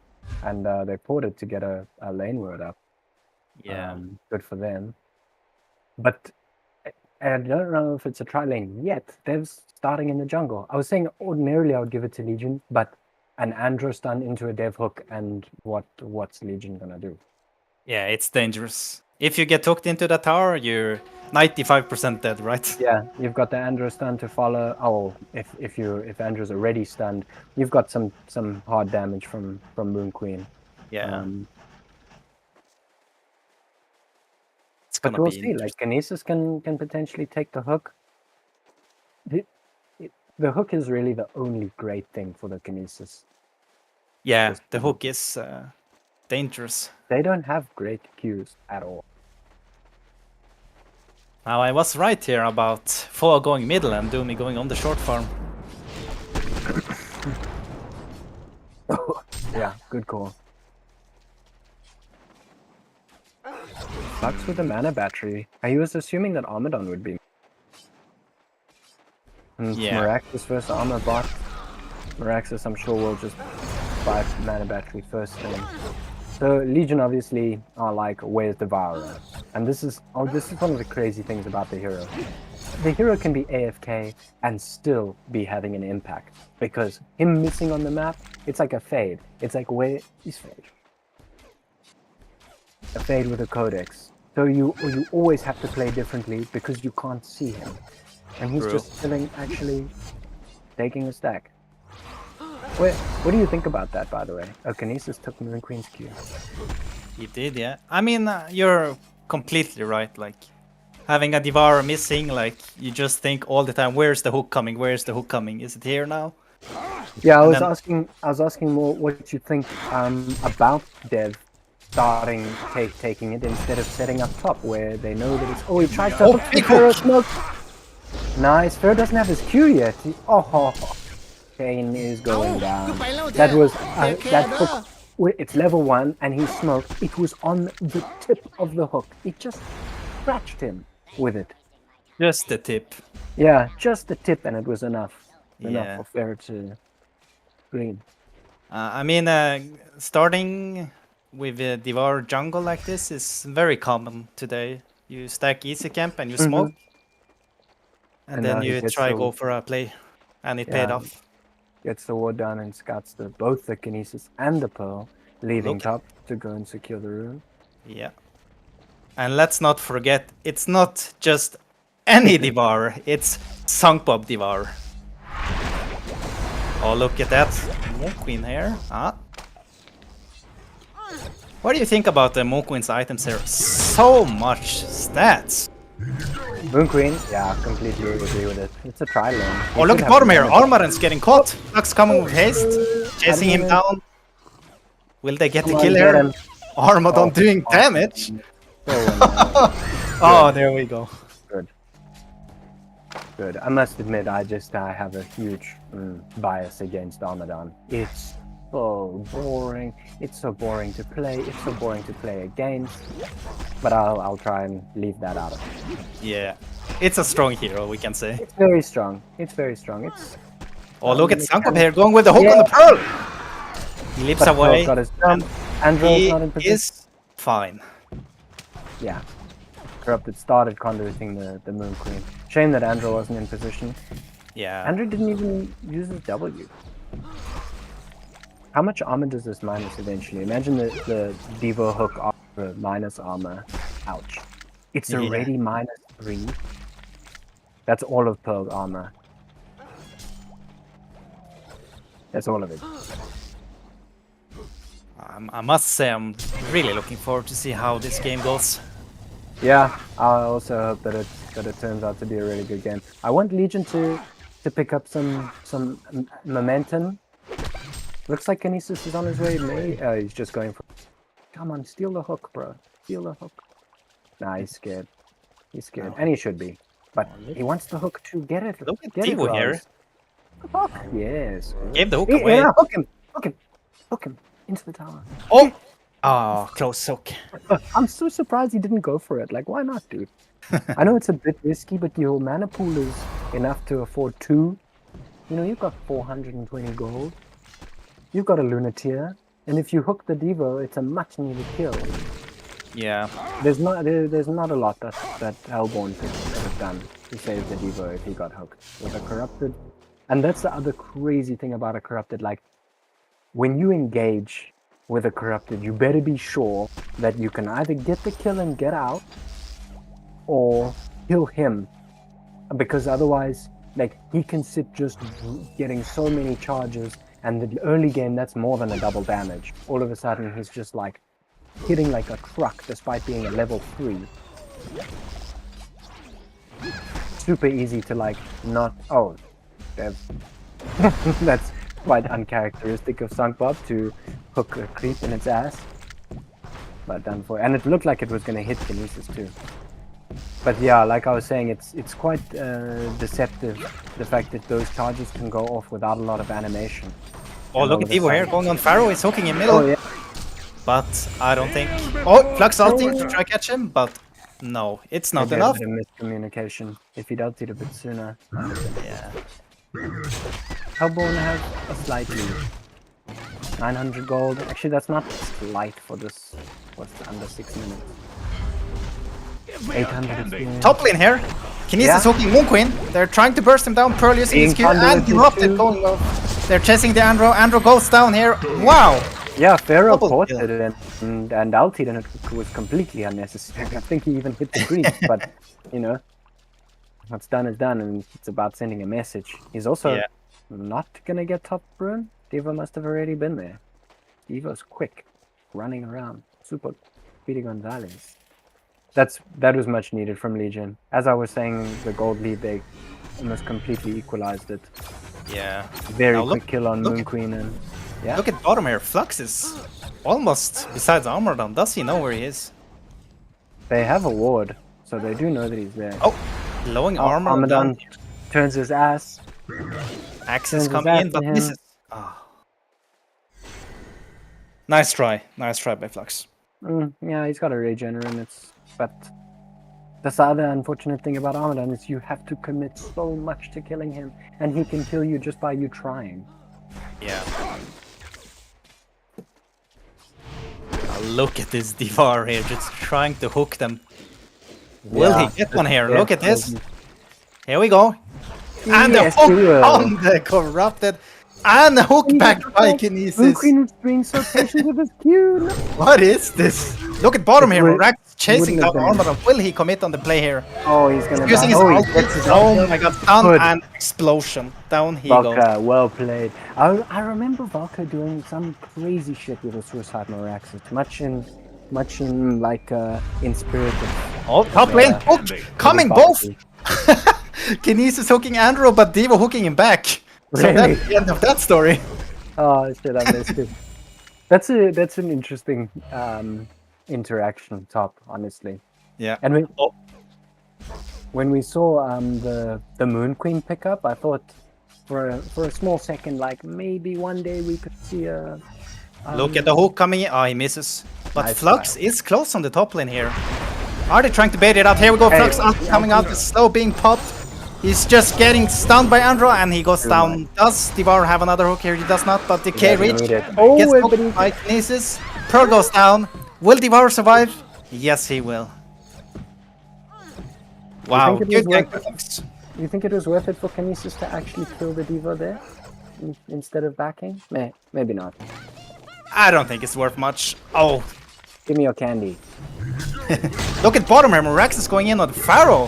Flux coming to help him, pulls him back, and there is the slow from Flux, bursting him down. Damage from Morax is a lot. Wow. Hero Really does good so well. rotations on the Hellborn here, actually. Yeah, they're moving a lot. Flux. Wait, how did Flux just get from top to bottom? I think he walked He up ran top, and then yeah. TP'd bottom. He's been everywhere. He's been bot 3 Oh, look, times. Ormod on mid here, sorry to cut you Oh. off. Pearl Good. coming in with the Q. Good luck with the illusion from Jesse. Yeah. What were you saying here? What was I saying? What were you saying? You say Flux is moving a lot. Before that, before we saw the Andro pick and we saw Moon Queen, I just thought for a second maybe they could be super greedy and pick the Cersei because that combo is just it's broken.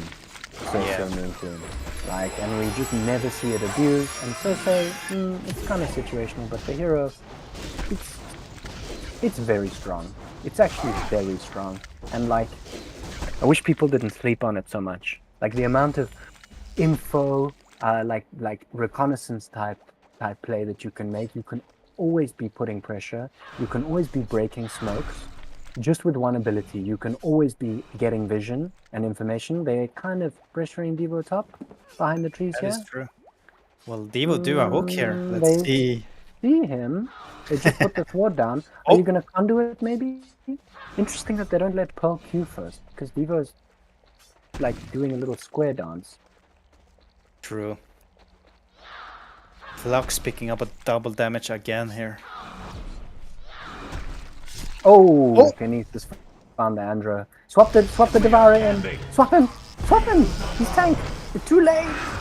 Paul saves him. Good play. They're gonna try and find the Pearl. Corrupted has a lot of charges on his conduit. Well done on deciding to just back out of that.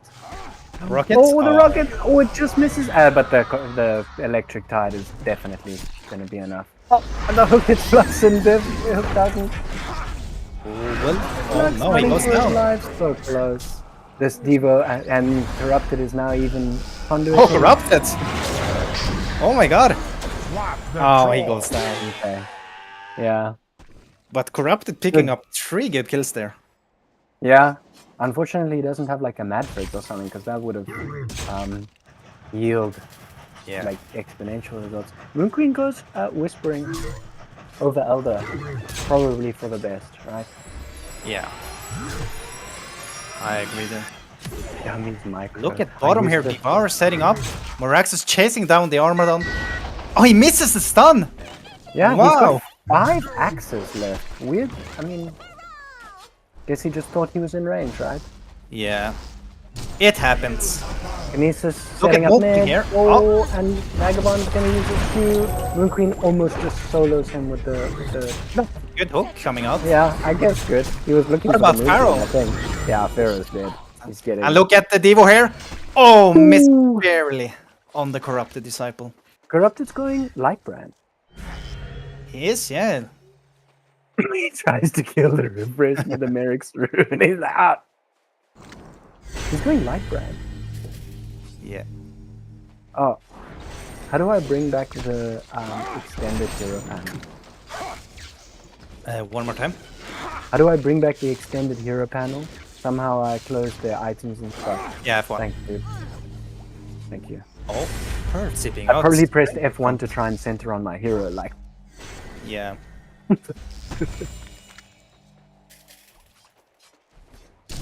They find the sword. Interesting. I wonder what gave that away. That it was warded there. It was like on the exact spot that the ward was. Warding is such a funny. Oh, Dev smoked and going for the hook mid and he just misses it. Flux picks up outbound. I was gonna say warding at competitive or high level is such an interesting sort of mind game, because it's kind of like a bluff, double bluff, you know, to triple bluff, and there's a weird mathematics when it comes to like bluff games. Past triple bluff, your maths is worthless. But it's like, oh, Flux ulting mid here. Pharaoh blocks him off of the wall. Andrew stun coming in, and here comes the Moon Queen. Puts the beam out. Flux drags him back, and will it be enough? It will be. Swap coming in. Oh my god. Securing that kill, huh? Andrew disjoints the last. Oh, bottom lane here. Armadon. Flux going in, stunning him Dev down. does have his ulti. Devo eats him down. Will it be enough to kill the big, strong Armadon? He's got to face somebody. Wow. Going fast. Oh, Devo! and down he goes. Look at Kinesis here. Oh, Throw the Mirax stun coming out. Oh my god, this fight here. Top tower falling though. Will they get Mirax there? W. Slow coming down. W from Pearl. I don't know. It will not be Kinesis enough. had his hook. I guess Kinesis. he knows the range. He Yeah. knows the range. I don't know. I mean, Quite interesting that the Mirax's W will block the hook. yeah. All in all, it's not that big apart from the teams, but Hellborn have a slight lead here, I would say. I would say more than slight. 5k on the dot, gold, and 6.5k experience. It's a lot for 14 minutes. We're not even 15 minutes in, and like, you know, we've got a level 11 Moon Queen, and oh well, Armadon's level 11. Mirax's W proc. Evo here. Will he get W propped off the hook. He used it. He hit it. But the animation isn't the same.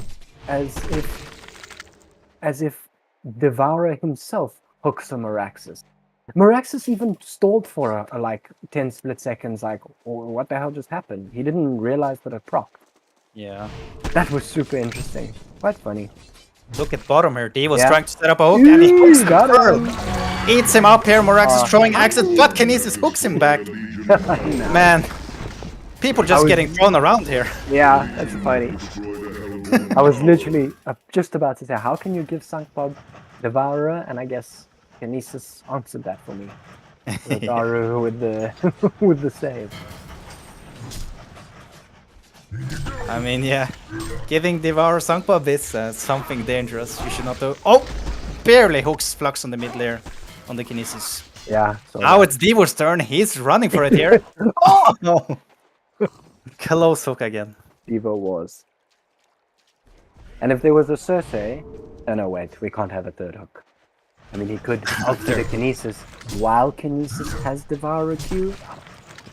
Look at Devo here trying again to set up for the hook. Yeah, Here. this guy is a huge pain, dude. Like, this is the problem with the Devo presence. Even when you're missing hooks, Oh, Pharaoh's not who he wants. He's even got Invis in his room. Andro think coming in this here. is- Andro connects on Pharaoh.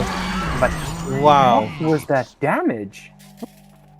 Why'd that do so much damage? I think the Andro W had hit him. Andro 4 minus 6 armor. Yeah, I you might think be that right. was it. It just hit him right before the hook hit him. That damage. I want to rewind. Is there a quick rewind? Slow motion replay. Now Armadon here. Yeah, they should have denied mid before this. Yeah. Like, I get you wanted to keep your tower. Are they managing? Are they? Flux ulting middle here. Throwing down the slow. And Andro's stun coming in on the Pearl. Pearl ultis. He heals Yeah. up, but not enough. At waste. He's hitting like a fuck. Kneel Yeah. before Jupiter. They're like just tickling the tower. Like, are we gonna deny it or not? Sorry Flux to is just cut you off coming here, out. but I think we're gonna have a fight on the bottom lane here. Fire coming in within this. W gets popped on the Corrupted here, doing Yeah, damage. but he already converted Oh him. no, Mirax Rax is in done trouble. for. Down he goes. That was a needed kill. And Power Box from Vera, I love that he got this. Yeah. There's AoE from Hellborn. Top lane here, Kinesis ulting, Mugen popping Geospin and ultimate. Armadon just going all in, tanking everything, but Oh! now goes down here. Yeah. Will he catch the Armadon as well? The big hook coming out nice. from Kinesis. And the hook from Tivo again. Oh no. That Will was- they catch the Armadon here? Tivo Ooh, is the great run mid. Pharaoh desperately trying to catch Moon Queen. The rocket hits him, and the ulti would have hit him, but just conveniently standing right in front. And the ulti would have been enough damage to kill him. So it Flux wouldn't running matter. in, Andro stun, and the slow coming up from Flux. At least he got the Devourer. Yeah. But Devourer is, well, he's at 200. No, he's at 160 GPM. Damn. Now let's go over some items here. What do you think about Alkbons on Flux and I Moraxis? saw that quite early. Oh, Meraxis got it? Yep. He must have just got it. No, I had it for a while actually. I was just slow commentating on it. I thought I kind of went over the items. Yeah, he's sitting at 1600 gold. He's definitely rushing PK. I mean, it's good, obviously. If you're in the lead, you just capitalize and get further in the lead, right? But like, Yeah. you have a Flux with Outburn, you have a Moon Queen. Don't you kind of just need PK? The game's already yours. Just ensure it. But I know that I'm just the Devour is smoked Ooh, Devour. again. He's gonna And get it. the- Oh, and he even ultis him. Wow. Before Pharaoh can Q. Jeez. So I do Sunblock's think- presence here is in. Pearl here. The hook coming out on the Pearl connect. stop Pearl it. ultis. Andro stunning God. here. Will it be enough? Leave them No. alone. Wow. Surprised Andrew didn't swap him because he swaps him back. He tablets himself back. He's dead. So. But they don't. I guess they don't want a full engagement if they're unsure of exactly who's there. And Corrupted is kind of around. Now, Mock being picked up on the Flux here. What Mock the of hell? Brilliance. He is farmed. HoN has turned into such a greedy game. Like, who can outgreed the others? It has kind of been like that for a while, but LeBron it going for surprises Conquer. me that at a competitive stage it's been like that. Like, it's just, does he need Mock? Does Meraxis need Alkbones? I mean, You've got a Moon Queen who's this far ahead. You've got a Corrupted who went Dawnbringer and who's like gonna struggle to get shrunken. And even when he gets shrunken, you've got like Flux who hurts so much and a Moon Queen who's just gonna like dumpster your whole team behind you. And when they went on the Moon Queen top, you see dummies not farming that efficiently with his Vagabond, although he just got. look at Flux here, running in on the Pharaoh. He's invis yeah. on the Flux.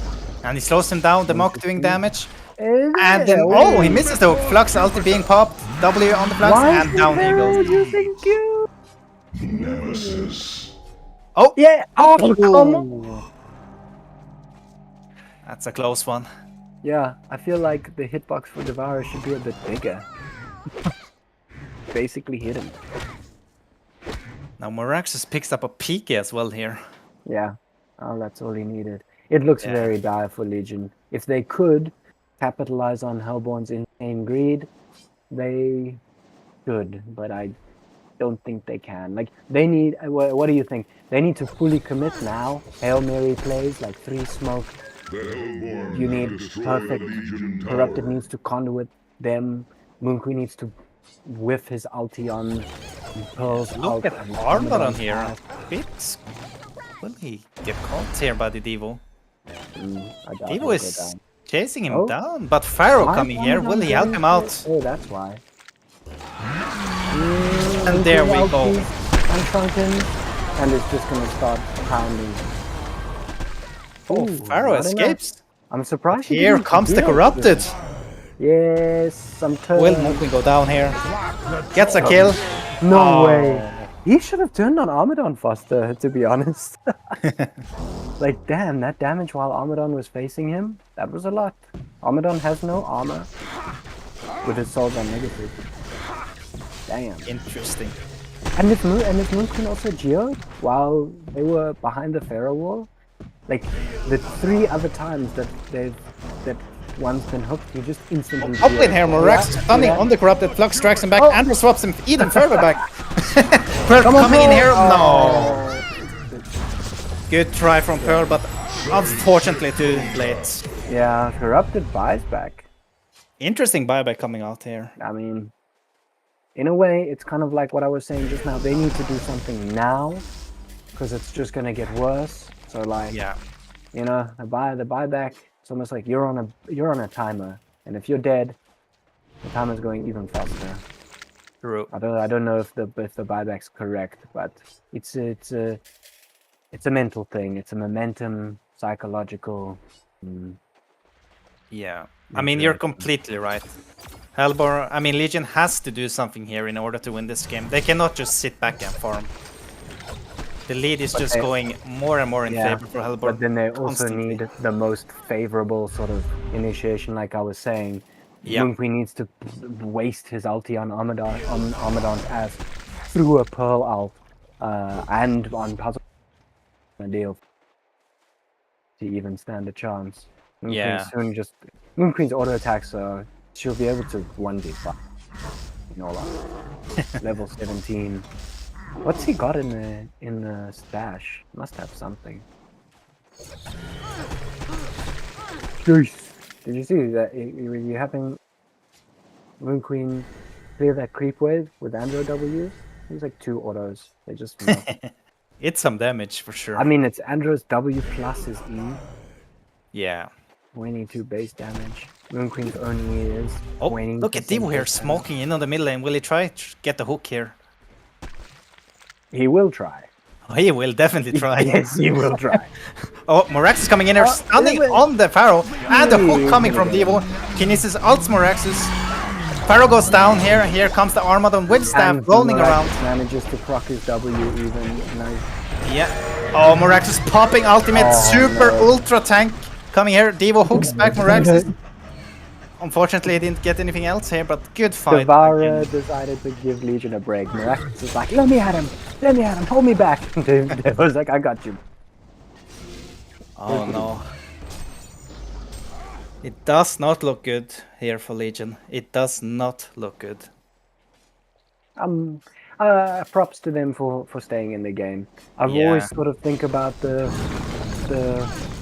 the same mental state that people talk about a lot. Like, you don't want to be down. CC a last game early so you can go into the next one without a sort of bad, affected mindset. But Yeah. even in matchmaking, I always like fight to the bitter end. One Rax needs to be down. At least one Rax for me to see. Yeah, it's a good mindset to have, not to give up. There were some teams that there was a meme about never get. The Russians, was it the Thai teams? I think it was the Thai teams. Back when HoN was sort of like were quite popular in Thai tournaments. The Thai teams just like did not give up at least against each other. If I recall correctly, I think it was like D-Dog and the other big team, which I really like. Yeah, just like, man, get over it. Yes, you are losing this game, but if you win it, right, then it's even double the sort of mental momentum. Yeah, that's true. And this is also a reason why I love HoN so much, is because it really rewards risk. It really rewards. Like, if you're behind and you win a fight, that fight is more valuable than if you were ahead. And the more behind you are, the more obviously the more difficult, Now Demonic being picked up here on Flux. Yeah, good item. Big boy. Yeah, He's a he big boy. definitely is dangerous. He's a big beefy boy running around, and they've got 2 above 600. Corrupted is managing to stay up, and he did finish his shrunken. Yeah. I really want Legion to get a good initiation off. Yeah. Looks like we're gonna have some action here. Devo again smoking up, trying to get that hook off. Let's see how. Poor Pharaoh hasn't even finished puzzle 3. Like, I really wish Pharaoh had a better game. They're actually they're gonna take Kong. They're going and for what? combo. Yeah, and what's Legion gonna do about it? Nothing. I don't think much. Yeah, what is Wingbow being the picked rocket, up here on Moon Queen. Absolutely nothing. They're not even scared. Corrupted is blocking. They don't. And there comes up in a minute. Moon Queen is not stacking his own ancient. Look at that push on the guard. Bloody dummy. Bloody dummy. When we play together, you share unit control with me, so I can do it. He's still a beast. Still a beast. He's just running around with this vagabond now for some info. Is Amadon gonna... What? Amadon's invis like watching the vagabond, and the vagabond starts hitting him from behind because there happens to be a record there. But look at the push on the Flux going in with ultimate. Moon Queen popping his ultimate here. Big explosion from Araxis. Armadon runs in and he gets eaten by Devo. Moon Queen manning up on the Corrupted here. Moon Queen not having so much damage left, but will it be enough to kill Corrupted? Yes, it will. Pharaoh going in with the ultimate. Waltz them in, but immediately Quad kill. goes down. That's a quad kill, and GG being called there. Yeah, well played here from Hellborn. Very well played. And respect to Legion for hanging in there and still trying. Yeah, big respect to them for actually not giving up there. If it were my team, we would have conceded at 20 minutes. If it was my TMM team, they would have been screaming at each other, "Blat!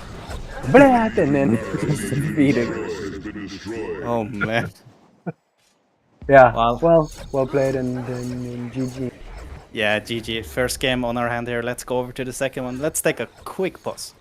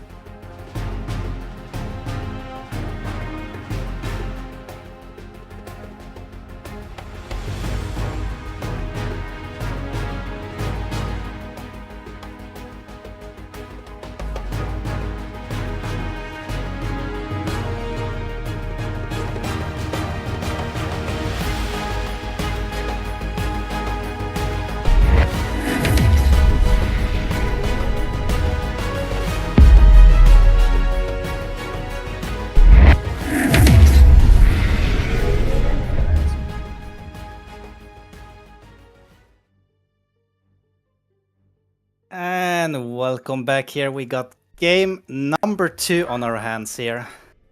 From our last game, we saw Fo's team just annihilating Testy's team here, but will it be a different story this time? I'm really looking forward to see. How are you doing, Rexy? Back on our second game here, casting.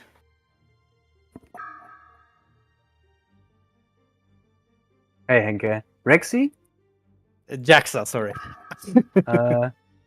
All good, man.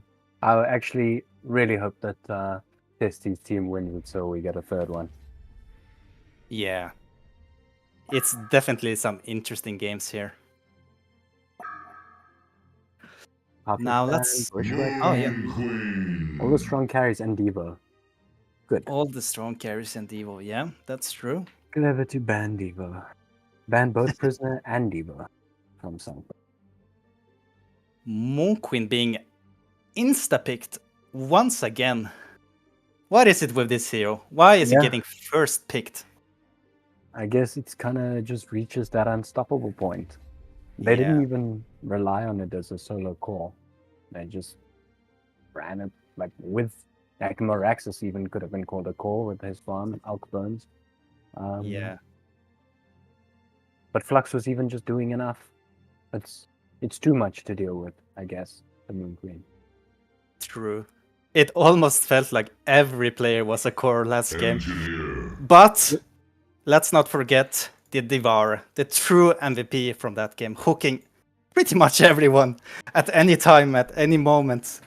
Oh my gosh, man, this guy.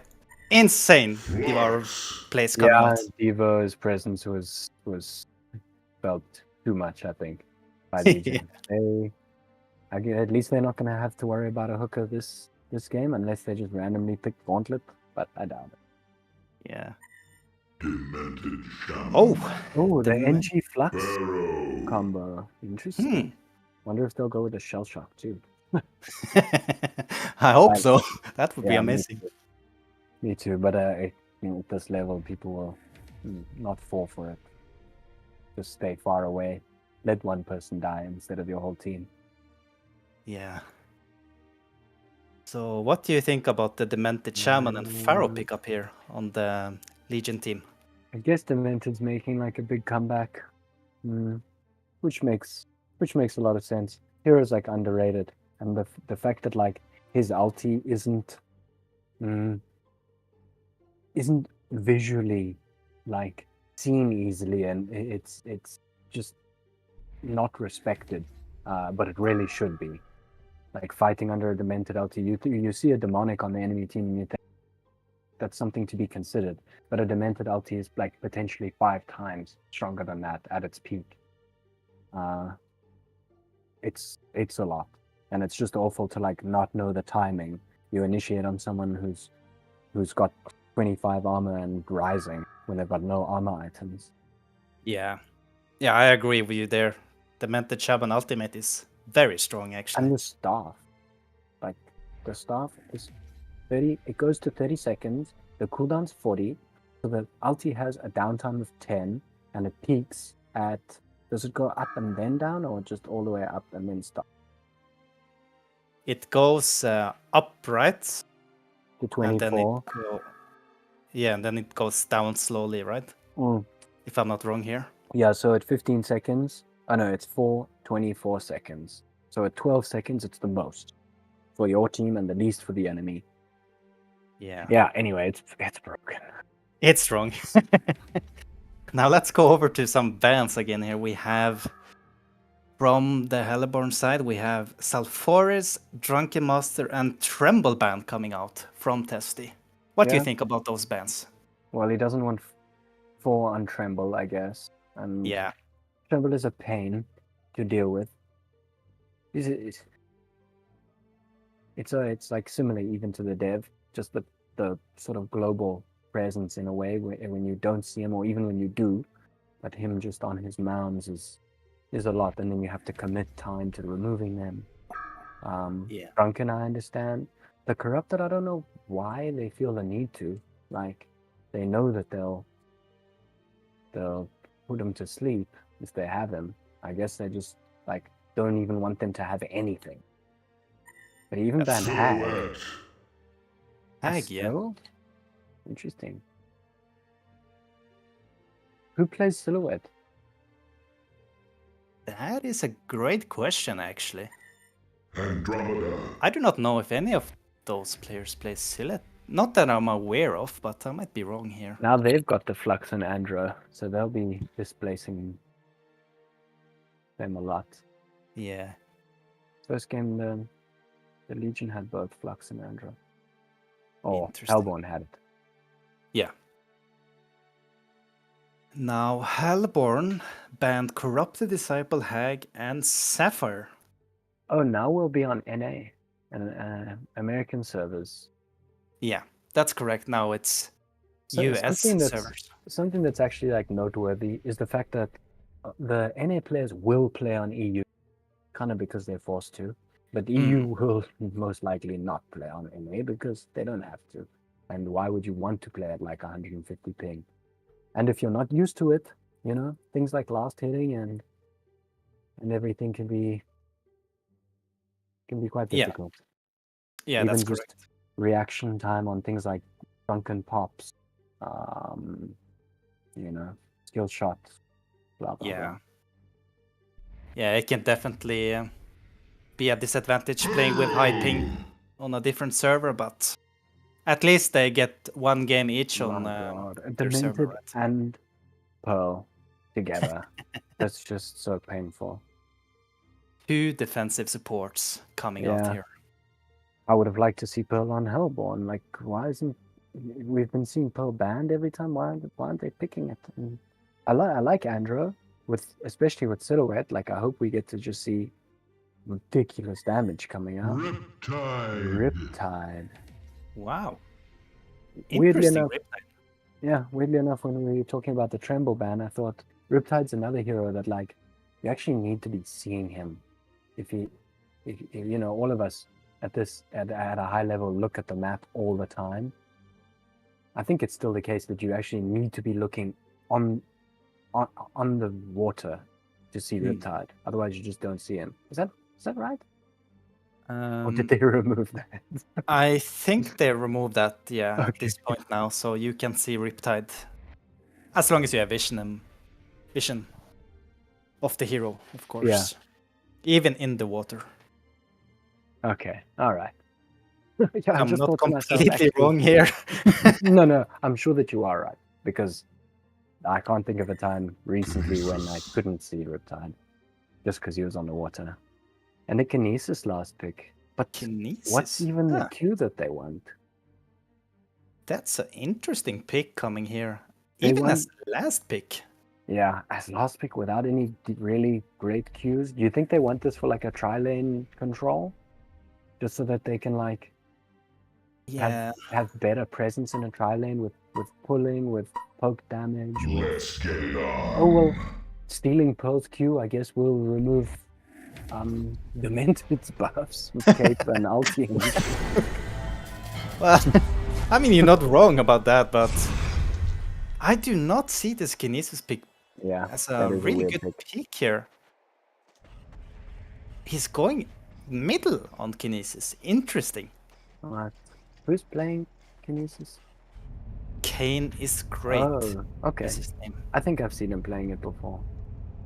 Alright. Yeah, I Maybe think they're this dueling it. could be. I think this Kane is great player, the Kinesis on Hellborn team here. Played a Gemini, which I was casting here previously, and he won Staff of the Master. It was a very interesting game, and he played really well on that hero. So maybe he will surprise us with the Kinesis. It definitely has a lot of potential. Yeah. But Riptide is nice to just steal his Q. It'll do a lot of damage. So we have a Trilane versus Trilane, I believe, here on the bottom lane. Who do you think has the most beneficial Trilane on the bot here? Where's bot lane, tri lane? Mm. Mm. It depends on positioning. I would actually say Hellborn. But Hellborn, yeah. Legion are gonna have. Oh, they didn't block this. They didn't block their camp. But They they've did got all not. the information. I mean, between Pearl and Demented, there is kind of like save potential counter, but there's not the most kill potential. That's I true. prefer Hellborn. Hopefully, they put a Yeah. lot of pressure on this Moon Queen and don't let him do it. I mean, if Andromeda gets a stun followed up by the keg here, I think they Yeah. have free kill no matter who, right? Mm.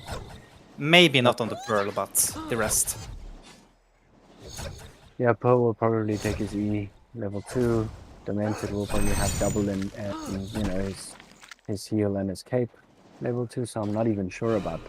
But if then Flux gets a pull into a slow, at least 3 ranged heroes, Flux is like semi-ranged at this point, we'll get a lot of autos off. So yeah, I think you're probably right actually, that it should be a kill as long as they're in position and can capitalize. So it's pushing hard. And Kinesis seems to be doing well mid. Yeah, he popped some good harass on the Riptide here. Yeah. And Dealing his took Q, his yeah. Q. Mm. Yeah, I thought maybe he would level his E. So... Oh, that damage. Riptide doesn't even have his W. That's true. So interestingly, like with the ping, this is something that I noticed from ping is if with a hero like Kinesis, it's similar to Cloud with tossing his goblins. When you lift creeps, you can't instantly throw them because server side doesn't know that you've lifted the creeps yet. So you've got like 200 ping, you have to wait that 1/5 of a second for it to register that you've got them to throw them. Yeah. Which is painful. But they're on NA servers now, so it's better for Kinesis in this last hitting and tossing and everything. Definitely that pause? big advantage. Oh, Yeah. pause coming out Gonna here. say we can't pause, but Paradise turned out. Yeah. I can top up my list Captain's quick. pick. Oh, never mind.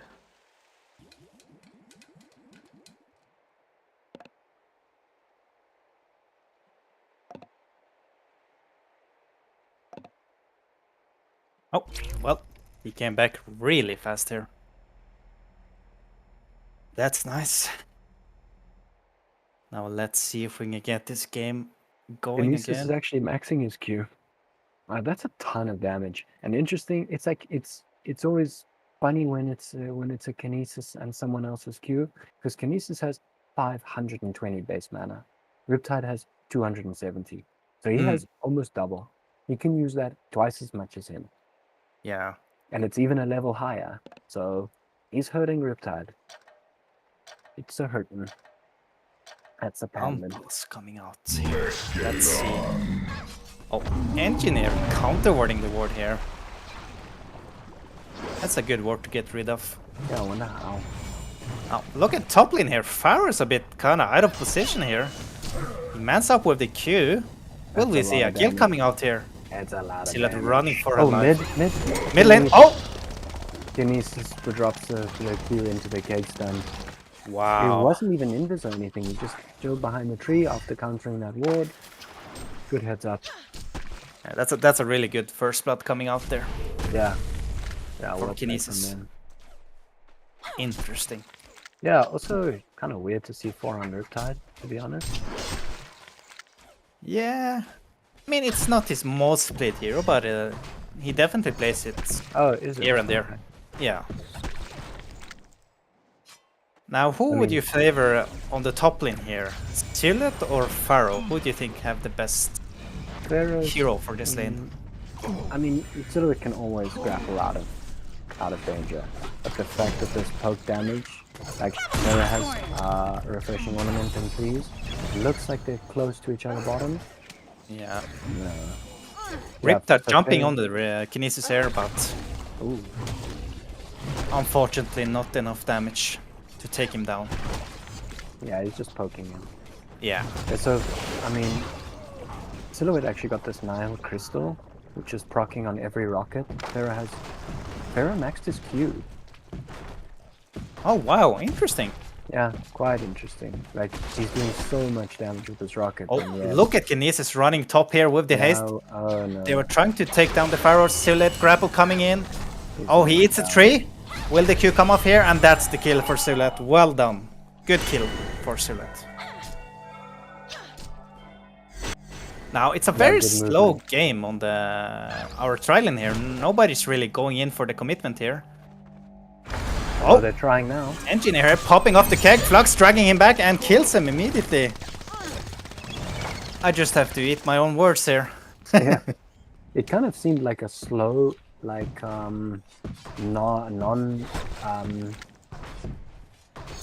non-full commitment from Hellborn.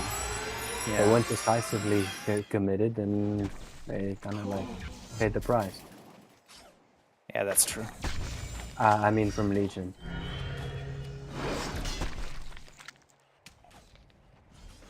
Middle lane here.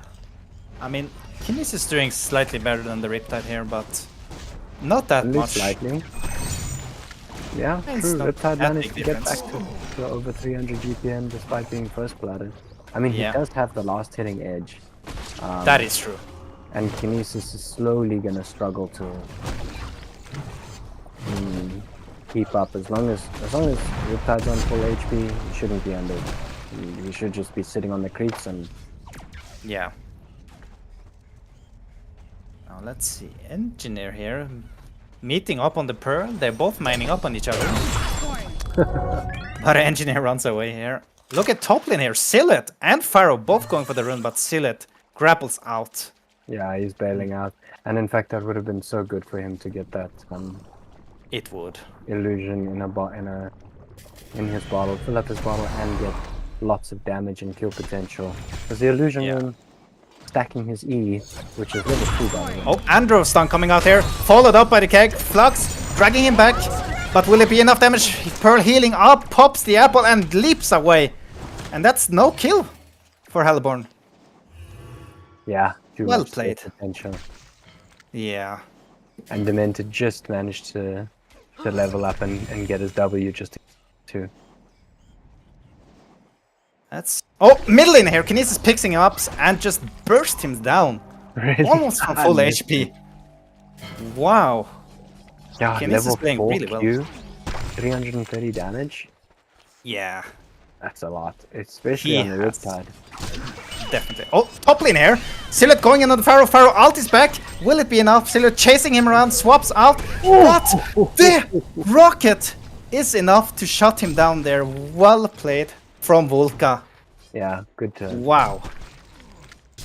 Amazing play by Volker there. I thought he was going to go down there on Pharaoh, but he turned it around. I don't think Silhouette got his Q off after... Because he W'd, tried to get the 2 autos off, and then wanted to Q, but Pharaoh's ulti, I think, hit him first. I didn't catch it properly. Yeah, maybe he hatched the tree that Silhouette was connected to. Yeah, maybe. Riptide got this protected talisman. I guess it's for his Kinesis' Q. Using the Yeah. gun thing. Oh, yeah, I think you're right there. So Hellborn are doing well. They've got like a 1,600 lead or so, Yeah, and 1,400 XP lead. Quite good. double damage getting picked up here by Kinesis. Oof. I'm worried about Riptide. Yeah, but it's hard to pick out the right one. Yeah, it Especially is. with no Oh, AoE. he chases one's him level, down here. one's level 7, so it's not that Look hard. at the Pharaoh rotation coming into the middle here, and another TP on the Demented Shaman. Pharaoh jumps in here, waltz. He does not wall, he keeps it on the bay. And Riptide hitting him here. The Flux dragging him back and slows him down. The full mana on the tower. Pharaoh's being so tanky. Riptide confused here. Pharaoh will fall. Will he fall? The big heals coming out for the Demented Shaman here, but the slow. Wow. Look at that. Riptide's still behind the tower there. He wants blood, and there he goes in, killing the Demented Shaman. I mean, sorry, I'm griefing here. Going too fast. Oh my god, the heal coming out from Shaman here on the Riptide. The damage. He just bursted him. That was so unfortunate for Hellborn. Yeah. Damn, unlucky. They needed to focus quicker. That Demented heal also just hurt because it was Riptide, I think, 2 creeps after he jumped in on the Flux again. And he was holding his Q patiently. It was funny how he said he was confused. I think he was too. Behind the tower, like, am I doing this? I'm not doing this. Meanwhile, this entire time, Moonqueen just farmed and pushing the tower on the bot lane here. Well needed for Moonqueen. Getting some space. Now is he committing on the tower? Flux pulls him back, drags him back, slows Moonqueen, popping out the Engineer K coming out. Oh my god, the fight's going. And Silhouette TP evens. And Andrew stuns, and Silhouette goes up, finishing Pearl with the Q there. Good TP coming out from Silhouette. Yeah, awesome, and they only picked up NG in return. Yeah. Oh, Pharaoh top lane here. Pharaoh jumps in on the Kinesis here, popping his Q and his E spell, walling him off. Kinesis pops down ulti, actually gets the right one. Well played by Kinesis there. Riptide chasing down here. Rocket coming in on Kinesis, doing no damage because of his shield. Chasing. Flux coming in to help. He slows down, but he gets walled instead, and he is in trouble here. Wow. Flux just goes down. Interesting there. I think Flux overestimated his tankiness there, and he picked up Alacrity, so he wants Outbones. Yeah. I think just before he died, he managed to buy that. Hopefully. Really before. interesting play there by Flux. Mm. You think he was Overexcited. overcommitting there? Maybe it's also like one thing to make sure that Kinesis doesn't die, because Pharaoh was still chasing. Yeah. Top tower falling here to the Moonqueen. Pushing it out. Hitting bot. Yeah. Silhouette got Madfrids. I like it. Oh, a TP coming in on the bottom lane here, trying to defend that tower. And it's the Riptide. Silhouette looks to be manning up on the tower. It pops his ulti and the grapple. Tower defense being used here. Oh, Silhouette swaps out just in time before he got silenced and getting the tower and runs away. There's some posturing top lane. Yeah, we have some fight going on here. Maybe? No? They're Just going the back. threat. Just the barking, not the biting. Yeah. Right choice by Moonqueen stepping out there.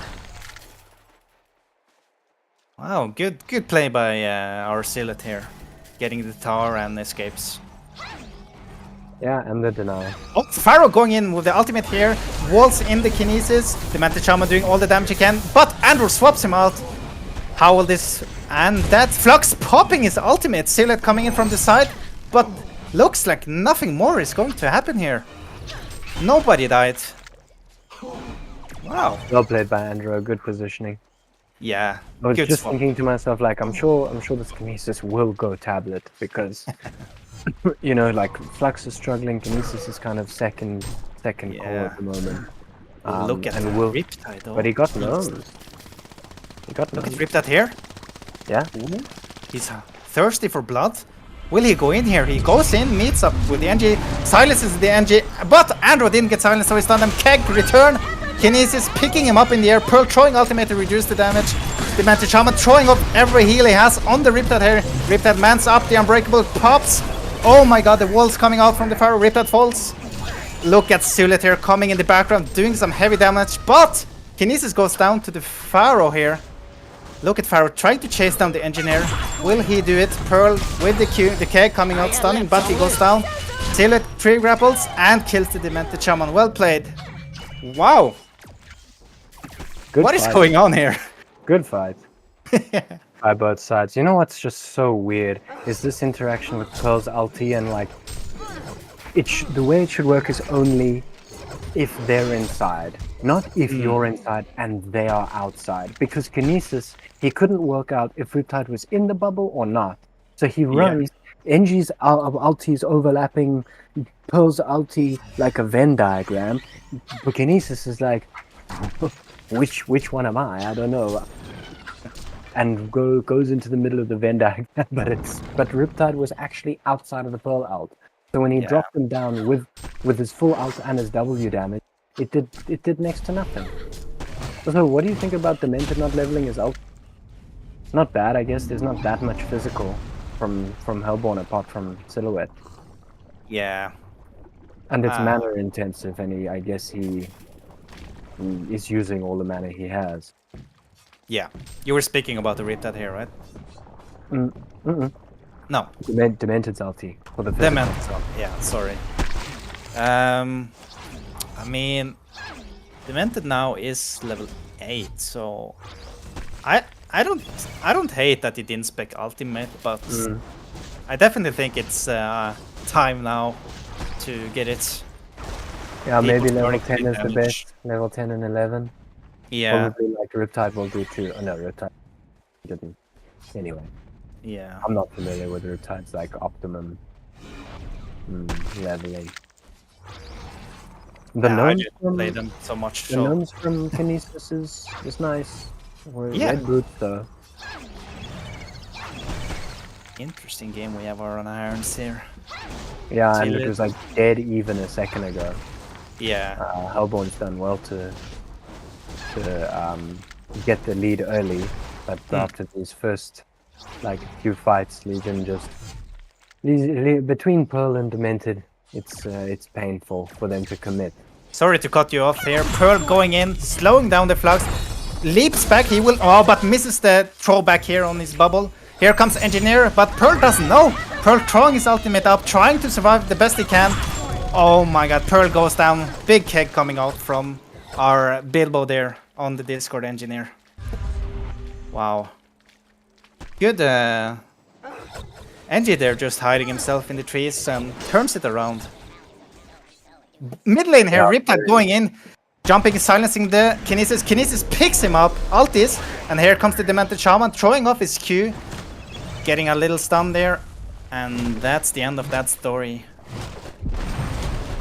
Now we're seeing Engineer being close to the Monk here, popping down a ward. Good ward, but did he get spotted? Now Kinesis running with haste, searching for something, but realizes he does not have ulti, so he goes back. Moon Queen didn't bother waiting. Yeah. For a Skelly or a Vaga. I mean, wait, 10% base damage? That's pretty nice.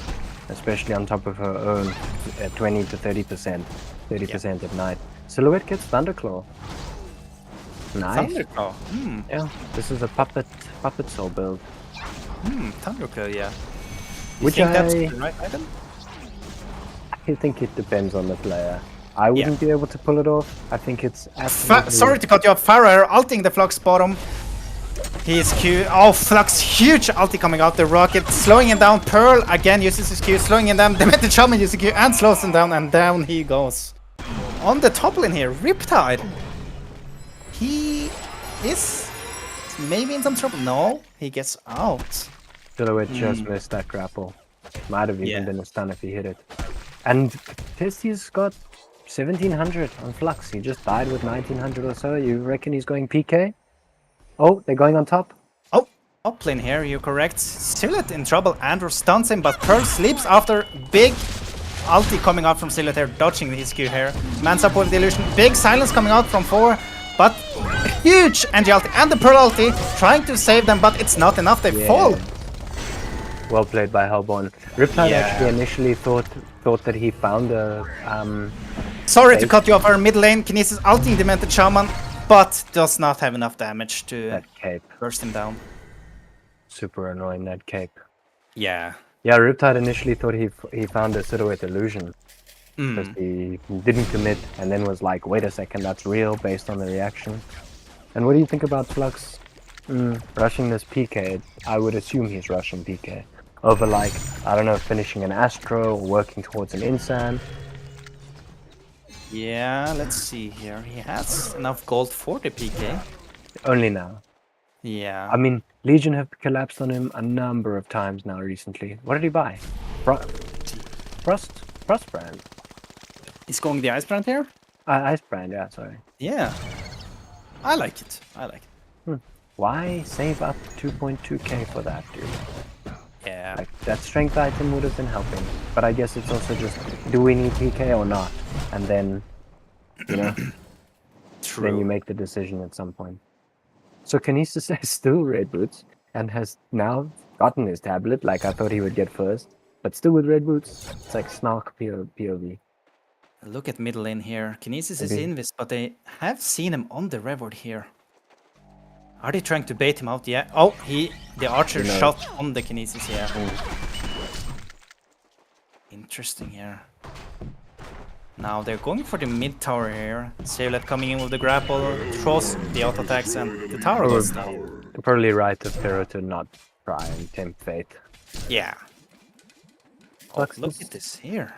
Kinesis, Andro, and Angie running into the woods, trying to look for Moon Queen, but Moon Queen goes back here. Oh, Moon Queen dominated the Werebeast Enchanter? I think. I'm not sure. It's on... No. What did he dominate? Where is this creep? That creep is broken. I was so proud of Dutch when he discovered that and let people just how much vision that creep gives. Yeah, you mean the blue Yeah, creep? the Werebeast Yeah. Enchanter. Yeah, insane.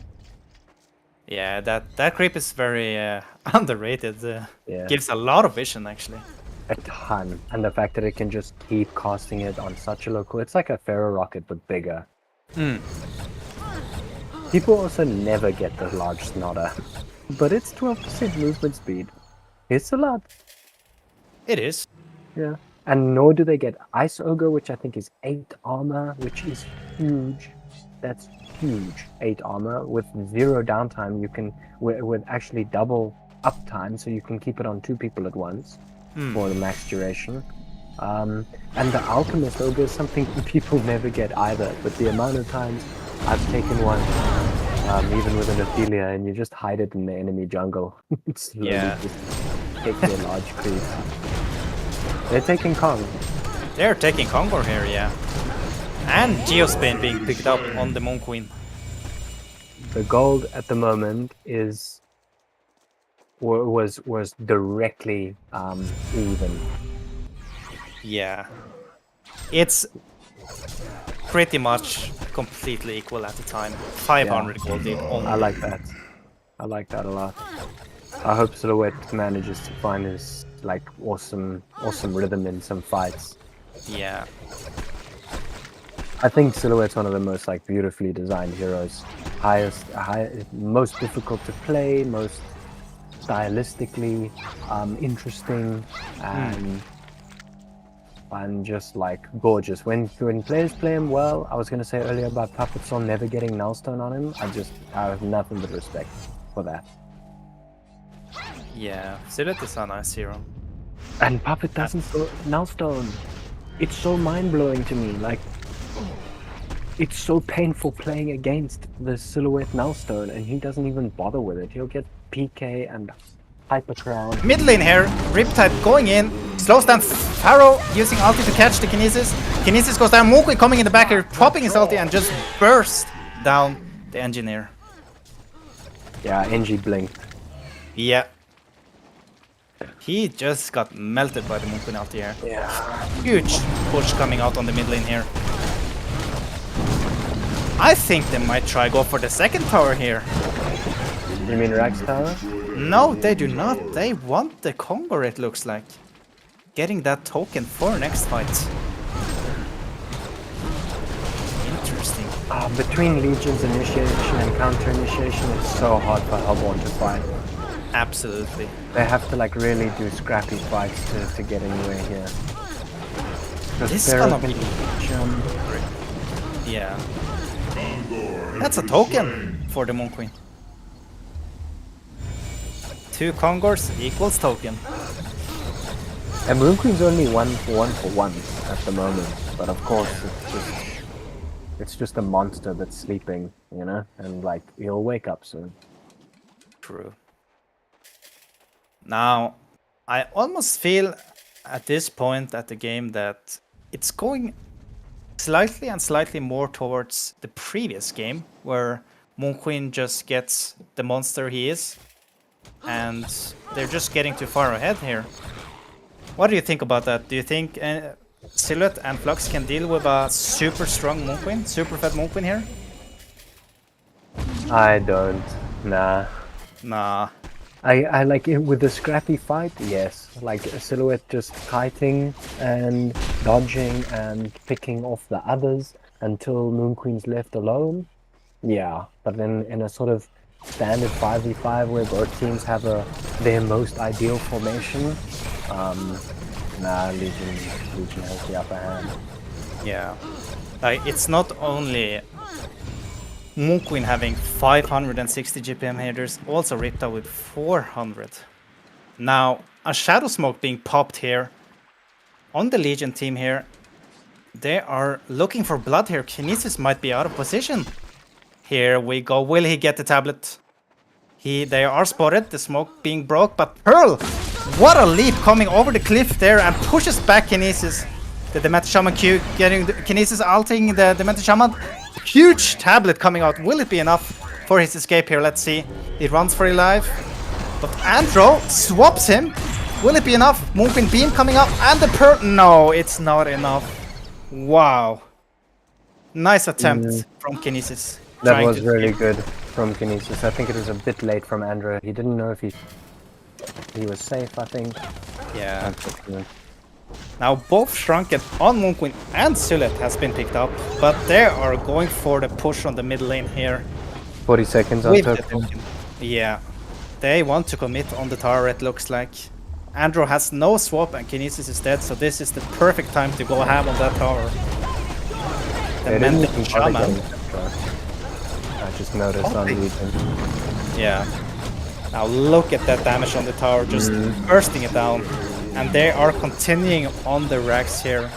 Will they be able to defend, or they will just leave it behind? Moonqueen, no fear. Now Flux here trying to do something. Moonqueen ulti being popped, and down goes Flux and NG. Wow. Yeah. In pressed R, Flux pressed W, and both NG. At those times, you kind of almost just, you need to commit. I get that Silhouette wasn't in position already, and they decided against it, but I think if you don't do it now, it's only going to get worse. You needed to see like a NG tablet ult and a Flux ulti catch them by surprise at least. Like Moonqueen will be able to shrunken and will be able to combo. You need to fight. Yeah, you're absolutely right. Flux and NG need to do that combo, I think, in order for them to kill the Moonqueen before he gets off that shrunken head. But yet again, he does have Pearl and Demented Shaman sitting behind him. So he's a tough boy to kill. That's all I can say. Now look at him skyrocketing here on 625 GPM on the Moonqueen. He's starting to get out of hand. Now, Shadow Smoke being popped here on the Hellborn team. Oh, they runs into Pharaoh. The smoke. Oh, Kinesis popping his ultimate. Kegs come out. Huge ultimate from Engineer coming. Pearl ult is to save as much damage as can. Look how tanky he is. Oh my god, Moonqueen popping his ultimate head, throwing off those damage. Oh my god, look. So many illusions here actually. But, oh, Riptide, will he be able to stop him here? No, he TP's out. Look at Silhouette here still. Oh, he throws the TP. Will it be a cancel? Oh my god, that was a close call there from Silhouette. Moonqueen's Q was being casted. Yeah, I mean, did you see how much they needed to commit just for the Pharaoh because of that Pearl ulti? Oh, and then they just panicked. I mean, of course they panicked. They have to get out.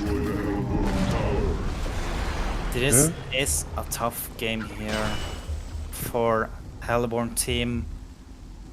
They did very well in the beginning of the game, very equally matched, but looks like Moonqueen just have skyrocketed in farm here, winning some few fights here and there, but it's not over yet. No, we might see a good comeback. Yeah, we want an upset. Yeah, we want Silhouette to just find some crazy play. Like it's like I was saying last game, hindsight is 2020, and it's easy for us to say with God vision and everything, but it seems to me as though they need to play riskier. Like Silhouette got his Shrunken, he's sitting on 3k, but you haven't seen him. Like we don't see him with a PK, we don't see him with a shield breaker. You know, we don't see him sort of like looking to burst someone, which is basically necessary against the Pearl and Demented. Like if you're not killing them instantly, you're gonna have to commit 5, and then if you commit 5, well, the rest of you are gonna die to Moon Queen and the rest of the counter initiation. Yeah, I agree with you there. Absolutely. Now Legion team doing Conquer once again here. That's gonna be Conquer number 3 for Legion team. Meanwhile, Hellborn has no Conquers yet. Yeah. That's tough. What are they all taking? Riptide stats? Yeah. Moon Queen movement speed and stats? Oh, oh no, Pearl took stats. I thought she took damage. Pharaoh stats, Demented. Skillet here? Is he in some trouble here? He's trying to dodge Pearl Q going off here, Demented Shaman Q, Moon Queen Beam, Pharaoh blocks him in, and oh wow! Sillet just got caught off there. He was super patient with his Shrunken. He's got a buyback, so like he knows that he needs his Shrunken to fight. Yeah, Moon maybe that was Queen- the right call. Yeah. Moon Queen have Wingbow now, being picked up for himself. He is the dangerous boy. Moon Queen should be banned. Moon Queen and Hammer. Not like this. What do we see banned? Defiler. Whatever the Hellborn ban. Looks And- like they're going for the push again. Here. Pearl throwing off Q on Kinesis. Moon Queen popping that Geo's just pounding. Flux, huge ultimate coming out with the NG ultimate. But will it be enough? Moon Queen goes down here. Huge combo by Flux and Engineer. Sillet going in, doing as much damage as he can here, but they are tanky. Yes, they are tanky. Look at Pharaoh, they're being so tanky. Mented Shaman here, will he fall? Unbreakable. Being used on himself here, but they're trying to chase him down. The Mented goes down here. Awesome. Wow. Awesome. It's exactly what we needed. And we needed that when they were taking mid. Yeah, this was the play we were looking for on the Hellborn team. The combo of Flux and NG just completely turning it around. I mean, Pearl's reaction time was insane. She basically protected 4 of them. The difference was that Moon Queen was the one caught out. And killing her first means, well, you can't easily fight into Hellborn without her. And they're gonna get their own Kong for once. Yeah. They need that Conquer. Yeah, that was a big sign of life from Hellborn. Awesome. Wow, an Abyssal Skull being picked up here on the Riptide. What do you think about that? I guess he realizes that Moon Queen is is doing a lot more than he is. Not doing a lot more, but capable of doing a lot more. Yeah. I mean, and in these team fights that are just, there's a lot of AoE and a lot. Who does Riptide even sort of go for? Like Kinesis, who can just tablet out or tablet a teammate out. They've got 3 tablets on Hellborn. It's difficult for Riptide. I think Abyssos. I think it's good. Maybe Souls would have been a bit better. Who knows? yeah, But did you see Dementor's actually going for Star? you're right. He is going for that staff. Is that the item being picked up here? No, it's not. Wow, what else? TP. It was a TP. All right. I thought you meant is that like what he's building? No, it's a spell sunder. On the hero that does 0 magic damage. Oh boy. Now Sillet holding 4.2k gold here. Not buying anything, just keeps the gold. What do you think, PK? Hypercrown? I mean, at this point, I feel like he should just get anything for his gold, to be fair. Well, he needs buyback though, right? I mean, Yeah. maybe not. Riptide going in here, but backs off. Oh! Engineer ulti coming out, but no follow-up on the Flux here. Legion team just immediately going back after Destroy's ultimate. This is not good. No, For it Hellborn was team. almost that was Riptide's intention to sort Oh of boy, well half- baited half out. turn. Yeah. That Would you was kind of their win condition, I would say, for Hellborn with that Yeah. combo. Wouldn't you Look like? at Pharaoh going in here, catching the Flux here. Moonquin, ulti coming in here. A huge fight going on here. Look at Moonquin just doing unbelievable damage here, just bursting them down with those auto attacks. Unbelievable here. Now they're big swap on the Moonquin here from Andro, but will it be enough? Will it be enough? The Unbreakable coming. Oh, it's enough. Well played there. They will turn this around here. Look at Hellborn chasing with the Silhouette here. Kinesis going in, no fear. Uses Moonquin beam here to stop. Oh, Kek misses. Riptide tipping out on the cliff. Will he escape? Yes, he will. In trouble now. But will he escape this? Poor here is just chasing down the Pearl layer, and he goes down. Wow. I did not see that coming. Awesome. Well played by Hellborn. And I was even just going to say what we need to see after the failed NG out and the over is Andro swap. Like, Kinesis needs to line up his ulti. I already cast it on Moon Queen, and you Andro swap them straight into that ulti because they don't have any other instant hard stuns. So that just like Andro swap him out of position and just try and burst him before Pearl can get there. Or Demented. But I guess it wasn't necessary. Legion got way too confident, pushed. It was actually interesting if you saw the shrunken cooldowns on Riptide and Moon Queen, they were identical. Like counting down 19, 18, 17. They both popped it at the same time. Just full commitment. And weird, it wasn't enough. I'm actually surprised that Hellborn fought that so hard. Silhouette heard you, by the way, and decided to spend He did here. He went savage Mason Silhouette there. I would say it's a good pickup here against the Moon Queen, right? Yeah. Definitely. I'm still surprised that Hellborn actually got on top of that fight there after the combo has been sort of wasted. Well played to Hellborn, really, for actually winning that fight. Good swap by Andro. Oh, here. Moonqueen here. Buying the Symbol of Rage, sending it to him as we speak. But bottom lane here. Oh, stun! Riptide popping his shrunken, trying to escape here, but look at the Flux pullback here. Oh, but he leaps out once again, and the Meta Shaman getting ulti by Kinesis, and he falls down here. Look at them chasing as much as they can here, but will they have enough? The good wall coming out there from Pharaoh, blocking him, but Tablet on Kinesis chasing down the Riptide there. Will it be enough? Yes, it will. Pharaoh ulting Kinesis here. Is sprinting top with a smoke. Yeah, look at the Moonqueen here. Veiled Rot. You are right here. Look at that push coming in. Backdooring those racks. Armor on the towers being used. Keg coming out to try stop Moonqueen taking the racks, but he does not care. He attacks those racks like it's butter, and will he get both? I think so. Yeah, down they go. Huge smoke coming out from Moonqueen there.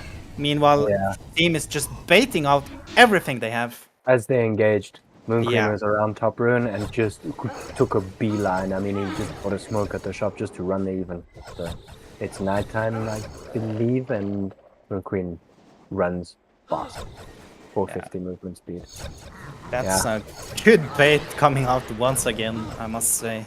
That's just so unfortunate. I'm really like proud of Hellborn for winning these fights, and Legion are able to still do that. This is also a reason why I'd love to see the Silhouette shield breaker, because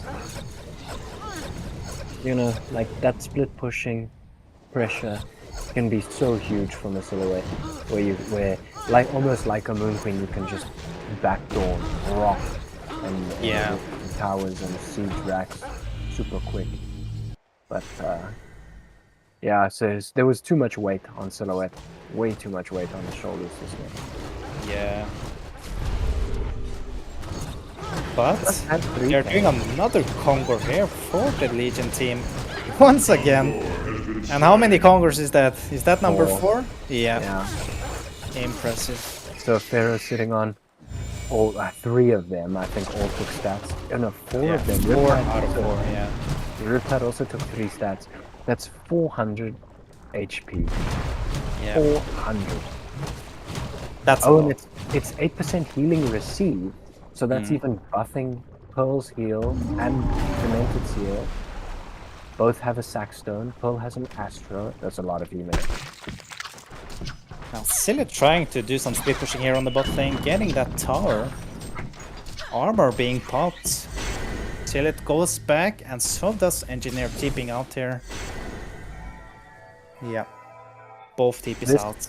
This I would have liked to have seen more. It's difficult against the Pharaoh, It is. but when you're like doing all of the split pushing of the silhouette that deals tons of damage, almost similar to the Vorax, they have to make a decision, and you can't only commit 1 or 2 people to defend against the silhouette, and he can then just swap out and be back home, or swap out, swap back in while you're trying to just kill an illusion.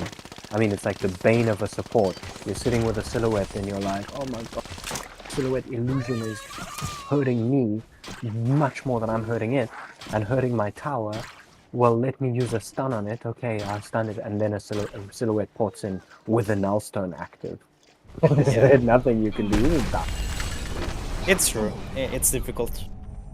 Did you see Kinesis Thunderclaw, by the way? Kinesis going up Thunderclaw. Wow. He had a Volt turn like straight after they took the ranks. Oh, but the Legion are now just sitting on bot and on the Pongo. Now, look at Kinesis here doing some sneaky smoke behind them here. Yeah, I can 100%. It's agree and gonna love be, that. might be the last fight of the game here. Let's see how this turns out here. They do want that token once again. Kinesis running in here, popping ultimate on the Demented Shaman. Meanwhile, Engineer popping. Flux, huge ultimate coming in there in the background. Killing off the Demented Shaman. Oh my days. Look at this fight going on here. Wow, look at the damage coming out from Moon Queen. Just bursting down the silhouette here. Nothing he can do. Too much damage. And now, big swat coming out from Andromeda. But will it be enough to save them? Silhouette buybacks here. Last buyback. That's the last buyback of Silhouette, yeah. Oh, man. Something happened to Flux. NG put the ulti down and there was a delay until Flux got in there. Pearl Yeah, didn't you're even right. get his like, Pearl has PK, didn't even get his ulti off, and the Legion still managed to stomp that fight. Too much. Now that's a Assuming- token once again on the Moon Queen here. Yeah. This looks hard. Is there any hopes they can win this game? What do you bring think? a silhouette. Don't bring your Silhouette, yeah. The last hope. I feel like we Now- also just see Hawkins. We see too few Hawkins picked up. We just What don't you're see it saying now? Well, it just in general, in all of HoN, we seems to be like criminally underrated. But in a game like this, when people are picking up so much armor, Moon Queen's sitting on 30 armor naturally. Imagine with the Demented ulti. He's sitting on 63% damage reduction. His magic armor is 20%. So you're gonna be going through 3 times as much armor. Yeah, And you're right. Demented even finished stuff. Like Oh, imagine with the Demented. You know, they've got Abyssal as well. When he's sitting with the Abyssal, he's sitting on how much armor? 32. It's Yeah. 66 reduction. It's a lot. Oh, look at that Demented Shaman ulti being popped there. The armor is increasing here. And they are going for the tower here. They do not care. Oh, huge combo coming in from Engineer Flux, but will it be enough? Moon Queen popping his ultimate, Pearl throwing his ultimate as well. They are going ham here. I'm lagging a bit there. Moon Queen just pushing it. Kinesis getting ulting the Pharaoh here, but they are forced to run back here. Wow, just too much armor and the token here. There's nothing they can do. The symbol pop as well. Interestingly enough, the NG ult did diffuse the Demented ult. I saw Moon Queen's armor go from 55 to 20, but like he has his symbol still. He has a shrunken. Like, yeah. Unfortunate. Very well played by Hellborn. Very impressive. Well played from both teams here. Awesome of them to hang in there for so long and try. Lots of respect for that. Absolutely. They did very good both teams here. Yeah, GG, well played to both teams. Well played. Let's take a pause here now and put it over to Paradise.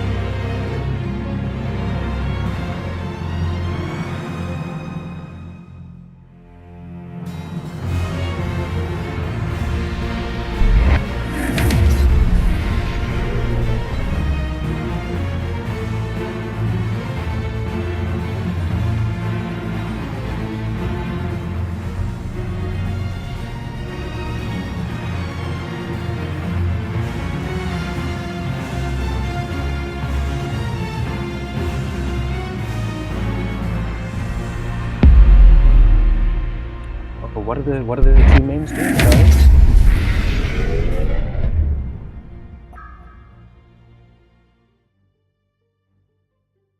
Okay, Newerth, we're back with the last series of the night. It's the Piston Monkeys who triumphed over their enemies in the previous match before the last against Top Green CAC. Unfortunately, I'm not joined by Henke this game with his weapons grade philosophical insights into HoN, but at least we'll be able to watch him compete on the battlegrounds. We've already got Dev Band. Is Sunk? Yes, Dev Band from Sunk Bob.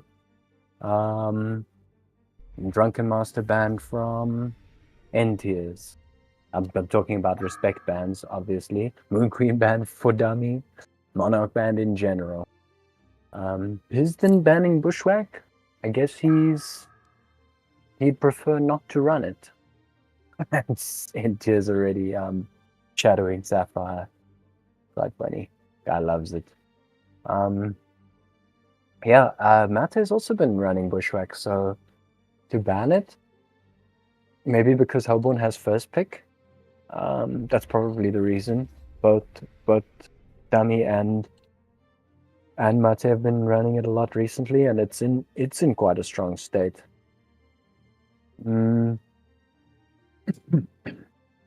Hammerstorm ban is almost a given at this point. Quite fascinating, the sort of shift in the meta and what's done. I remember Dutch being one of the only ones who would like really make work out of Hammerstorm. Puppet Master. Ooh, okay, so Sapphire picked for N-Tiers, and honestly, I can understand why. He just super comfort pick for him, and he does so well. The Prisoner is almost 100% picked for Sunk Bob, and it's a dangerous pick at that. It's like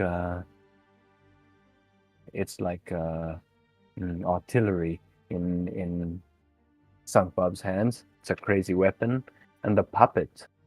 This puppet prisoner combo, it's made a lot of appearances. It's super strong. Like both heroes individually are strong, have a huge presence. They synergize well and have good chemistry. But even alone, they perform very well. They don't even have to lane together. But the amount of times they've been run mid with a huge success is a testament enough to their viability.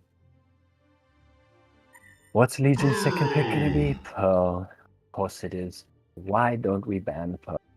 We've got too many super strong heroes in the current meta that are annoying, strong, just a lot to deal with, Pharaoh included.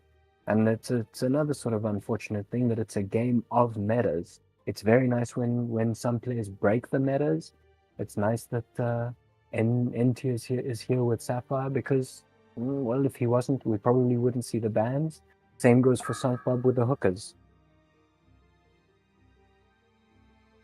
I really respect people who go their own way, make strong impacts without having to join a bandwagon or play through a meta, or only having discovered something's strength through someone else. They discover it themselves.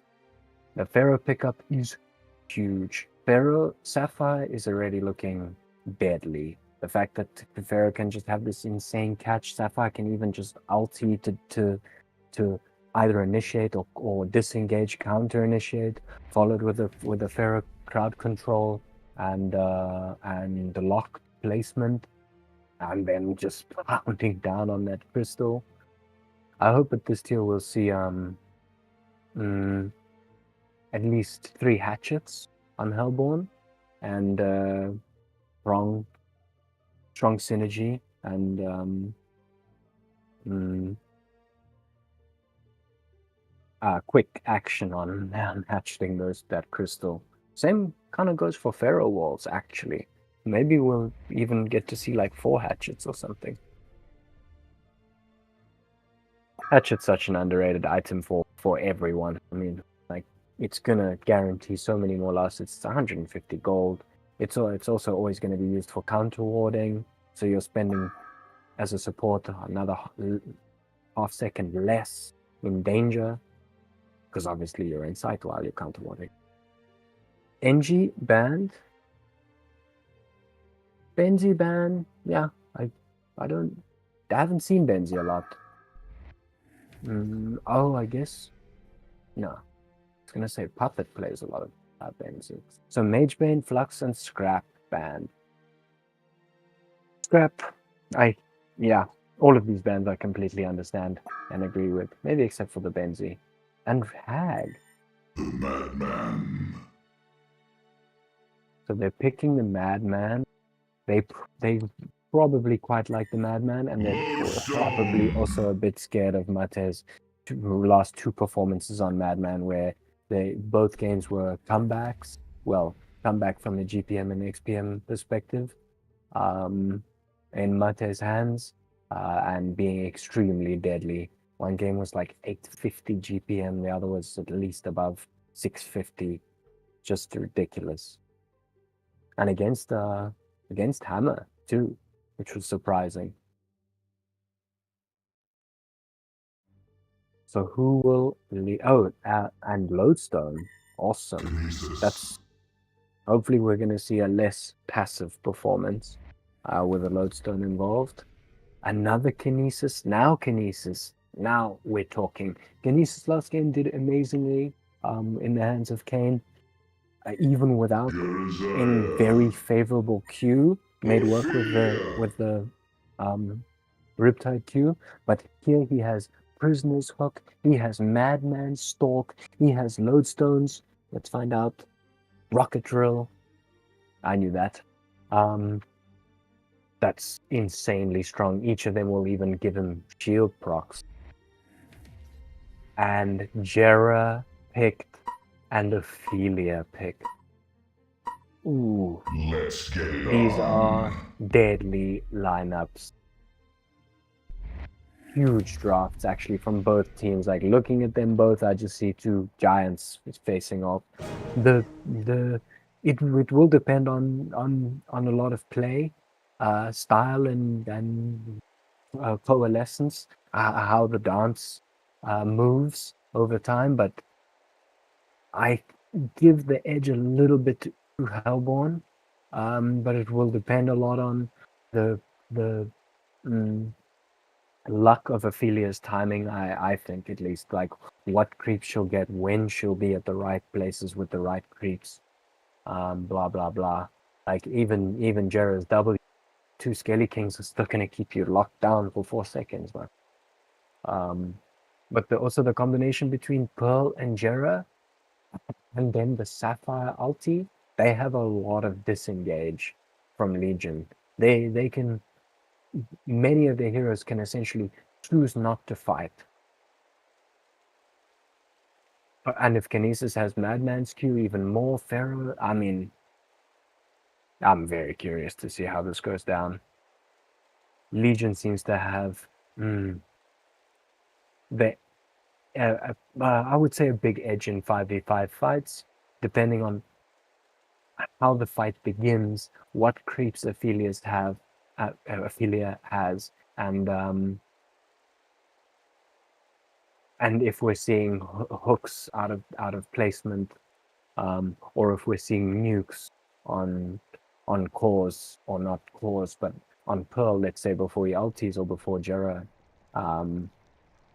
gets anything off. Sapphire is also a sort of hero that, like, you either take him down in a very small window. He's a glass cannon of note. He can fall quick, and he can drop you quick. Let's get Got it a huge on. like AoE sucker punch.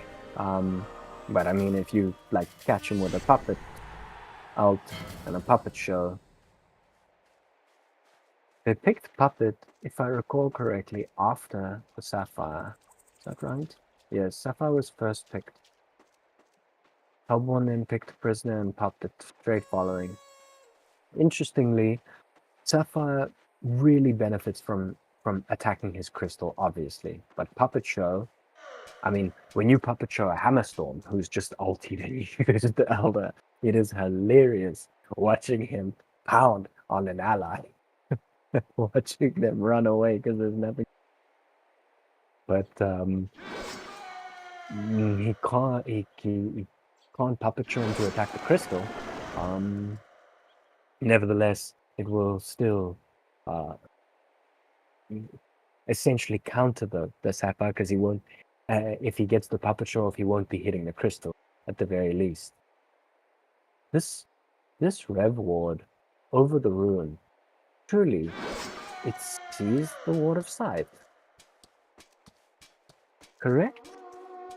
The Rev Ward was placed before the Ward of Sight to block Ophelia's hard camp, but they then place the ward. I wonder if they don't even want to counter that ward because it'll...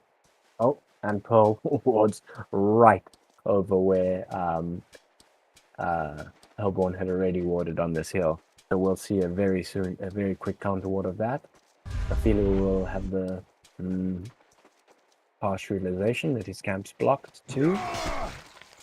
Haven't even really discussed this laning phase. I always get carried away with strat and theory.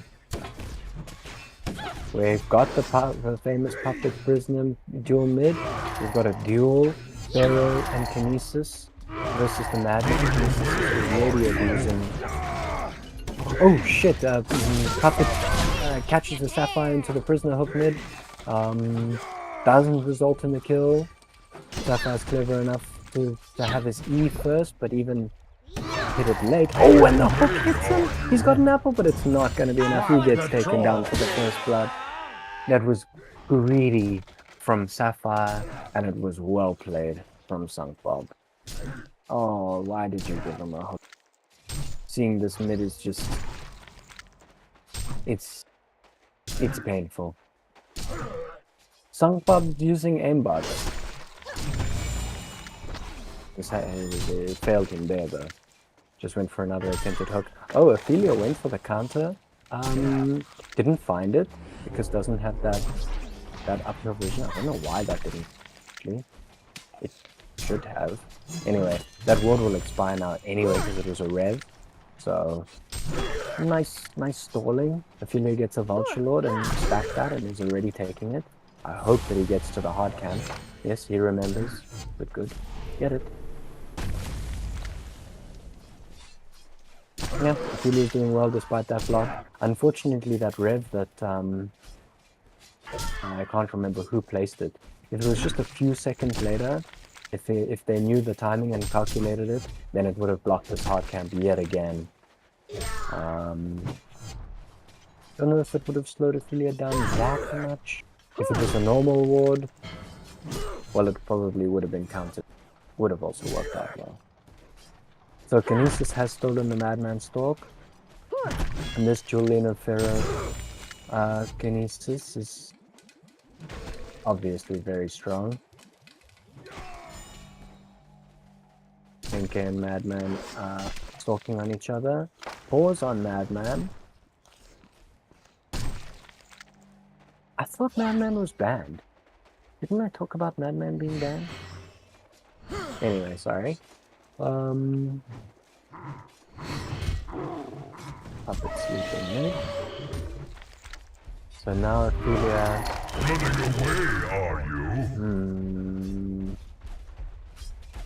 Trying to take 2 double stacks with the Vulture. Pearl and Sapphire doing a lot of poke damage to this puppet. He's just running. He's not even trying to W or Q. And that's because Prisoner's on the move, I guess, to try and help Madman out top. Quite interesting. I would think that they just want to ensure one lane success being mid. Now Hellborn are already off to a lead, rather just keep it that way. Top is hard to try and achieve anything with, especially because Kinesis is going to be constantly granting this benefit of lane control. Legion are already stacking these woods for Sapphire to recover. Bit of action over bottom, not action but posturing. Kinesis gonna find this here invis before the Ophelia. Very nice. Interesting that he didn't stalk there with the disappearing invis, because potentially has the damage actually to kill him. Oh, he's gonna try now. 2 lifts from Kinesis, and then the Q is trying to take as much time. Super ballsy of Ophelia to just sit there and think that the Kinesis wouldn't do anything. He knows that he's on 30 P. He knows that the Kinesis is gonna is invis first of all, and has the Madman still can W. Maybe he just really underestimated the damage from him or the movement speed. Oh, and Kinesis runs from behind the tower. They were poking the puppet. Sorry for missing that, but just quite astonishing to have no catch Sapphire Pearl catching the puppet and dealing that damage to him. I mean, he was fine and he's got ghosties, he runs, but this is just quite conveniently behind the tower after killing Ophelia and running behind. That was a very fruitful a rotation from Kinesis, which paid dividends. This Jera and Lodestone, let's take a quick look at this matchup. We've got 380 on Mate and 340 on Volca. That's I guess to be expected to some degree. Volca, I didn't see if he came bottom with boots actually. Jera's spamming his Q on the creeps, but Volca has his shield and this Nihil Crystal, which seems to be just sustaining him very well. So this prisoner chilling mid now, he can afford a Veiled Rod, he's not bad. Oh, he goes for the Pearl, he gets him. He didn't shackle him, and Pearl didn't jump. There we go. Sapphire was quick to hit it. That's a lot of damage. That's a lot of damage. Prisoner clutch turning off of the Zamos. Clutch turning back on of the Zamos. Ophelia's moving top, looking for to help the Madman. His Mino's low. Oh, Lodestone hits Jera with an ulti. I like that Lodestone's trying to kill the Jeremiah. I wouldn't try it myself, but I like that he's doing it. It's unfortunately just to hear that, like, it's almost pointless to try and pressure. Oh, Pharaoh just sniped the Vulture Lord at Mino from Ophelia with his rocket. That's unfortunate.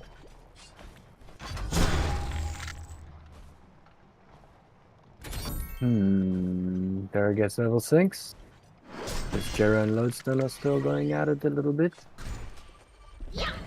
And Sapphire is doing well to take these stacks. This was always sort of like their game plan. I guess they knew they would have a hard time mid, but they had a better time than I expected. And who am I to question Sunk Bob's savant, clairvoyant level genius? But his rotations top were not worth it. I guess they're just trying to help Madman. But it wasn't enough, and I failed to see how it would have been. I think he really should have been helping Puppet. Not only would he have saved Puppet, but ensured more farm and ensured some kills. He started off so well. Oh, Puppet smoked bottom, I didn't realize. Oh, and then he showed. Almost as if Jera knew. I wonder if that was a mistake.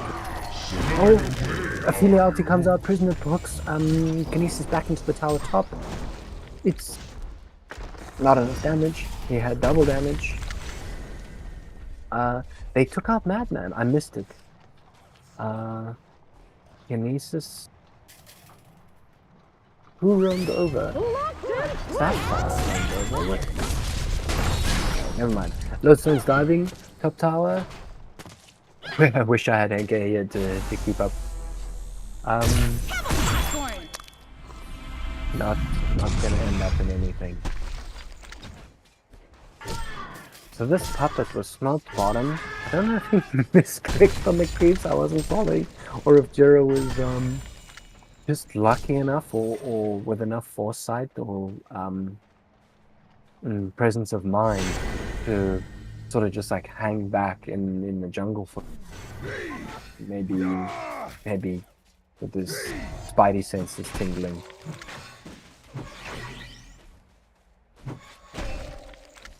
Before gets mannering for sustain. Completely agree with it. Henke is warded over here in the Hellborn jungle.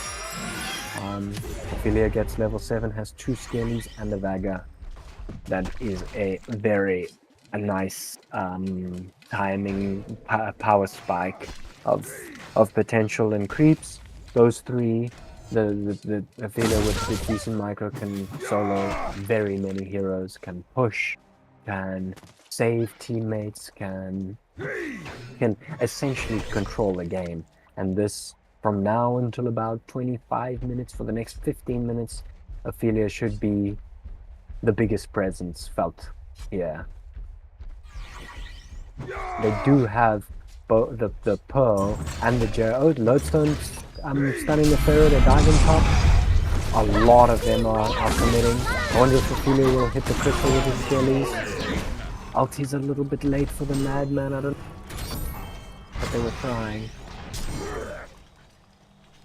And now it seems... Oh, Lodestone stuns out. And is gonna TP his Pearl, gonna manage to get... No. Saw him too late to catch him. I was just about to mention, Ophelia is against these healers, which is a pain. But, oh! The puppet show into the prisoner hook almost caught the Jerizaiah. Might have seen a puppet ulti afterwards. If the puppet show... No, it's only level 2. I don't think that would have been a kill. Jared's quite a pain because he's like almost like a carry you can't touch, with a bit more potential than even a predator. Oh, Pharaoh whiffs ulti mid on the puppet.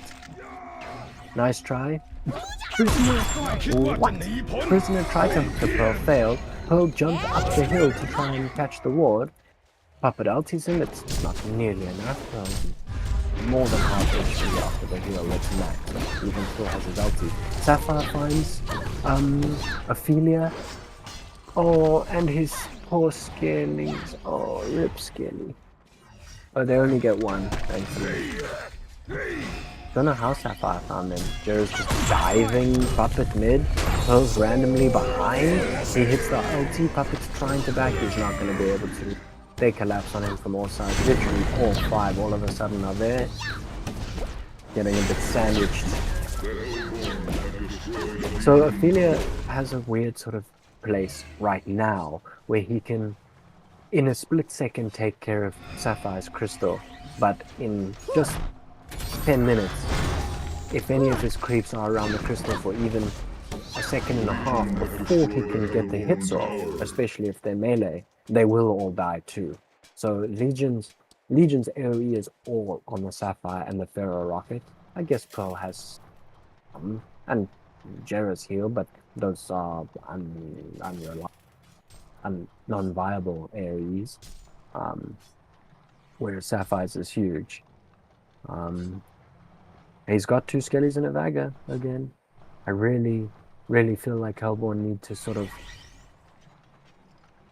commit to something. They've got only bot tower. They dove top earlier with the Ophelia, and we saw like 3 or 4 ports from Legion, which was an awesome response. They, I believe, need to commit to that and be ready for the ports. They're going, and they're gonna back out. Very quickly, a port's coming in, the port's cancelled, but Kinesis is also stalking in, it's probably a wise back out. Puppet and Prisoner mid, the Sapphire ultis for initiation, manages to run behind them. Oh, that damage was insane. They all ported mid. That was I think a 3-man port or a 4-man port. Maybe 1 was already there, I think it was 4. The Sapphire ultis 4 people poured in. They only needed probably Pharaoh. That's all they needed. It's a bit overkill when all you need is 1 hero. Sapphire walks behind, places the crystal, stuns Puppet into the prisoner, and just starts melting both of them. All they needed was a prisoner. And instead, everyone gets involved for a little taste of that action. Which sometimes feels pretty good. So it's sometimes about sending a message, not only to the enemy, but to yourself and your own team. So Sapphire's taking off, and Madfits is a good pick to get max charges.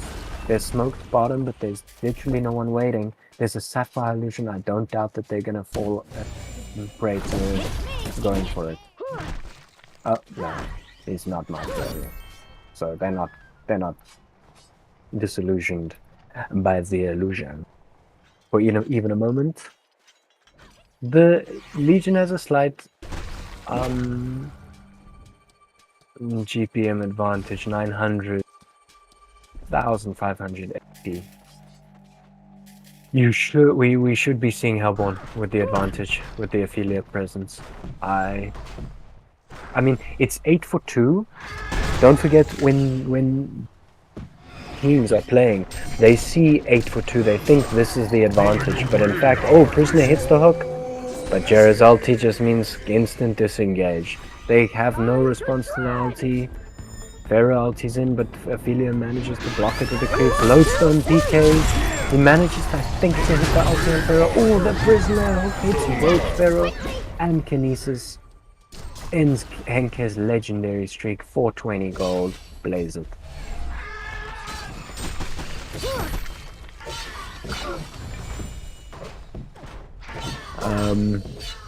Ophelia is still trying to finish Astra. And so is Lodestone, apparently. That's probably a bit of miscommunication. But this is exactly the pressure that I meant. Actually, well played by them. They hooked the Jera needs to. The Legion all ports in, so they feel the need to make value of the rotation, and Legion Hellborn capitalizes on the sunken cost fallacy that the Legion commits by thinking they need to succeed in something. They find Pearl. It looks like 4 of them collapsed on him. Poor Pearl. Madman's on the run. Jera smoked. Not sure what he's hoping to achieve by that. Maybe with a Kinesis ult following the silence, they would have enough burst actually for this Madman. Yeah, they probably would. So, Prisoner was looking for a hook on the Sapphire. Pharaoh's rocket gives some much needed intel. The Pharaoh rocket is and the buff to its timing is no doubt a big reason it's worth so much. The higher the skill bracket, the more intel and reconnaissance matters. So Prisoner hooks Pearl under Rack's tower, instant shackle. There's very little Pearl can do. He's trying to spam his jump, and then there's not enough time to blow the bubble. If he managed to land a lucky W, he would have hit both Prisoner and Lodestone and maybe survived. But Pearl is also probably the lowest value kill possible for Hellborn to take. So, ooh, prisoners seem to cue that hook. Oh, they're still going in on this Pharaoh despite the hook miss. There's 4 of them. Pharaoh's gonna go down. Kinesis has to barrel. Puppet is 1 for 3, but taking off. He wants to get his 5 charges. Even the movement speed in terms of farm is a big deal. In fact, I would say it's one of the things you really is the movement speed charges as opposed to the damage. Sapphire is also on 3 charges. Kinesis hiding in these trees. Henke is like, shh. Don't like me.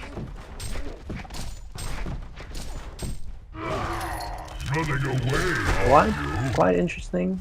Looks like the Legion aren't going to capitalize with having him with good positioning. The Sapphire's rushing Milestone and he's just flash farming massively. 475. Interestingly enough, Volker looks isn't there? Oh, there's lots of action top. They must have hooked Kinesis out of position, or he went in. The Jeremiah ulti means complete disengagement from Hellborn. Sapphire ulti catches the prisoner, but the rest of the Legion team are after the rest. They catch Valka out. Pearl weirdly just tries to displace Ophelia with the ulti. What the hell? What was that? It was like the... Either I just had a bug or Ophelia's creeps just got ported to him somehow. But they catch him and they're finishing off all his skellies and finishing everything. That must have been a huge... I assume that Kinesis actually came out from behind them, got an ulti off, they collapsed on him, but then they are essentially out of position. He probably ultied the Madman, following up with the Sapphire combo. Madman, who's going for Mark, is definitely the focus for the Legion. After I caught it was just the Jeremiah ulting and disengagement.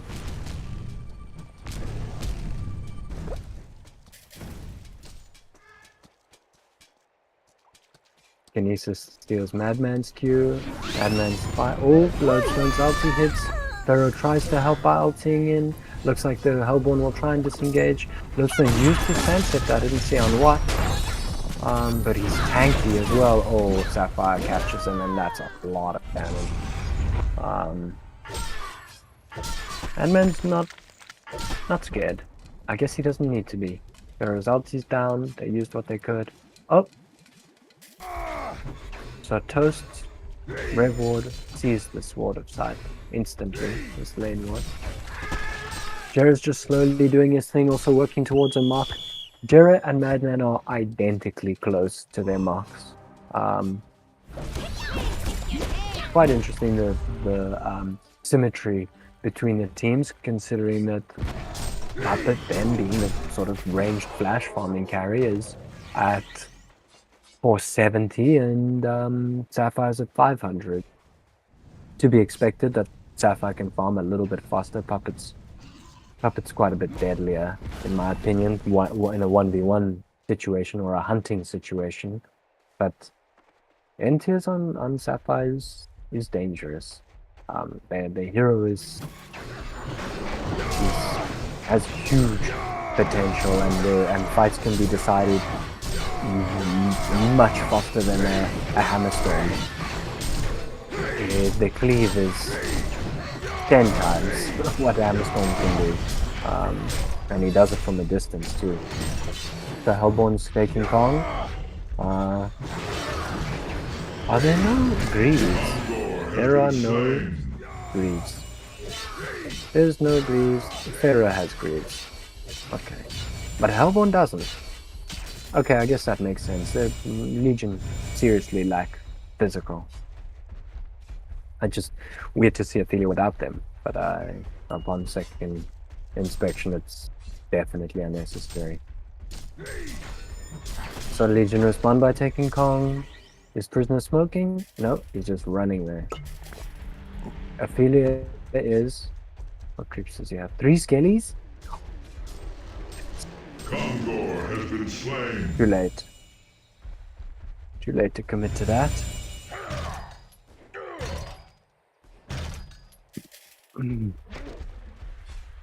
We're almost dead even with a slight edge for Hellborn. Almost dead even in experience and dead even in gold. I wonder if the tome is available for Tony.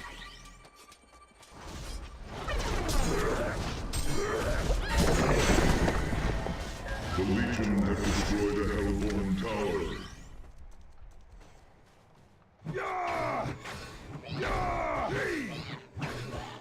The mocks finished on both Madman and Jero. Oh, I was saying earlier about the Pharaoh Rocket for some action. Oh, but there's more action. Prisoner walks up and wards exactly with him. Just placed the rev. Always funny when you can't see someone and then you just see a ward pop up. Like, I know you're there. I can't see you. You must be behind the trees. Took a while for Pharaoh to rocket there. Maybe it was on cooldown. What I was saying about Pharaoh's rocket is that the intel, the lingering vision, and sort of like reconnaissance is just massive. Having that much sort of like potential targeted vision every 12 seconds. How long does the vision linger? Doesn't tell me here. But I mean it's close to 10 seconds. So if he's close by, you don't need a walk. It's almost like it's a bit invulnerable. He needs to smoke to getting this invis top. Looks like Legion are hitting some sort of power spike timing where they want to make some magic happen. Pharaoh's so close to his puzzle 3. Prisoner gets caught by the Kinesis out while Invis on the back line, and they just quickly capitalize with a Sapphire combo, and it's very hard for Hellborn at the moment to walk up into the Sapphire. This Lodestone, I only wanted to make a point of his Sand Scepter. It's obviously for Jera's W and shield. I wonder if it removes Sapphire ulti. Oh, a Kinesis. Is that a PK? Kinesis PKs onto the Hellborn Ancients. How they, or it must have been a rocket which scouted the puppet and Dusts. Puppet most marches and elders and is just running for his life. There's 3 people trying to hunt him. A Kinesis says second PK onto him, a second dust pop, but it misses him. The Pharaoh rocket hits, but the Sapphire ulti misses. What? No! Dummy! I think his invis was probably running out soon and he just thought he would man up. Pharaoh's even popping his puzzle off to the left of the jungle just in case that's the escape route that he's trying. Trying to cover all their bases, trying to corner rabbit with a net. Oh, I guess at least he took one with him, but it was a long chase to find the puppet. They committed the Sapphire ult. They committed the 2 dust. They committed the puzzle box. All while Madman at least is farming. Still probably worth it for Legion. Puppet is crucial at the moment. He's still the top farmer in the Hellborn.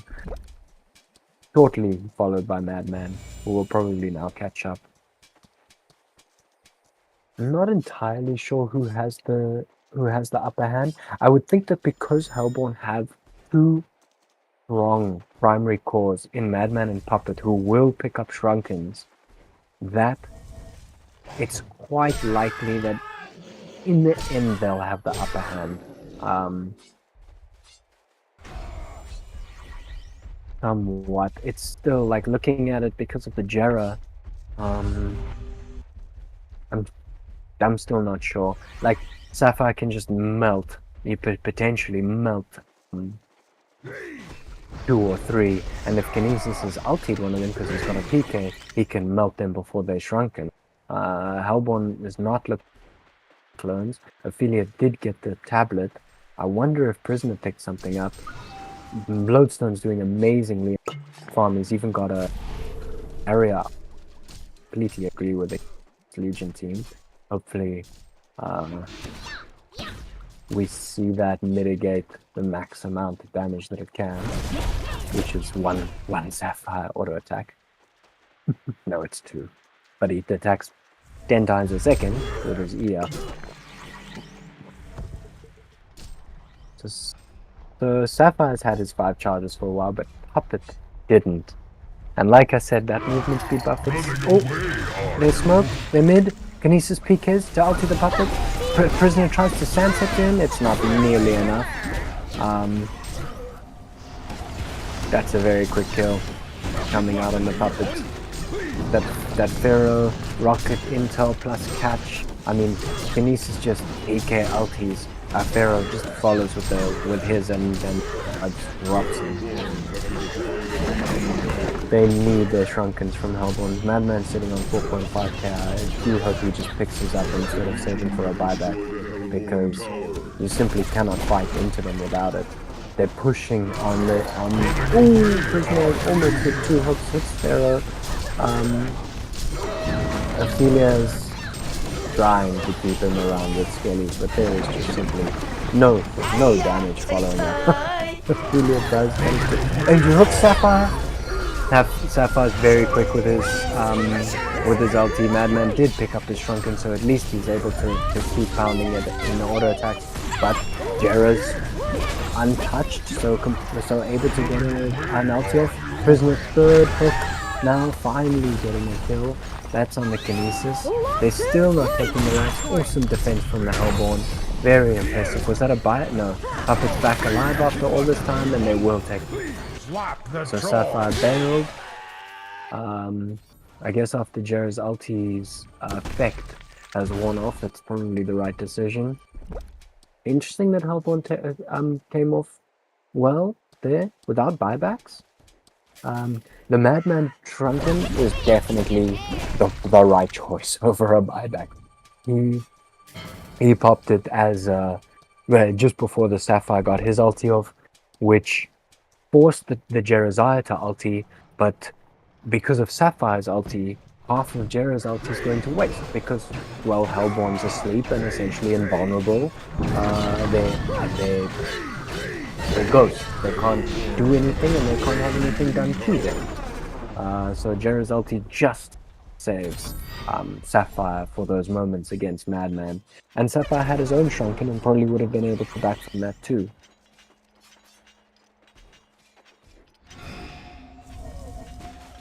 Hellborn are gonna go to Kong. Fair's already rocketing it for that info. And sometimes just knowing that the enemy team have this info, even if they're not intending to do anything, is enough to lose differently. Jera's? Nah, not gonna do anything. He even picks up his own Shrunken, so even with that Sand Scepter that can remove his shield, he'll still have his own Shrunken. He can even save the Sapphire if he's ever caught. Oh, they're finding the Madman PK. Ulti from Kinesis. Madman does get his ulti off. Pearl tried with his own PK. Madman has to run, I guess, because of Jera's ulti. Prisoner manages to hook 3 into his ulti. Sapphire's ult does not save them. They pick off the Sapphire and company and Farah and Jera. What a huge fight from Hellborn. That prisoner hook hit 3. The ulti procced on 2 despite Sapphire ulting. That was so huge. Prisoner's asleep and yet his ulti is hitting 2. Oh, I wish I'd caught more properly of that fight. I wonder if Lodestone's ulti hit multiple. I guess it must have, and probably barrier it straight afterwards, saving his team. Trying to collapse desperately on Madman, but with his Shrunken, it means that, well, Sapphire can't do much. They honestly almost just need to disengage. Hellborn only have 2 Shrunkens and a small window to properly fight. What happened was Kinesis PK ulti the Madman, and Pearl weirdly followed by PKing behind and trying to throw him, maybe not weird, but ambitious, throw him further towards his own team for them to do as much damage as they could, as quickly as they could. If Sapphire was in position for a stun, maybe that would have been a dead start the fight and it would have all been very or for Pharaoh to catch, but it wasn't the case. It seemed almost as if Pearl's W disjointed him from the Kinesis ult, like brought him down prematurely, and Madman just shrunk and then just started pounding in attack. He's also almost sitting at 5. I wonder what we'll see. Oh, token on Puppet.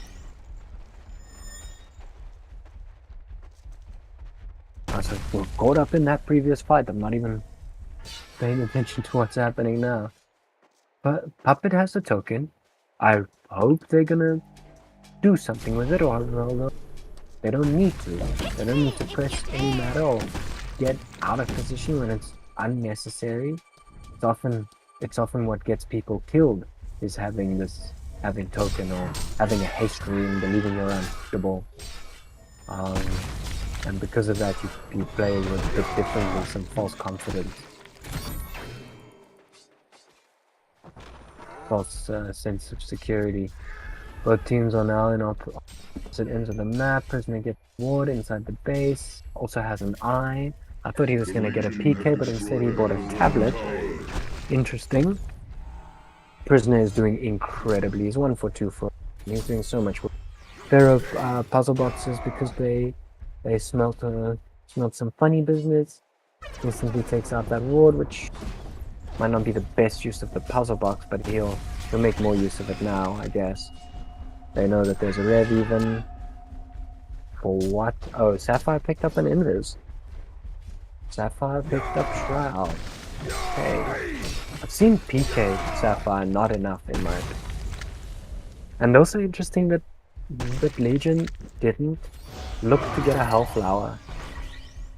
Prisoner tablets, looking to the a Pharaoh's ult, Lothran's ulting, huge collapse. Jerry's ideas get his ulti off. Sapphire was lost in his crystal. Ophelia took it out with his minions. Jerry's eyes just gonna die. Kinesis PK's the ulti, the puppet, he's still got a token. Sapphire ult, but he does have his W up now. Hopefully he'll look to kill the madman. Oh, that damage. Takes out. What? The token must have just expired that moment. Down goes Puppet, down goes Madman. Pearl's RT saves Sapphire for the time being. Pearl jumped in and healed and fight from Legion. And just as I said about the sort of false confidence about token, Puppet in a way was probably even either just desperately trying to get out, and when he realized he couldn't, he's like, please kill me now. Just imagine if MTS was big-brained enough to be watching that token timer, ulting and just waiting like, and I'm not gonna kill him until that token's finished. That must have been like a picture-perfect timing of that token finish. They are actually gonna push rack. I don't believe it. That was that play was amazing from Legion. I thought Hellborn even did so well to take the crystal out to initiate. Prisoner hit hooks again. Glowstone picks up a bomb and still has a buyback. He's up in 2 seconds.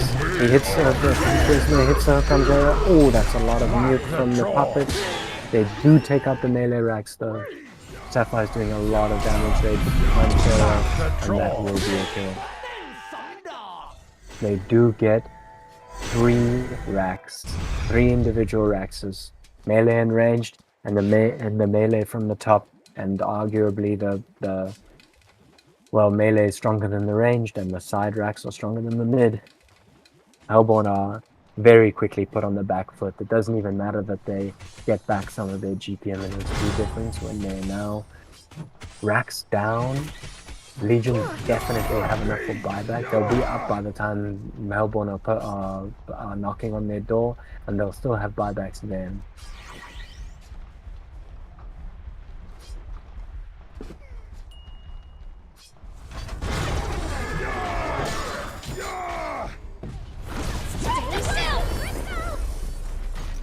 So Sapphire delays the play by ulting, and Madman just instantly shrunkens as he comes out. No time for Sapphire to stun him. I think there might be. I'm not sure. Shrunken should be faster. He obviously ulties for the timing for Jared to come back, but Jared is now out of buybacks. I guess he brought back last fight for the hold. I missed that. That must have been a big reason why they were able to perform the way they did. The fights are quite chaotic, actually. Almost thinking that Cleaver would have been better on the Madman, but it's 4. He knows what he's doing. Both Prisoner and done very well this. in my opinion. Very, very well. And Kinesis too. Very crucial timing catches. Oh, mid, huge start. Kinesis PK ulti on the Madman. Madman still doesn't have Shrunken. Doesn't have buyback either. Jero's just running him down. Very good tap from Ophelia. Sansek and Tablet. They killed Puppet. Puppet does have buyback, but no Shrunken. I don't even know what hurt him so. Must have just popped the Shrunken late with the Sapphire W. Madman stuck in here with Pharaoh. You're not stuck in here. I'm not stuck in here with you. You're stuck in here with me. He kills Pharaoh. He doesn't care about the Barbed Armor. They're pacing out 2 dusts simultaneously to catch the Kinesis, but Sapphire's waiting on the sidelines. That W just melted Puppets. And now he even finds Madman. Oh, it's all falling up. They even get the eye back. And Sapphire ultis for an Ophelia who's TPing out. Completely unnecessary. A quad kill for Sapphire. This is why they were banning Sapphire from him in the other. The hero is strong, and it's just such a comfort pick for MTS. Really proving himself on this hero. Very impressive performance. Sitting with 6k, like Puppet has no buyback, Madman has. I don't know why Hellborn is not conceding, but I respect them for not. Lotron going for the Hail Mary. Almost got the stun on the Sapphire before they're just manning up on the Sapphire, and it's not enough. I could have sworn Prisoner's ulti got disjointed or this dispelled. Anyway, very, very well played from Legion. Honestly, I think that push from Hellborn on Sapphire buys do bring in the post game. Very, very well played from Legion, and super impressive. Sapphire ended on a 10 for 2 for 12. And Jeremiah did well as well, and their supporting cast between Kinesis, Pearl, and Pharaoh just made for a incredible synergy of potential, and they executed that potential very well. We'll go on a quick break before the second round. Hopefully, we can see a awesome return performance from Top Green Cac. So then we'll even see a third game, because these two are battling it out, and it's a battle of the Titans indeed. We'll be right back.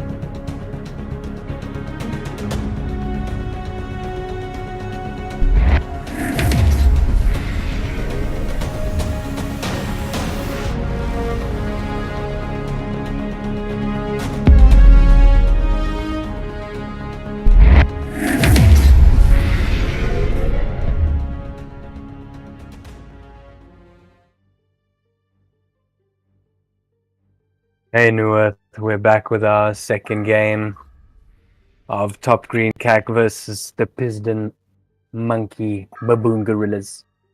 The first game was a hella go from both teams, which ended up in Piston and his monkey clan finally outshining and collapsing on Hellborn for a swift defeat. Hopefully we see just as good of a game, and then even in the second one we are already seeing the Sapphire ban coming out, which we all know why. Drunken Master because it's painful, Devourer because there's Sunk Bob, Moon Queen because there's Dummy. These are all obviously very strong heroes in their own right. But we also have a lot of respect for people who optimize their relationships and synergies with heroes and their playstyle. Engineer. So Puppet Master and Bushwhack also banned, and the first pick coming out is NG. So we'll probably see a Flux pick from Hellborn, just to prevent Legion from having the combo.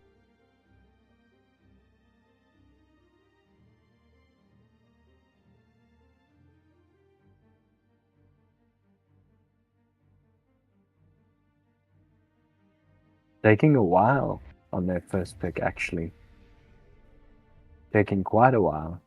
I wonder what they'll go for. Okay, we see the Flux come out. I mean, it's a reliable and strong pick in its own right. There's multiple reasons why we'll see it come. And then Pearl. Oh god.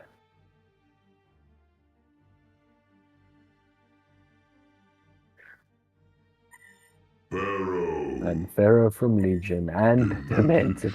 It's like we'll see a handful of heroes over and over. Hands and in different combinations and in different lanes.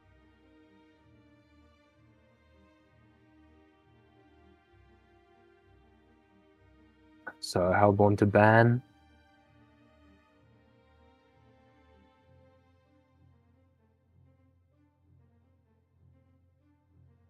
What are we gonna have here?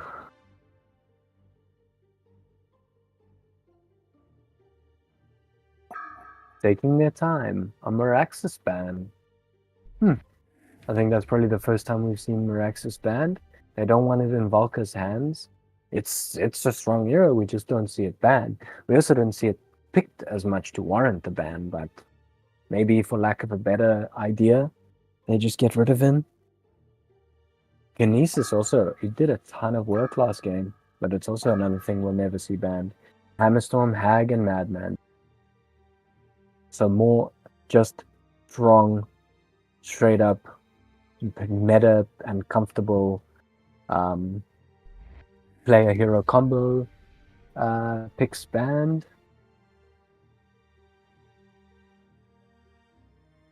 Madman, I think, struggled last the Jarazar, and we haven't seen the Jara ban. And it was a big deal last game. Even if they've got counters for the ulti, even if they have a disruption / re-engagement potential or reset potential, it's still just the fact that you have to reset and gives the enemy the window to formulate their own response and reset themselves. Armadon banned, I'm not unhappy about at all.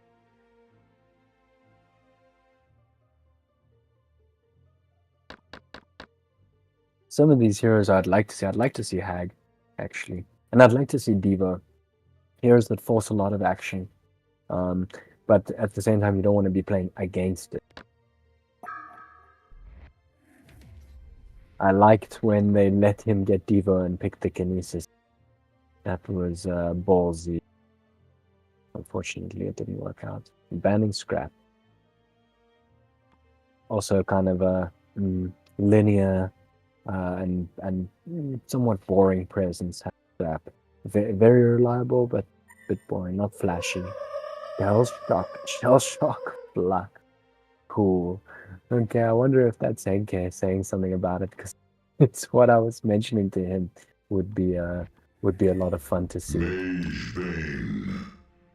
And the Mage Bane.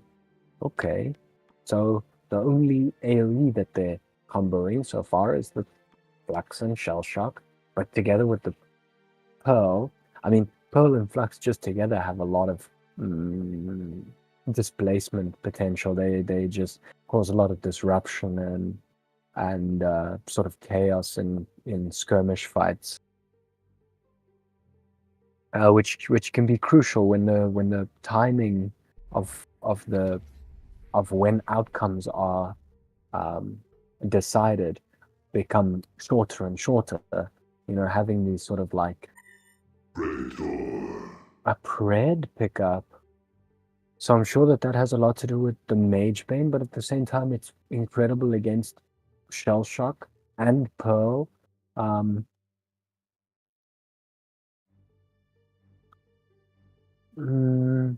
Yeah, Flux is pretty good against Pred, actually. I mean, you can always kind of just still be moving him around, but this Pred no doubt will pick up the Elder and just start pounding away on people. Also, that his Q is now restrained, so it will keep Mage Bane from blinking for 2 seconds, I believe, 3 seconds. His Q is Venomous Leap.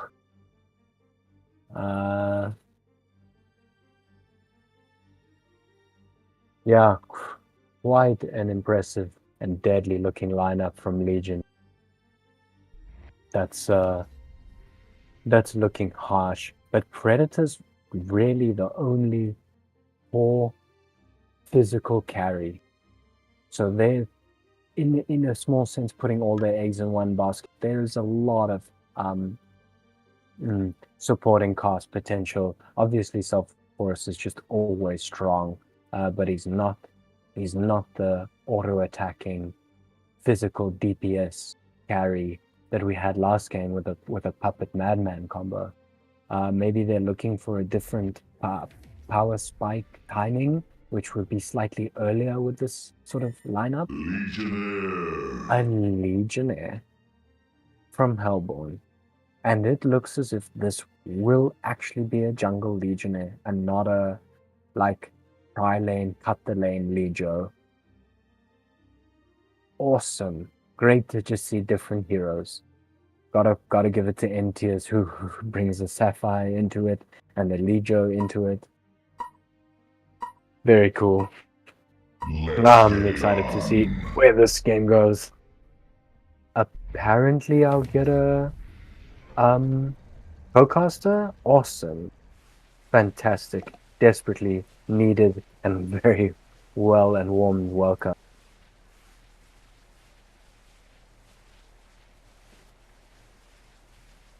I guess Puppet's joining me to cast. Awesome.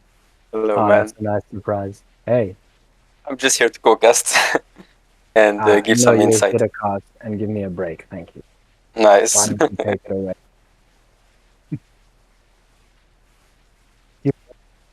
Yes, I am. Insight. Okay, so we have...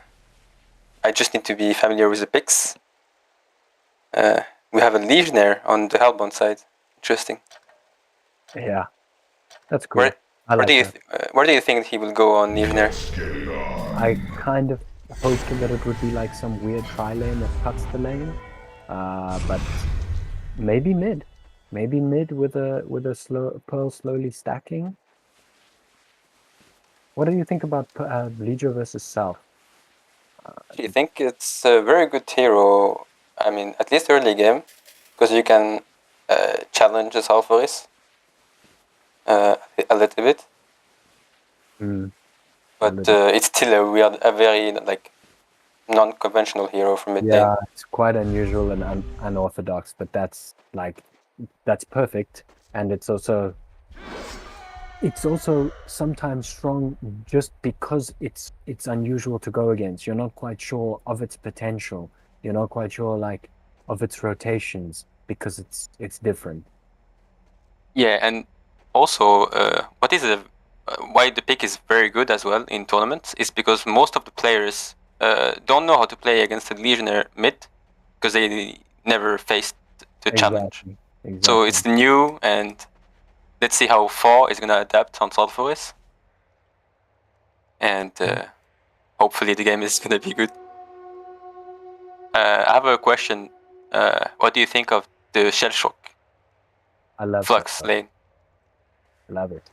I love it. Except for the Predator counter pick. Yes. That's a bollock. That's like playing it against the Swiftblade. Like you've got awesome guns and this person's just immune to bullets. It's unfair.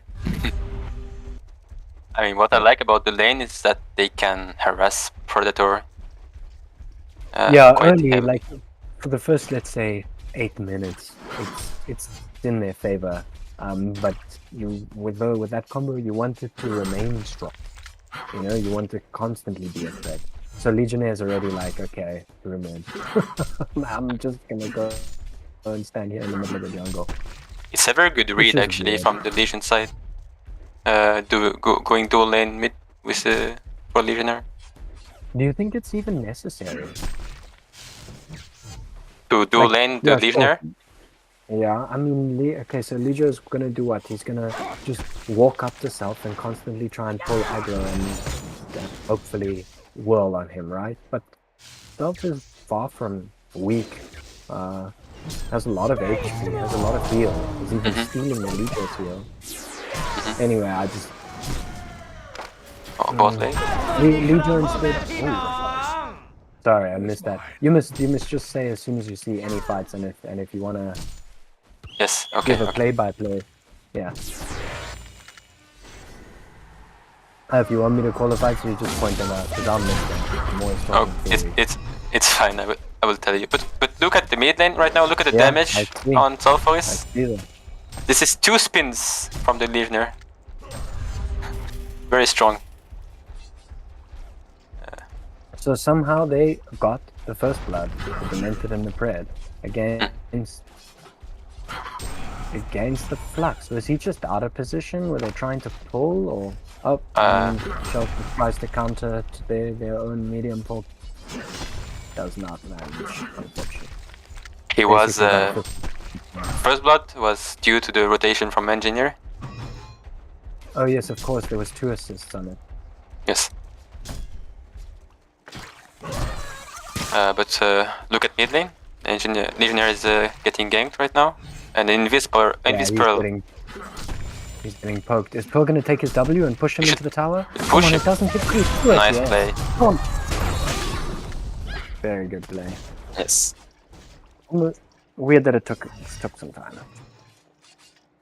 That's quite interesting that Pearl's W just only affects heroes. You know, if it affected creeps, then he might not have died. Oh, he would have, because after the taunt, then it means the tower would attack. In fact, if it did blow the creeps, it would even make him proc his world more. He's already taking triple. Oh yeah.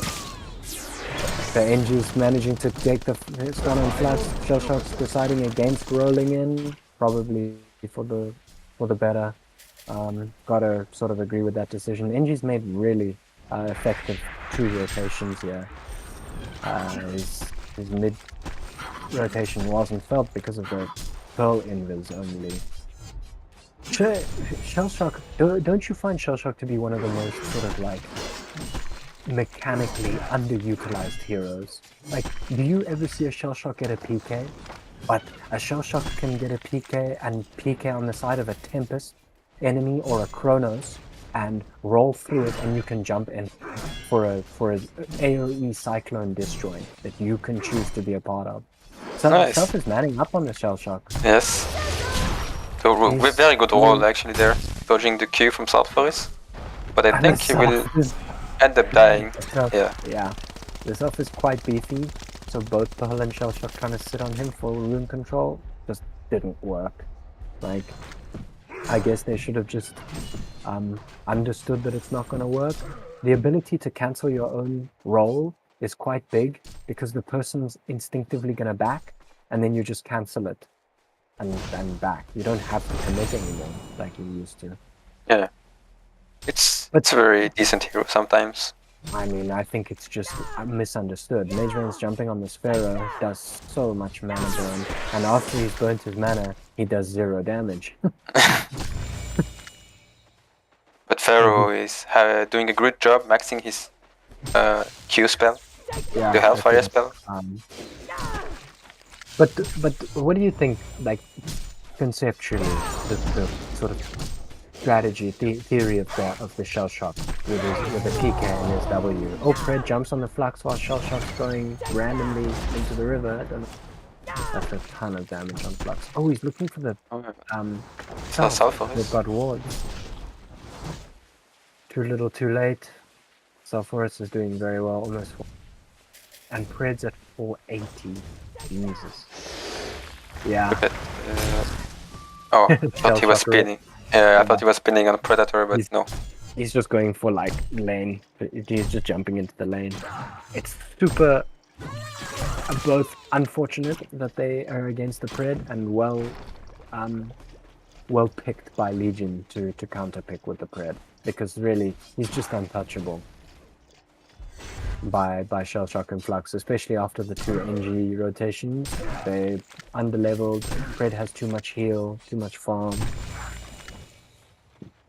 They can't touch him.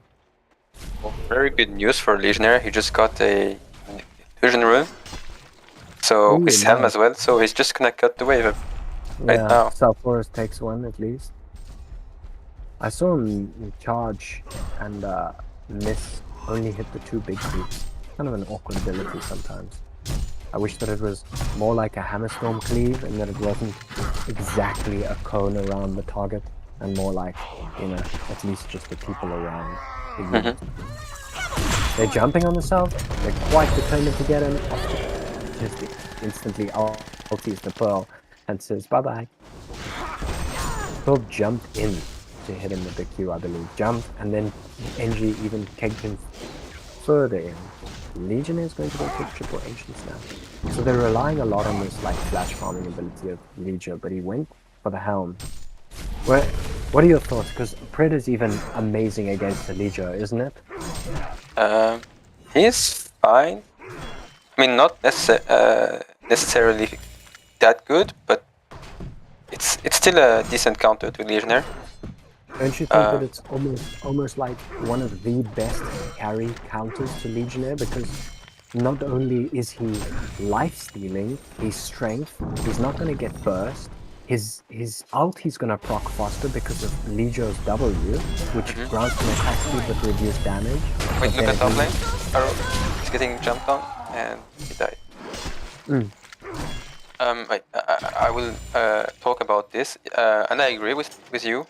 Predator is good, but it depends on the timing. Late game, it's very good, but if Legionnaire manage to outfarm him, like we have seen right now, he can have his timing. Flux and Shell Shock smoke behind mid tower. I guess they're looking for self, but like without Flux and Shell Shock are level 4 and 5. I don't know who they're hoping to kill. Maybe they're hoping to find a South Forest who's low HP and jungling, but that's late. These 2 wards on the bot rune are almost right on top of each other. Everyone knows that South has invis. Oh, he's going in. And they're also rolling. Oh, but they're choosing to go on NG. Yeah, I agree with that. I wonder if NG had manifest. And I think Shell Shock is dead. South Forest is 1 man versus 4, and they're like backing just because they know they have to commit way too much to killing him. So they'd rather just sacrifice the Shell Shock rather than the compromised position. Really curious. Ultis Legion and Pharaoh ultis in to follow. I think the Legion are clear, wise to quickly disengage from this after the quick response from Hellborn. Yeah, and that just ends up in a Pharaoh kill. But Legion rotate 5 people while Predator free farms and push bottom tower freely. Kind of uncharacteristic for Dummy to take the last hit on the tower, but I guess he's on his timing for Thunderclaw, so it's excusable.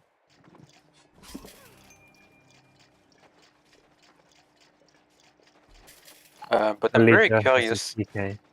Oh, nice. I'm very curious how the mid game is gonna go for the Legion side.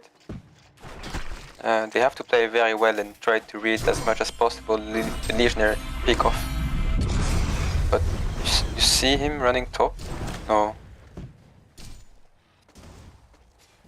Okay, he's gonna attack the Ancients and take them. Wait, what? Okay, never mind, he's not. He wants to take them, but he's going back to the jungle, which was a good decision. Yeah. They have vision of it. Maybe they'll hope to cap Legionnaire. Oh, mid initiation. Legionnaire jumps in on the NG. Not even going to be able to take the kill. Pearl LP just a bit too late to save him. The NG out counters and Self-Force melts both Legionnaire and Shellshock's actually gonna try and stun him. That's super ambitious, bro. I don't know like what it is. We're gonna see an annihilation here. Yeah, four finally goes down. Okay. That's the least they could get. And Pred even finishes off the genocide to avenge the Self-Forest. He says, don't worry, I got your annihilation.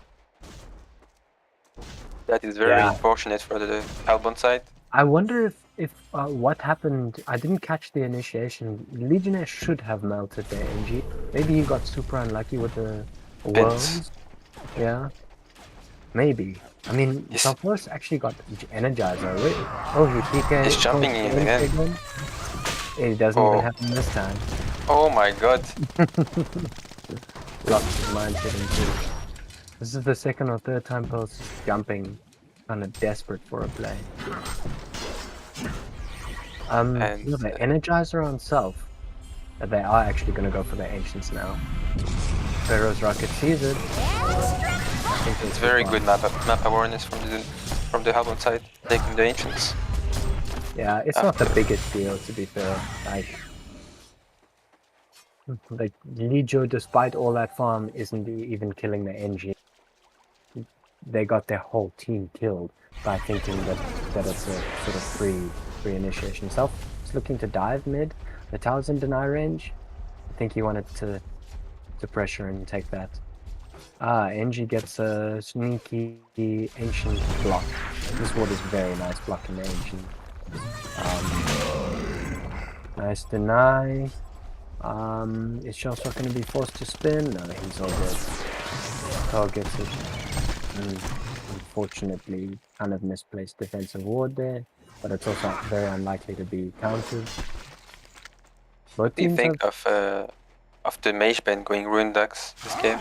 He's probably going Rune Dax, right? Yeah, definitely. I didn't see that. I don't know, to be honest. I think I like it more than Thunderclaw. Not as much as Mach. They're jumping the Legion here, the Mage Bane. I know, I don't know why though. Okay. What are they hoping to happen there? Even if Pharaoh's in range to ulti, like what's happening there? Predator's taking out Triple X, he's almost at Hyper Crown. This Predator's gonna be out of control. And that's exactly I think why Self went Energizer. What? Do you think that Self-Force is saving for Mach? And if so, why the hell do you think he's doing it? I mean, I guess he wants a second core, because right now they are playing against two cores. Two very farmed cores. The Mage Bane and the Legionnaire. They're not that farmed. Mage Bane's a 380. No, I'm with you and I get it, but can Self-Force not be a core without a Mach? I mean, he can still be a core, but he's not going Mach this game, so what happened? Oh, what did he get? And Legionnaire bot. Legionnaire jumping to the Engineer. And... Fred took no damage. They took out Engine. Fred finishes Hyper Crown. They're chasing after Pharaoh. Shell Shock rolls, but Flux doesn't jump in. It takes some getting used to this synergy and chemistry and sort of like cooperation. This is the fourth time Newerth is jumping to the engineer and gets picked off right afterwards. Yeah, you're right. I guess it's because he's used to seeing it as a free kill. Like, you know, you're this insanely farmed Legio, you should be able to kill them, but if you only catch them on 2 creeps, you're relying on some RNG to spin. NG then has his keg and ulti and burst to stop it. Look at this Fred. Pretty brave on bot. He's not scared. Yeah, still got his W, still got the Dementor behind He has him. the Dementor behind him, yes. Look at And, this. He doesn't even use his W. and I think he got a kill here. Yeah, definitely. Oh, shame. He didn't even get a Toxin Claw. This Fred. He doesn't W for the Shell Shock roll? I think it was a cooldown. Look at mid lane. Pharaoh wants to... Now Never Legio mind. can catch him with some creeps? No. Probably wise, I mean... Full of armor. Whenever he jumps, it seems to be a bad decision. NG is getting gone on by Mage Bane. So someone can kill this NG at least. But it took an ulti. Triple stack. Predator Edge. might be in trouble here if he stays there. And your thoughts on the Cleaver? I mean, I guess it's fine. If you think you can farm with Mage Bane, I guess it's fine. But his The farming attack speed item. is like 1 a second. What? So bad. I said his attack speed. It's like 1 a second. It's awful. Yeah, I know, but... I mean, it's still... I don't think it changed a lot. All the items are the same on Mage Bane. Like, all the farming items are the same. Walk, bones.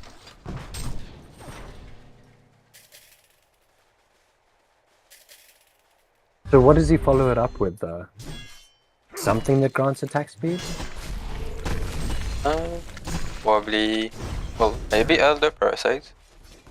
Nah, but he won't get that. What would you get? Would you get Mock or not because of Predator? It's not On Mage Bane? Yeah. It's a very tough game for Mage Bane, to be honest. Yeah, it is. Look at Can... Pred. Yeah. Pred has this Talisman, Hyper Crown, Ice Brand. It's 17 minutes. He's got it. I expect him to go for Basher late game, demonic maybe, on Mage Bane against the Predator, but it's still a very tough match. Yeah. Gondor has been slain. So as Pharaoh here, do you rocket Kong with a chance of sniping it? Oh, he does actually. Yes, having token this early in the game is not Yeah. that impactful. Kong buff is better, right? Yeah, Yeah, I agree.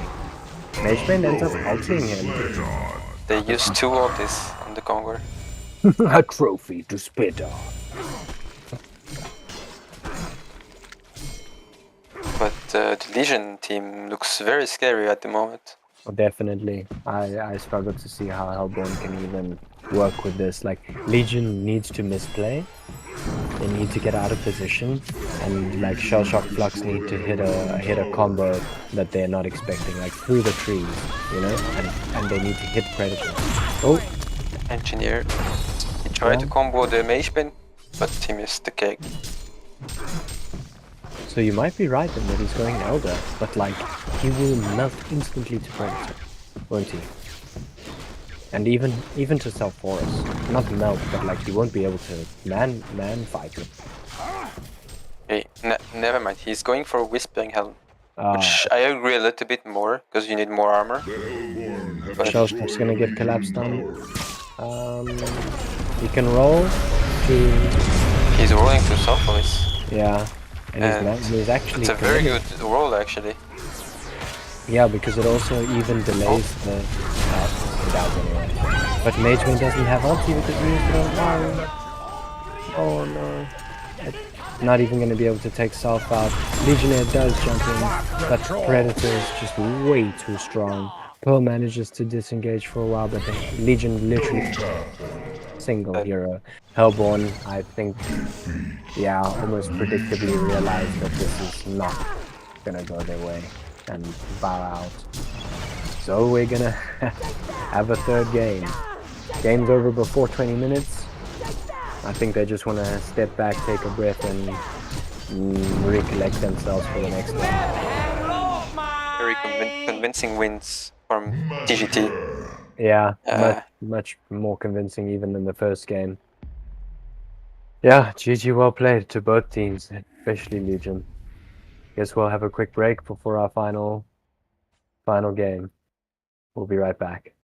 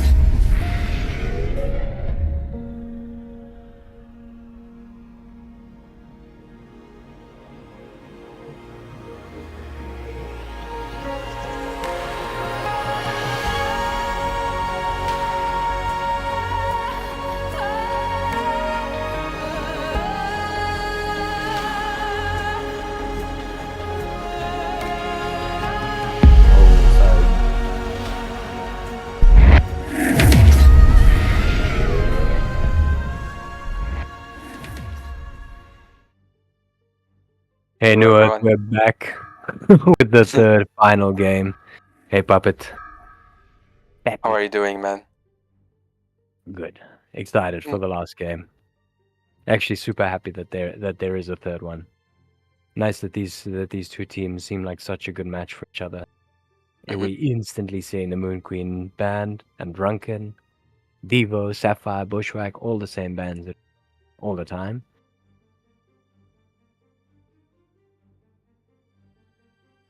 What's like an underrated pick that you would then see banned? Like if someone had a comfort pick, let's say Taro, who's sort of one of these glass cannon, high potential, almost high risk, high reward carries that can either nuke two people or sort of just get collapsed on and destroyed quickly. Like Clanks, we don't see Clanks anymore. We never see Kronos. We barely see Gemini. What's with the meta? Why don't we see that? I would disagree with Gemini. We see him plenty of time, but Yeah, the rest are. The thing about the meta right now is that we need wave clearer, and Chronos is not. Mm-hmm. Tarot is not. So Pred isn't. yeah, Pred isn't, Pred isn't. but he's a very strong laner. But Clanks kind of is, right? Yeah, I agree. With high mobility, high nuke, high everything, except for the fact that he's quite focused on magic. Like the hero's insanely strong. I know that he saw some nerfs, but Clanks was an S tier pick for a while, and I don't think that the nerfs warrant never seeing him anymore. He can also clear waves. Oh, no, I agree with you. He can, but I think teams right now are too scared to like change their picks. Yeah, true. For something riskier, but we saw a Legionnaire last game, so yes. I think I have. Yeah, Legio is almost like a little bit of a like a pocket pick, like a bit of a surprise factor. Clanks wouldn't be, but it would definitely be, as you were saying earlier, like meta, and therefore some things would be unknown about it. A Pharaoh, for example, ulting him only for just fly away, while the Pharaoh might think, oh, but it should have been disabled. Anyway, we'll talk about the picks. It's always funny that like the NG pick always results in the instant flux pick because the combo is so strong. Yes. Like, neither of them get banned, but both of them will always get picked. That sort of stuff interests me. I've never been drafting, so I just like if something's always picked, then I would foresee it sometimes being banned, but yet we don't see the NG or the flux ban much. It's because either of these heroes are like okay to play against. It's not manageable. Manageable. They're still strong, but they can manage them. But then we see the madman, the prisoner. I wonder if they're picking prisoner so that Sunkbob doesn't get him.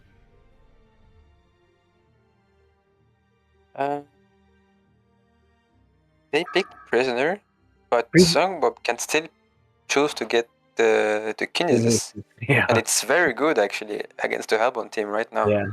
Yeah, it is. The Madman Stalk on Kinesis is delicious.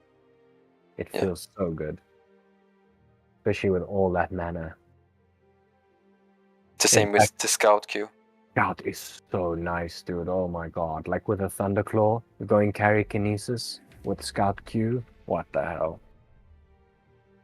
What do you think of the Legion bans right now? What did they? Oh, oh yeah, Legion bans. Okay, Hag, they've been banned.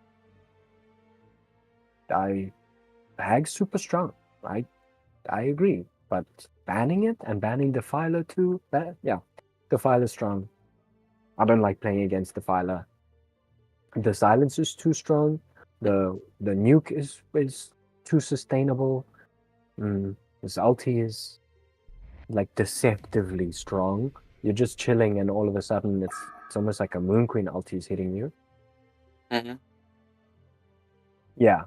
So, and also it's a linear hero. Like I just like stunners and playmakers. heroes that pick up PK. I like offensive plays. I don't like passive or linear or like static. Defile is quite a static type of hero. But the rally ban is yeah. Sorry, carry on.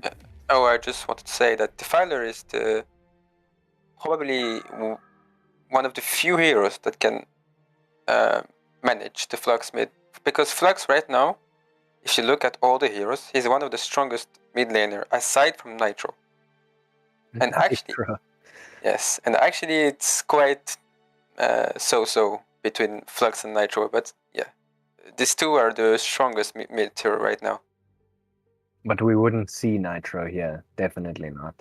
No, don't think. It's a very risky hero. Why do you think Flux is so strong? I mean, just because of his sort of his static stat and stat gain. Like he can't be touched because he's strength and ranged, or his strengths, but also what makes Flux very annoying to play against is the ultimate. So against split pushers, if you plan to split push against the Flux, it's very tough. Yeah, It's interesting we don't see like the sort of next level plays when you have the split pushes, and then you just have like this Flux that's not even a core that just gets a PK and waits to PK cancel TPs. Yeah. You know, or the Sapphire that's not a core with a PK, just like PK ulti, you just cancel all the TPs, you know, and force some weird undesired engagement from the enemy. A Pebbles pickup and a Prisoner, the Forsaken instead of the Moon Queen because it's banned, and Dummy on Forsaken is strong. It's like the perfect balance of aggressiveness and kill potential and farming. He doesn't AFK farm. He'll like almost always look for the kills when he can. In fact, I prefer his Forsaken to his Moon Queen, if I'm honest. So I'm really looking forward to this game. And Empath, another one that we don't see a lot. So Hellborn is looking all in on their Madman, it like. What I like about the Hellborn draft is that Madman is very good against Flux. You can once you have your Shrunken, you can just man up, and especially with the Empath, Madman will do 200 damage late game. So yeah, it's a very good pick. I still don't know how they lane this. On the Hellborn side, I wish I would. My wish is to see the Empath mid with the Pebbles. Let's get it on. Empath mid with Pebbles. Yeah, I can see it. You don't think like Prisoner will be sitting mid with Pebbles, Empath top? I mean, if they're to dual lane, oh, I guess no. Sorry, NG, obviously NG is not going to suicide. Oh, but that's very interesting because now it's a core Prisoner. It's a core Prisoner going Hatchet. Yeah. So, yeah. and it's actually not even bad. Damn, I like that. Well done by Andro for TPing in and getting this ward down. Did both teams TP in? Yes. Oh, what the hell? I missed. Did they not see each other somehow? The Legion definitely see them right now. Yes. The Hellborn. I meant when they were warding. The Hellborn sees them now. The ward spots them. Yeah. Okay. Yeah, Forsaken. This doesn't look good for Forsaken. It depends on the wall off. But and hooks. Empath's stun from his Q is quite long. Oh, and there's this cool change to Empath that you can heal teammates. Oh. Look, that's very unfortunate. They placed their reward, but it's barely out of the range. Oh yeah. In fact, if they'd placed it like just on the edge of the camp, with the foresight of the camp potentially being blocked, Holy shit! You see, it's out of range just Look of at both the walls. Legion, man. Look at the Legion level. It's also barely out of range. Exactly. Oh my god. It That's almost killed both of them. To be fair, they wouldn't have seen the uphill one, but like the bottom one, they would have seen if it was a little bit lower. Anyway, Andrew's even using his W for some info, so they lack the Andro stun at the moment. Interesting. I feel like even with the Demented Q, Andro Q, and Forsaken Q, that they've got kill potential. Prisoner Oh, goes missed. for the early hook. I like that. I like that he's just instantly going for the hooks. Prisoner is one of those weird. He's the only hooker that like the hook's only gonna catch it on the way back. Both Dev and Gaunt catch the hook and then it comes back instantly. So Prisoner, it's the easiest to hook at max range. When both others, it's the easiest to hook close range. You know what I mean? It's a bit awkward. Yeah, of course. Empath is seen. Get back Oh, here! look at the Andromeda being... He got hooked, but... Without a stun even. He's got his W. Oh no, he does. I was gonna say, go cancel that mana pot. And look at the rotation from Empath. Yeah, is he But gonna Demented achieve spots him, anything, so... Yeah, Legion knows he's here. yeah, and it doesn't matter that they know, because what the hell is he gonna achieve? It's Where is he porting? Oh, he's porting top. Oh, interesting. Strat pause maybe? They want. I think what Hellborn wants to do is, ensure one lane success. Don't you think that Empath should have stayed bottom? He needs to land one Q on this Forsaken Archer. Forsaken Archer can't walk up to last hit because Empath will just Q him into the most easy hook from Prisoner into then another displacement from NG, or he'll cake him backwards and then he'll even turret him back. And I agree. Yeah, I agree with you. I think Empath should have stayed bot because they also have the pool camp, the medium pool camp available for them. I don't understand why he moved. Do they think that it's like gonna be difficult to kill a Forsaken? I think Prisoner wanted to have more experience, I believe. But kills equal more experience, no? Both Empath and Demented haven't even leveled anything. Like they were waiting for a lane switch. Both of them were waiting for a lane switch, which is weird. Like, Andrew leveled his W first. Demented is waiting. Just weird to me. Anyway, I just see that Empath with a Q level 1 means this Forsaken Archer is a guaranteed stun. What is it? It's 1 second. It's enough. It's enough for the Prisoner to hook him, short of the Andro stunning him beforehand. And NG. Yeah, and that's enough damage. You don't even need the autos. Like between the Q, Prisoner QW, NG QW.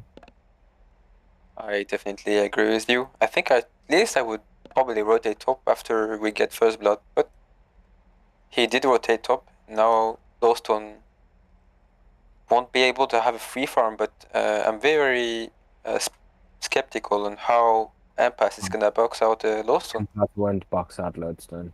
Yeah. He just won't do it. And it's a level 3 Lowstone as well right now. Almost level 3, yeah. Let's get it on.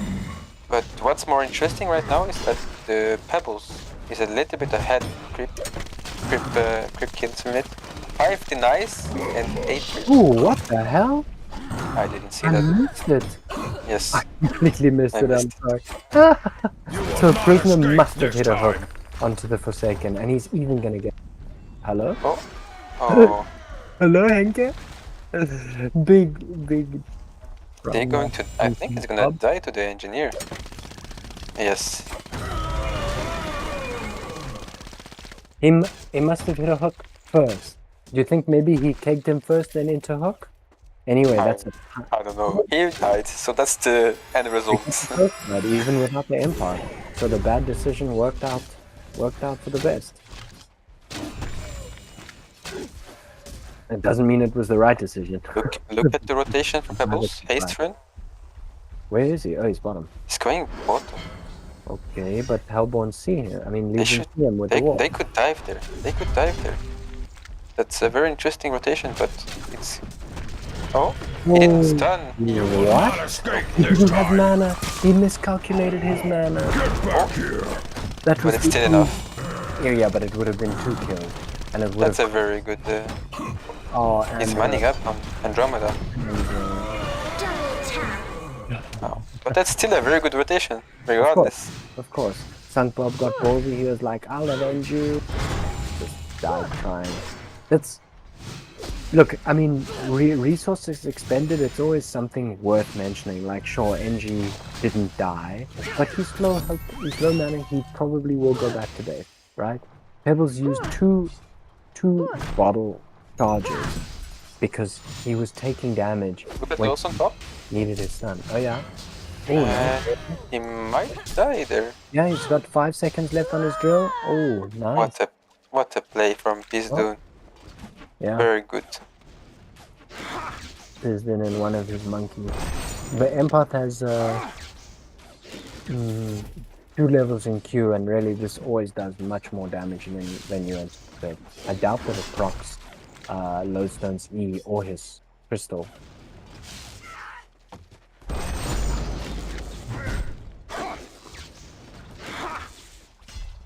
So Pebbles is at 340 versus Flux's 300. The Pebbles rotated, but he was winning mid in creep kills and deny a little bit before. So that's very surprising actually, because I think Flux is still the strongest mid laner, and Pebbles is quite squishy early game. Empath ports bottom again with he pops a mana potion, picks up the invis, and then ports instantly. So he's still invis. This is super impressive from Toast, and I love his aggressive. He's been playing usually I think they just stick him on defensive supports, just to be this like reliable. Oh, Andrew's stunning in, but You will not still escape English. They this definitely time. want Get to. back here. Okay, he uses his skill. Going on different targets. What is Yeah. going on here? But NG's got a 1-1-1 build, so he still had a There's no kill. die though, and also the Empath. And both kills are for the Forsaken, so it definitely comes in favor. It was a slight miscommunication from Melbourne, definitely on their timing. I love Dummy, and I love his momentum in his mindset. When I play with him, he's always just like, if he dies, he's like, okay, apparently I mustn't swear. He swears, and then he gets like super motivated and inspired to just kill. he gets the taste of blood somehow and just wants to turn as soon as he gets killed. It's I like it. I love just I love passionate players. Prisoner goes for a hook, doesn't get it.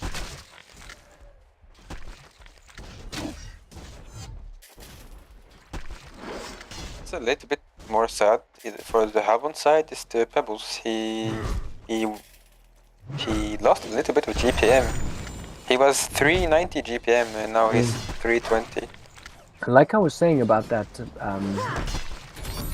rotation, it was actually costly. Like, he used 2 more bottle sips than he should have. They used more time. Oh, Madman pops this regen rule just to get a simple Q off. And Lowstone instantly cancels it. Lowstone Yeah, fall there? Lowstone has no armor and no magic. And his Q's on cooldown for a while. Just hit him in. Oh, that's on Empath. Madman. Is that a good rotation from? Oh, yeah, that's a good. Kind of body blocking. Shame. Look at Pebbles right now. Look at Pebbles. He's going top to kill him. Shame. One apple from Empath would have delayed that enough. Okay, He's quite lucky, but... And the combo? No, don't hit the creep. Okay, no. Good Very job. good. Yeah. Well played from MTS. I'm actually surprised to see him doing so well in a competitive setting. Not like to be harsh. It's just it's not. That's not how I know the player. Yeah, he's new. He's new to the scene. He doesn't play tournament. I've played against him. he's a good player. I just surprised to play poor. In competitive and do well. It's awesome. It's very impressive. Well done to him. Look at the method getting ganked by the support from the HoN side. Is it a kill? That's Yes. on his ass. What do you think about NG maxing his mines?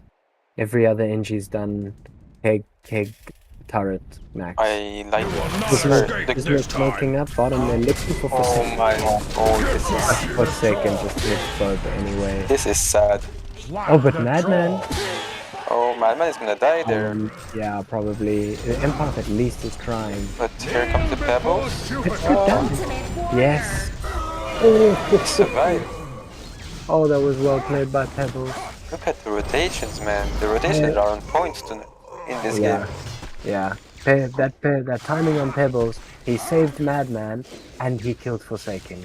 That was very. Look at Flux. He's gonna get hooked into the engine ulti and pulled back again. Cape.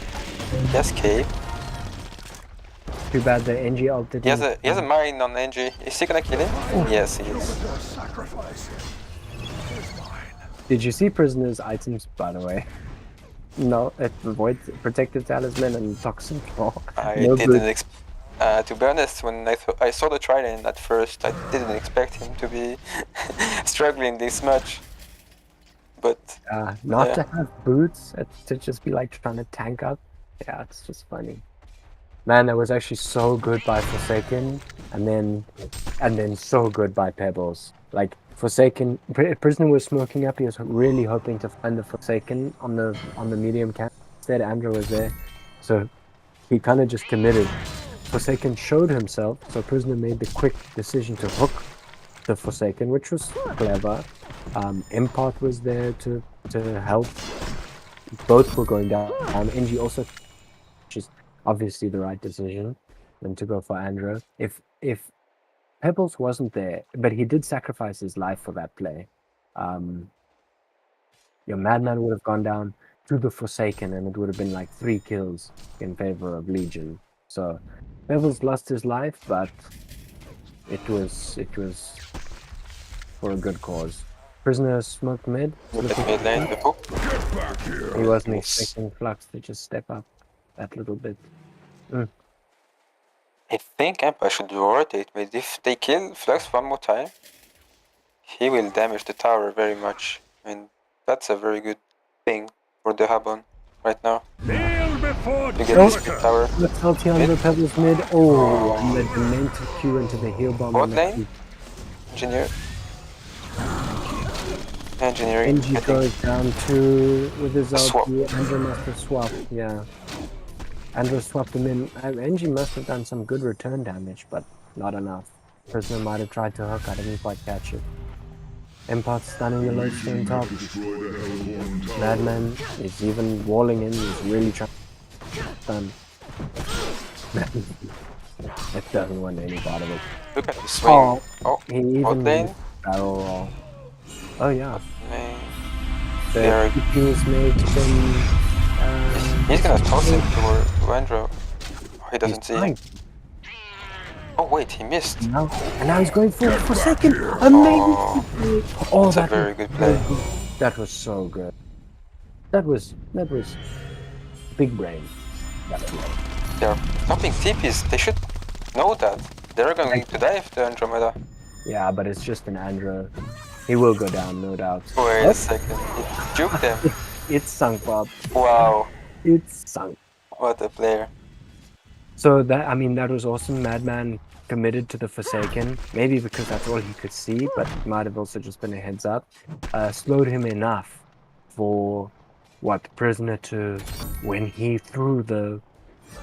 Pebbles threw the Prisoner onto the Andro, to then, like if Andro wasn't running back into vision, Prisoner wouldn't have been able to hook Forsaken. Quite interesting. That play. This kill was very costly for the Legion side. Yeah, but because now their stacks are open, and still 2k ahead. You know. They also have vision on the Flux family right now, so yeah, they do. It could be a very good But Flux is Shit. not committing to the hard camp, so I would think, oh no, somehow he knows. Spidey sense tingling. He knows. How does he know though?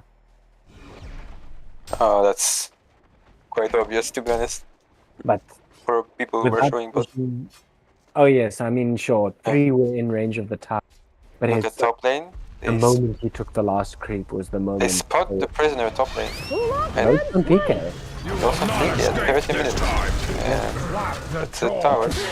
I mean, the funny thing is that there's 5 of them all waiting like, Lodestone, go initiate, bro. It doesn't matter if he's got his PK or not. It doesn't matter who initiates. The prisoner's gonna die. Yeah, that PK on Lodestone, that's pretty big, eh? Does this FA not? is taking the enemy jungle stacks. Yeah, That's tough.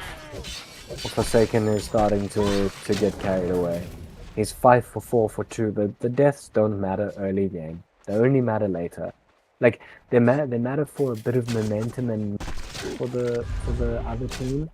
But when you're only dead for like 10 seconds and you're only losing 50 gold, early deaths don't matter for shit. Only late game deaths matter. Smoke from prisoner and engineer. They are hunting the flux here. Yeah, they're gonna get him. Oh, that's a null to use. Yeah, but straight into the cliff. escape this time. Wonder if he can get the ancients to deny him.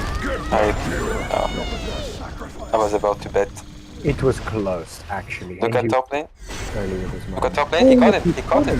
Ow! Oh, that's a very good stun. He had Yeah. vision in the lane. Looks like and the Madman's gonna finish him there. That was very needed for Hellborn. Very, very needed. I mean, to get that kill on the Madman. Yes. That's And like he just got his rune decks as well, so that's the most ideal outcome that they could possibly ask for. Forsaken quite greedy to push the tower and wait for a creeper. If I'm not mistaken, he was even caught on Agi boots. oh yes, but it didn't matter. It's Yeah, probably not. Probably. No, definitely. But still, you know, it's a matter of principle.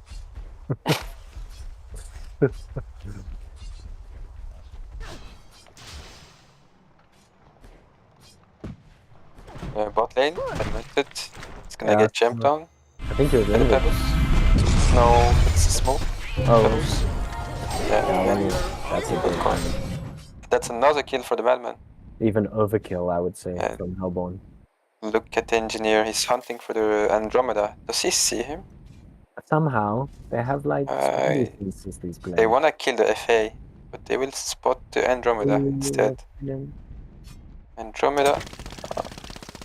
This prisoner is so far from PK, but I'm sure that's like exactly what he needs.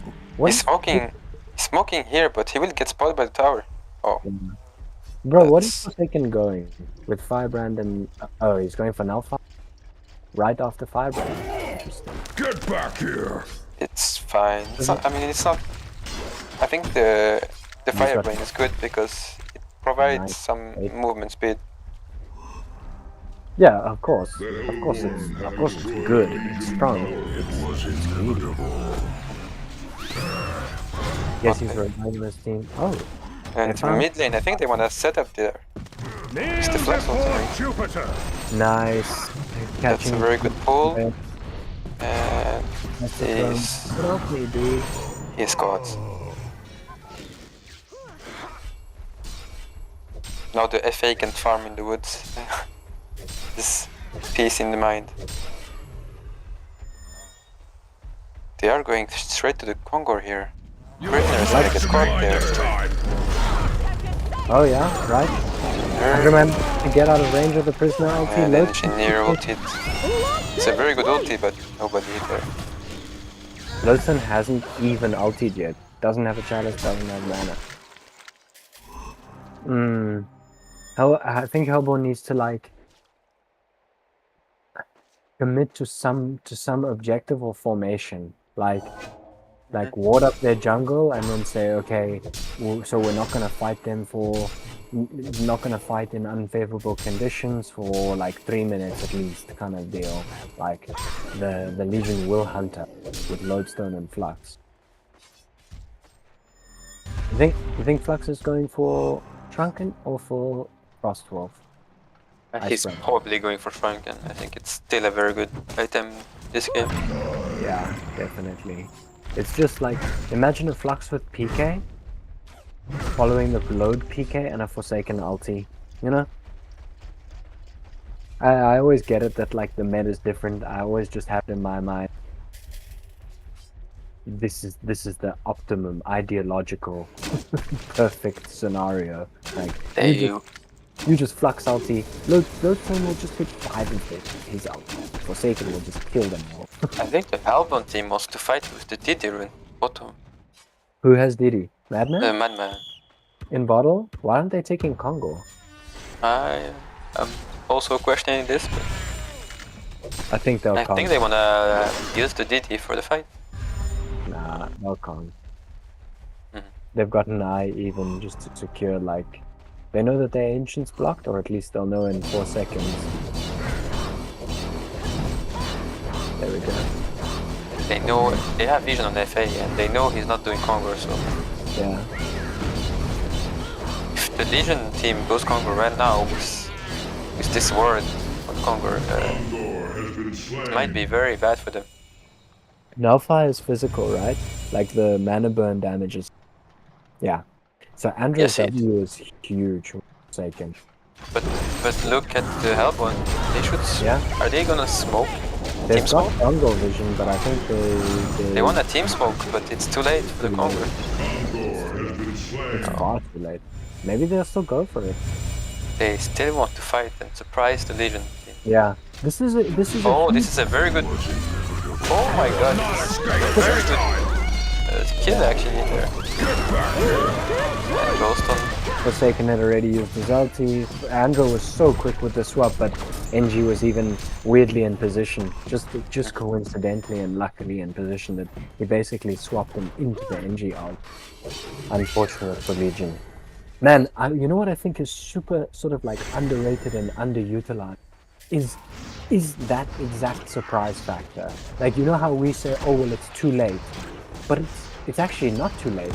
Legion, having taken Kong, think, okay, objective achieved. We're safe now because Hellborn don't want to contest the objective, but actually, by surprising you, you know, they're gonna kill you, and that's their objective, not Kong, just to kill you after you take it. You know? That was a very good call because the Legion had no vision on them.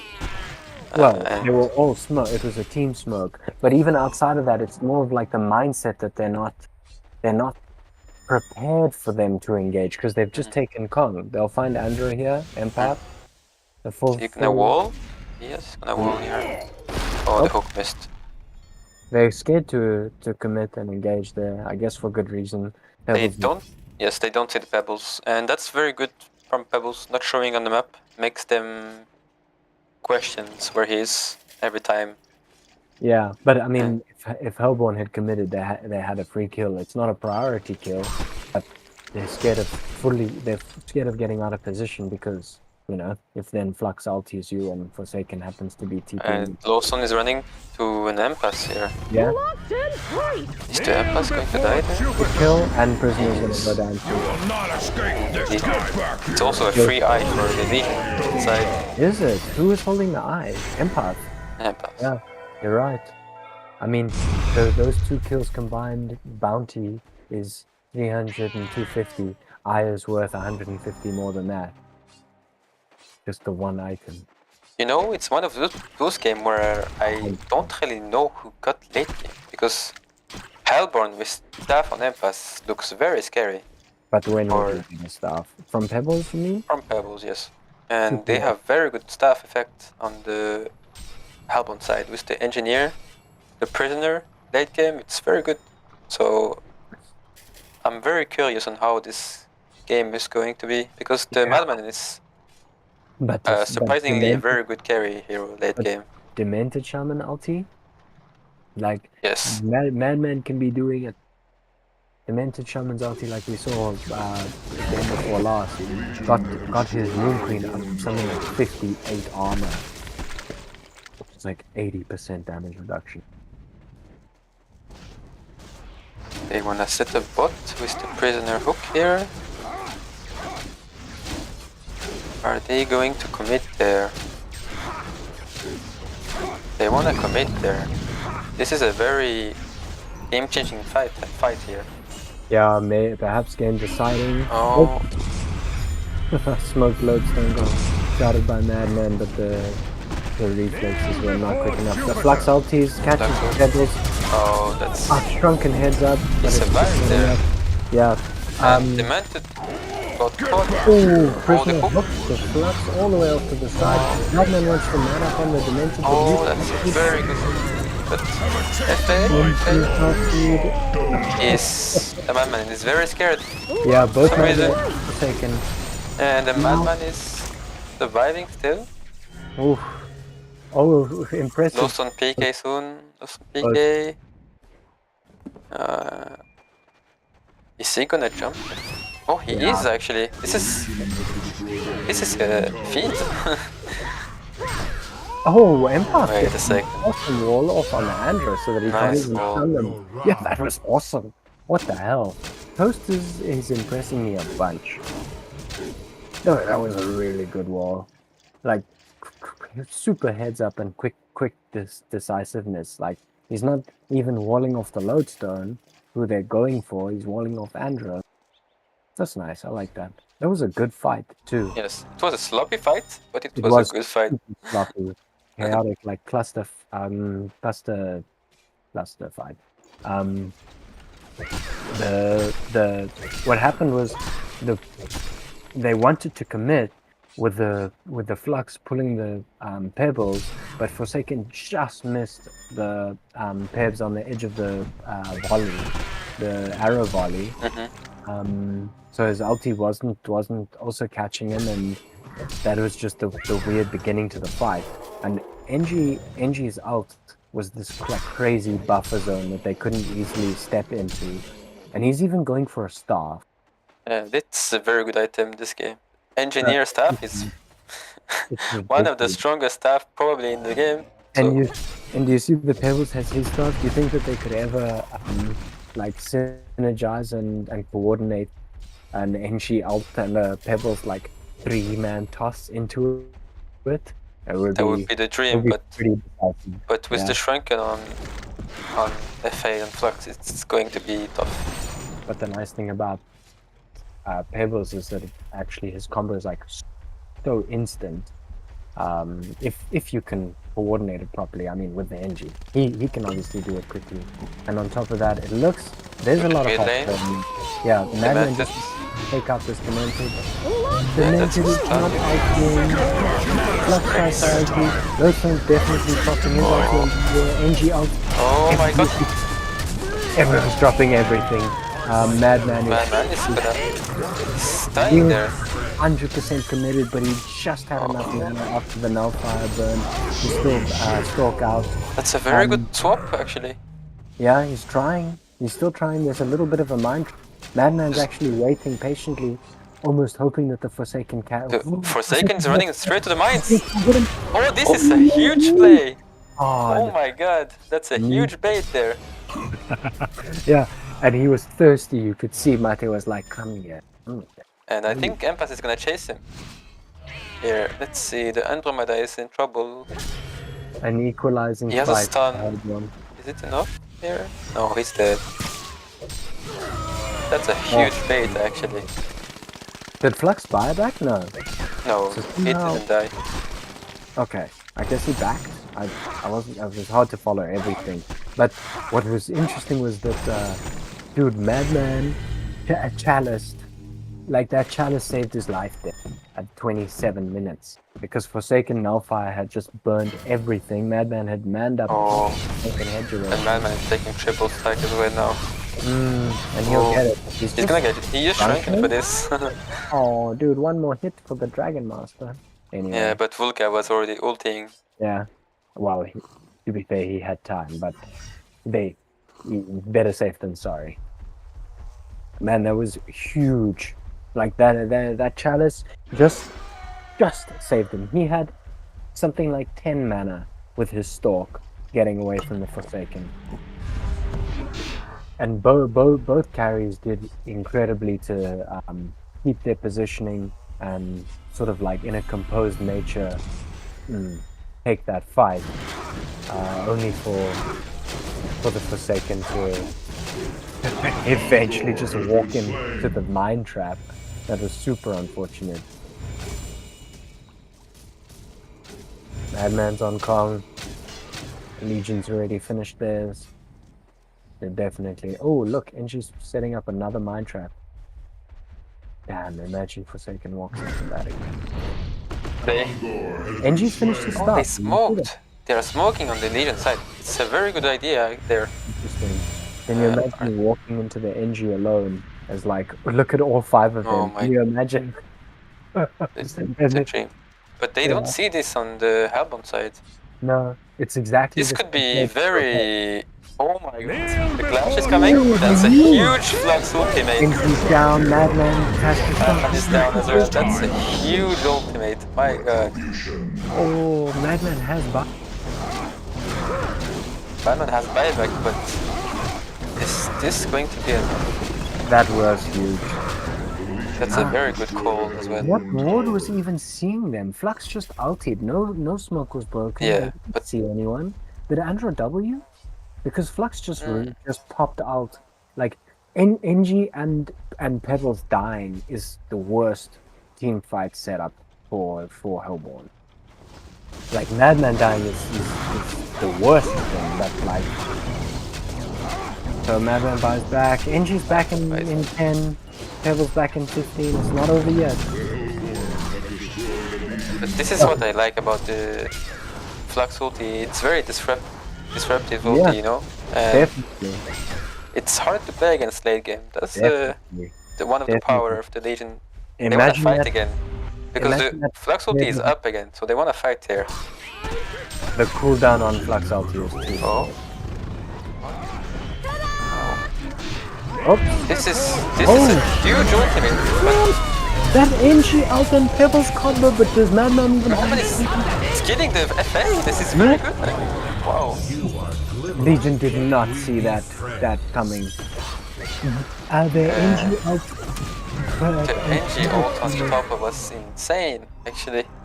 That was massive. That was even hard to keep track of. Like Prisoner was just a single little scapegoat diversion, like anglerfish bait, the tiny little glowing worm that the Legion fell for hard, and then there was that massive collapse. NG's out and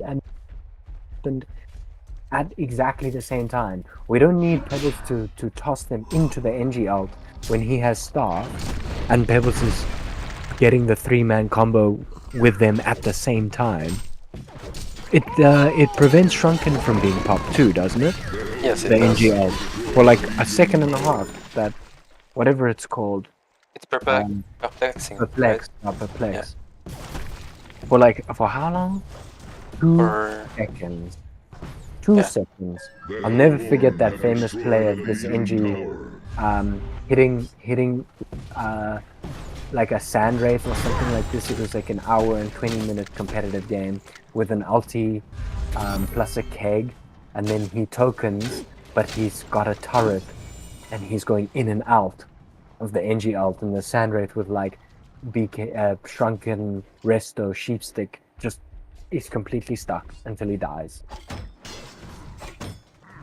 Like you can proc it perfectly as the NG. It's just very hard. Very, very hard. I can't play NG without a Sand Scepter. Interesting about this game is that Prisoner was he was a core. He was supposed to be a core, but now it's the engineer. Kind of. At least he's got a Striders. Yes. He's working on his Energizer. Oh, okay. I think he's going Void. He's got the freaking most systems. Yeah. Oh, Void I agree with, actually. That's good. He's utility now. I hope Pebbles gets a new item because he had staff for at least 10 minutes ago. The Legion have Yeah, destroyed true. a I mean, Hellborn what tower. Pebbles you say? Yes, Pebbles. Well, he got his souls. Yeah. He could get. Yeah. Why doesn't he upgrade stuff for Empire? What do you think about Madman stuff? It's unusual. It's a staff people don't expect to play against. Yeah, it's not good. It's not great, but it's not bad. Yeah, sometimes it's not bad. Yes. It's not bad. It's not bad. Put a Doombringer on the Madman. Let's at the look start. again. The 5-man smoke from the Legion Oh yeah. walking through and the they mines, walk but he got caught there. No, why is not?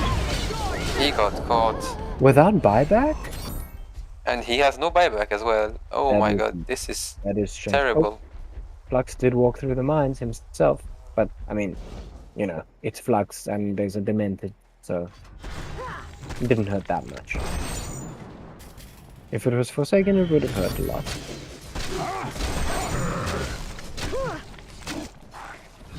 Okay, I hope the Legion doesn't get the DD rune. Look at Pebbles, he smoked to cut the wave. Do you think that's all he wants to do is cut it? I believe so. Because this is, you know, earlier when I was saying, yeah, you're right, when I was saying about the sort of surprise factor. In my opinion, the best time to initiate is not when they're pushing racks, but before they push them. Like, they're expecting to get gone on here. So go on them before they're expecting it. They were running up as 4. Imagine the Pebbles combo into the NG. I mean, of course they don't want to because Madman. Yeah. Oh, okay, they 10. almost caught Pebbles, but he PK'd away.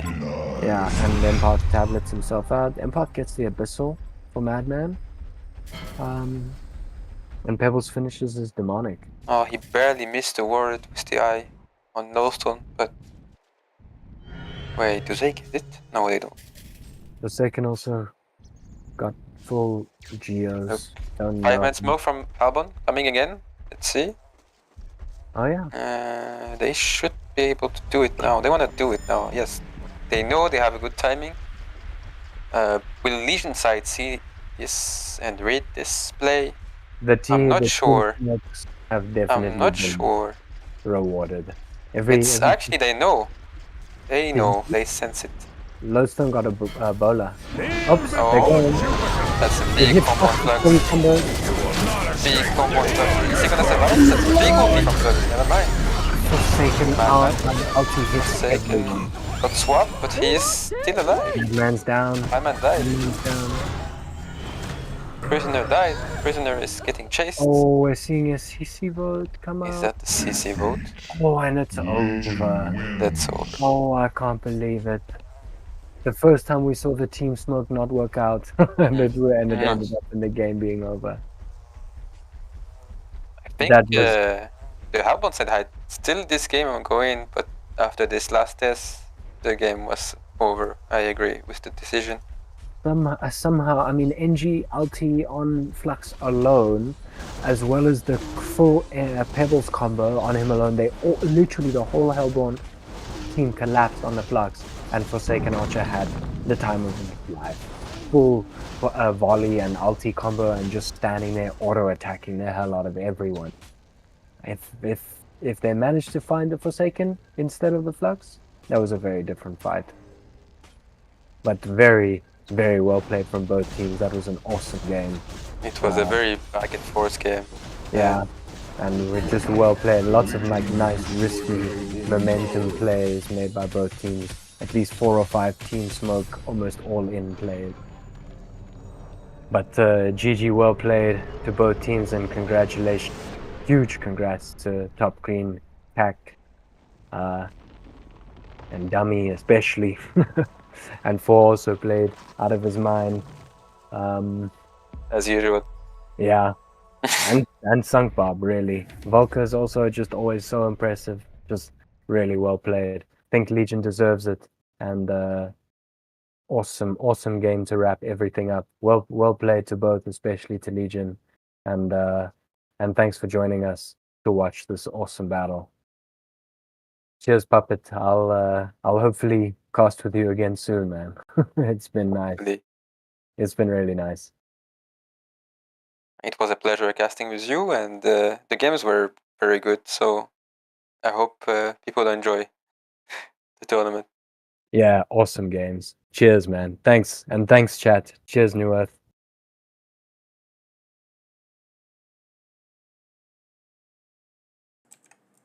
Alright, that was Puppet Soul, aka Kevin and Jax, and very, very grateful. And don't forget about Baza at the start, even though now these characters are new, so I see a lot of people are just talking about like how unexperienced they are and etc. Well, it is only normal because it is their first time to cast ever, so with time, hopefully they will actually like get better and understand more, and be understand the whole casting gimmick a little bit more. So cut them some slack, and I think they did amazing for their first time, especially, and for being actually alone most of the time. So I'm very grateful for them, and thank you all for watching. I hope you enjoyed today's show, and tune in tomorrow, same time, 3 p.m. GMT, and again that's on July 28th. 3 p.m. GMT for the loser bracket semifinals, the loser bracket finals, and the grand final, where the winner of the loser bracket finals is going to face off Top Green Tack for the win of this tournament to win the prize. Thank you all for watching. I hope you enjoyed today's show, and we will see you tomorrow on 3 p.m. GMT. Good night, everybody. Till tomorrow.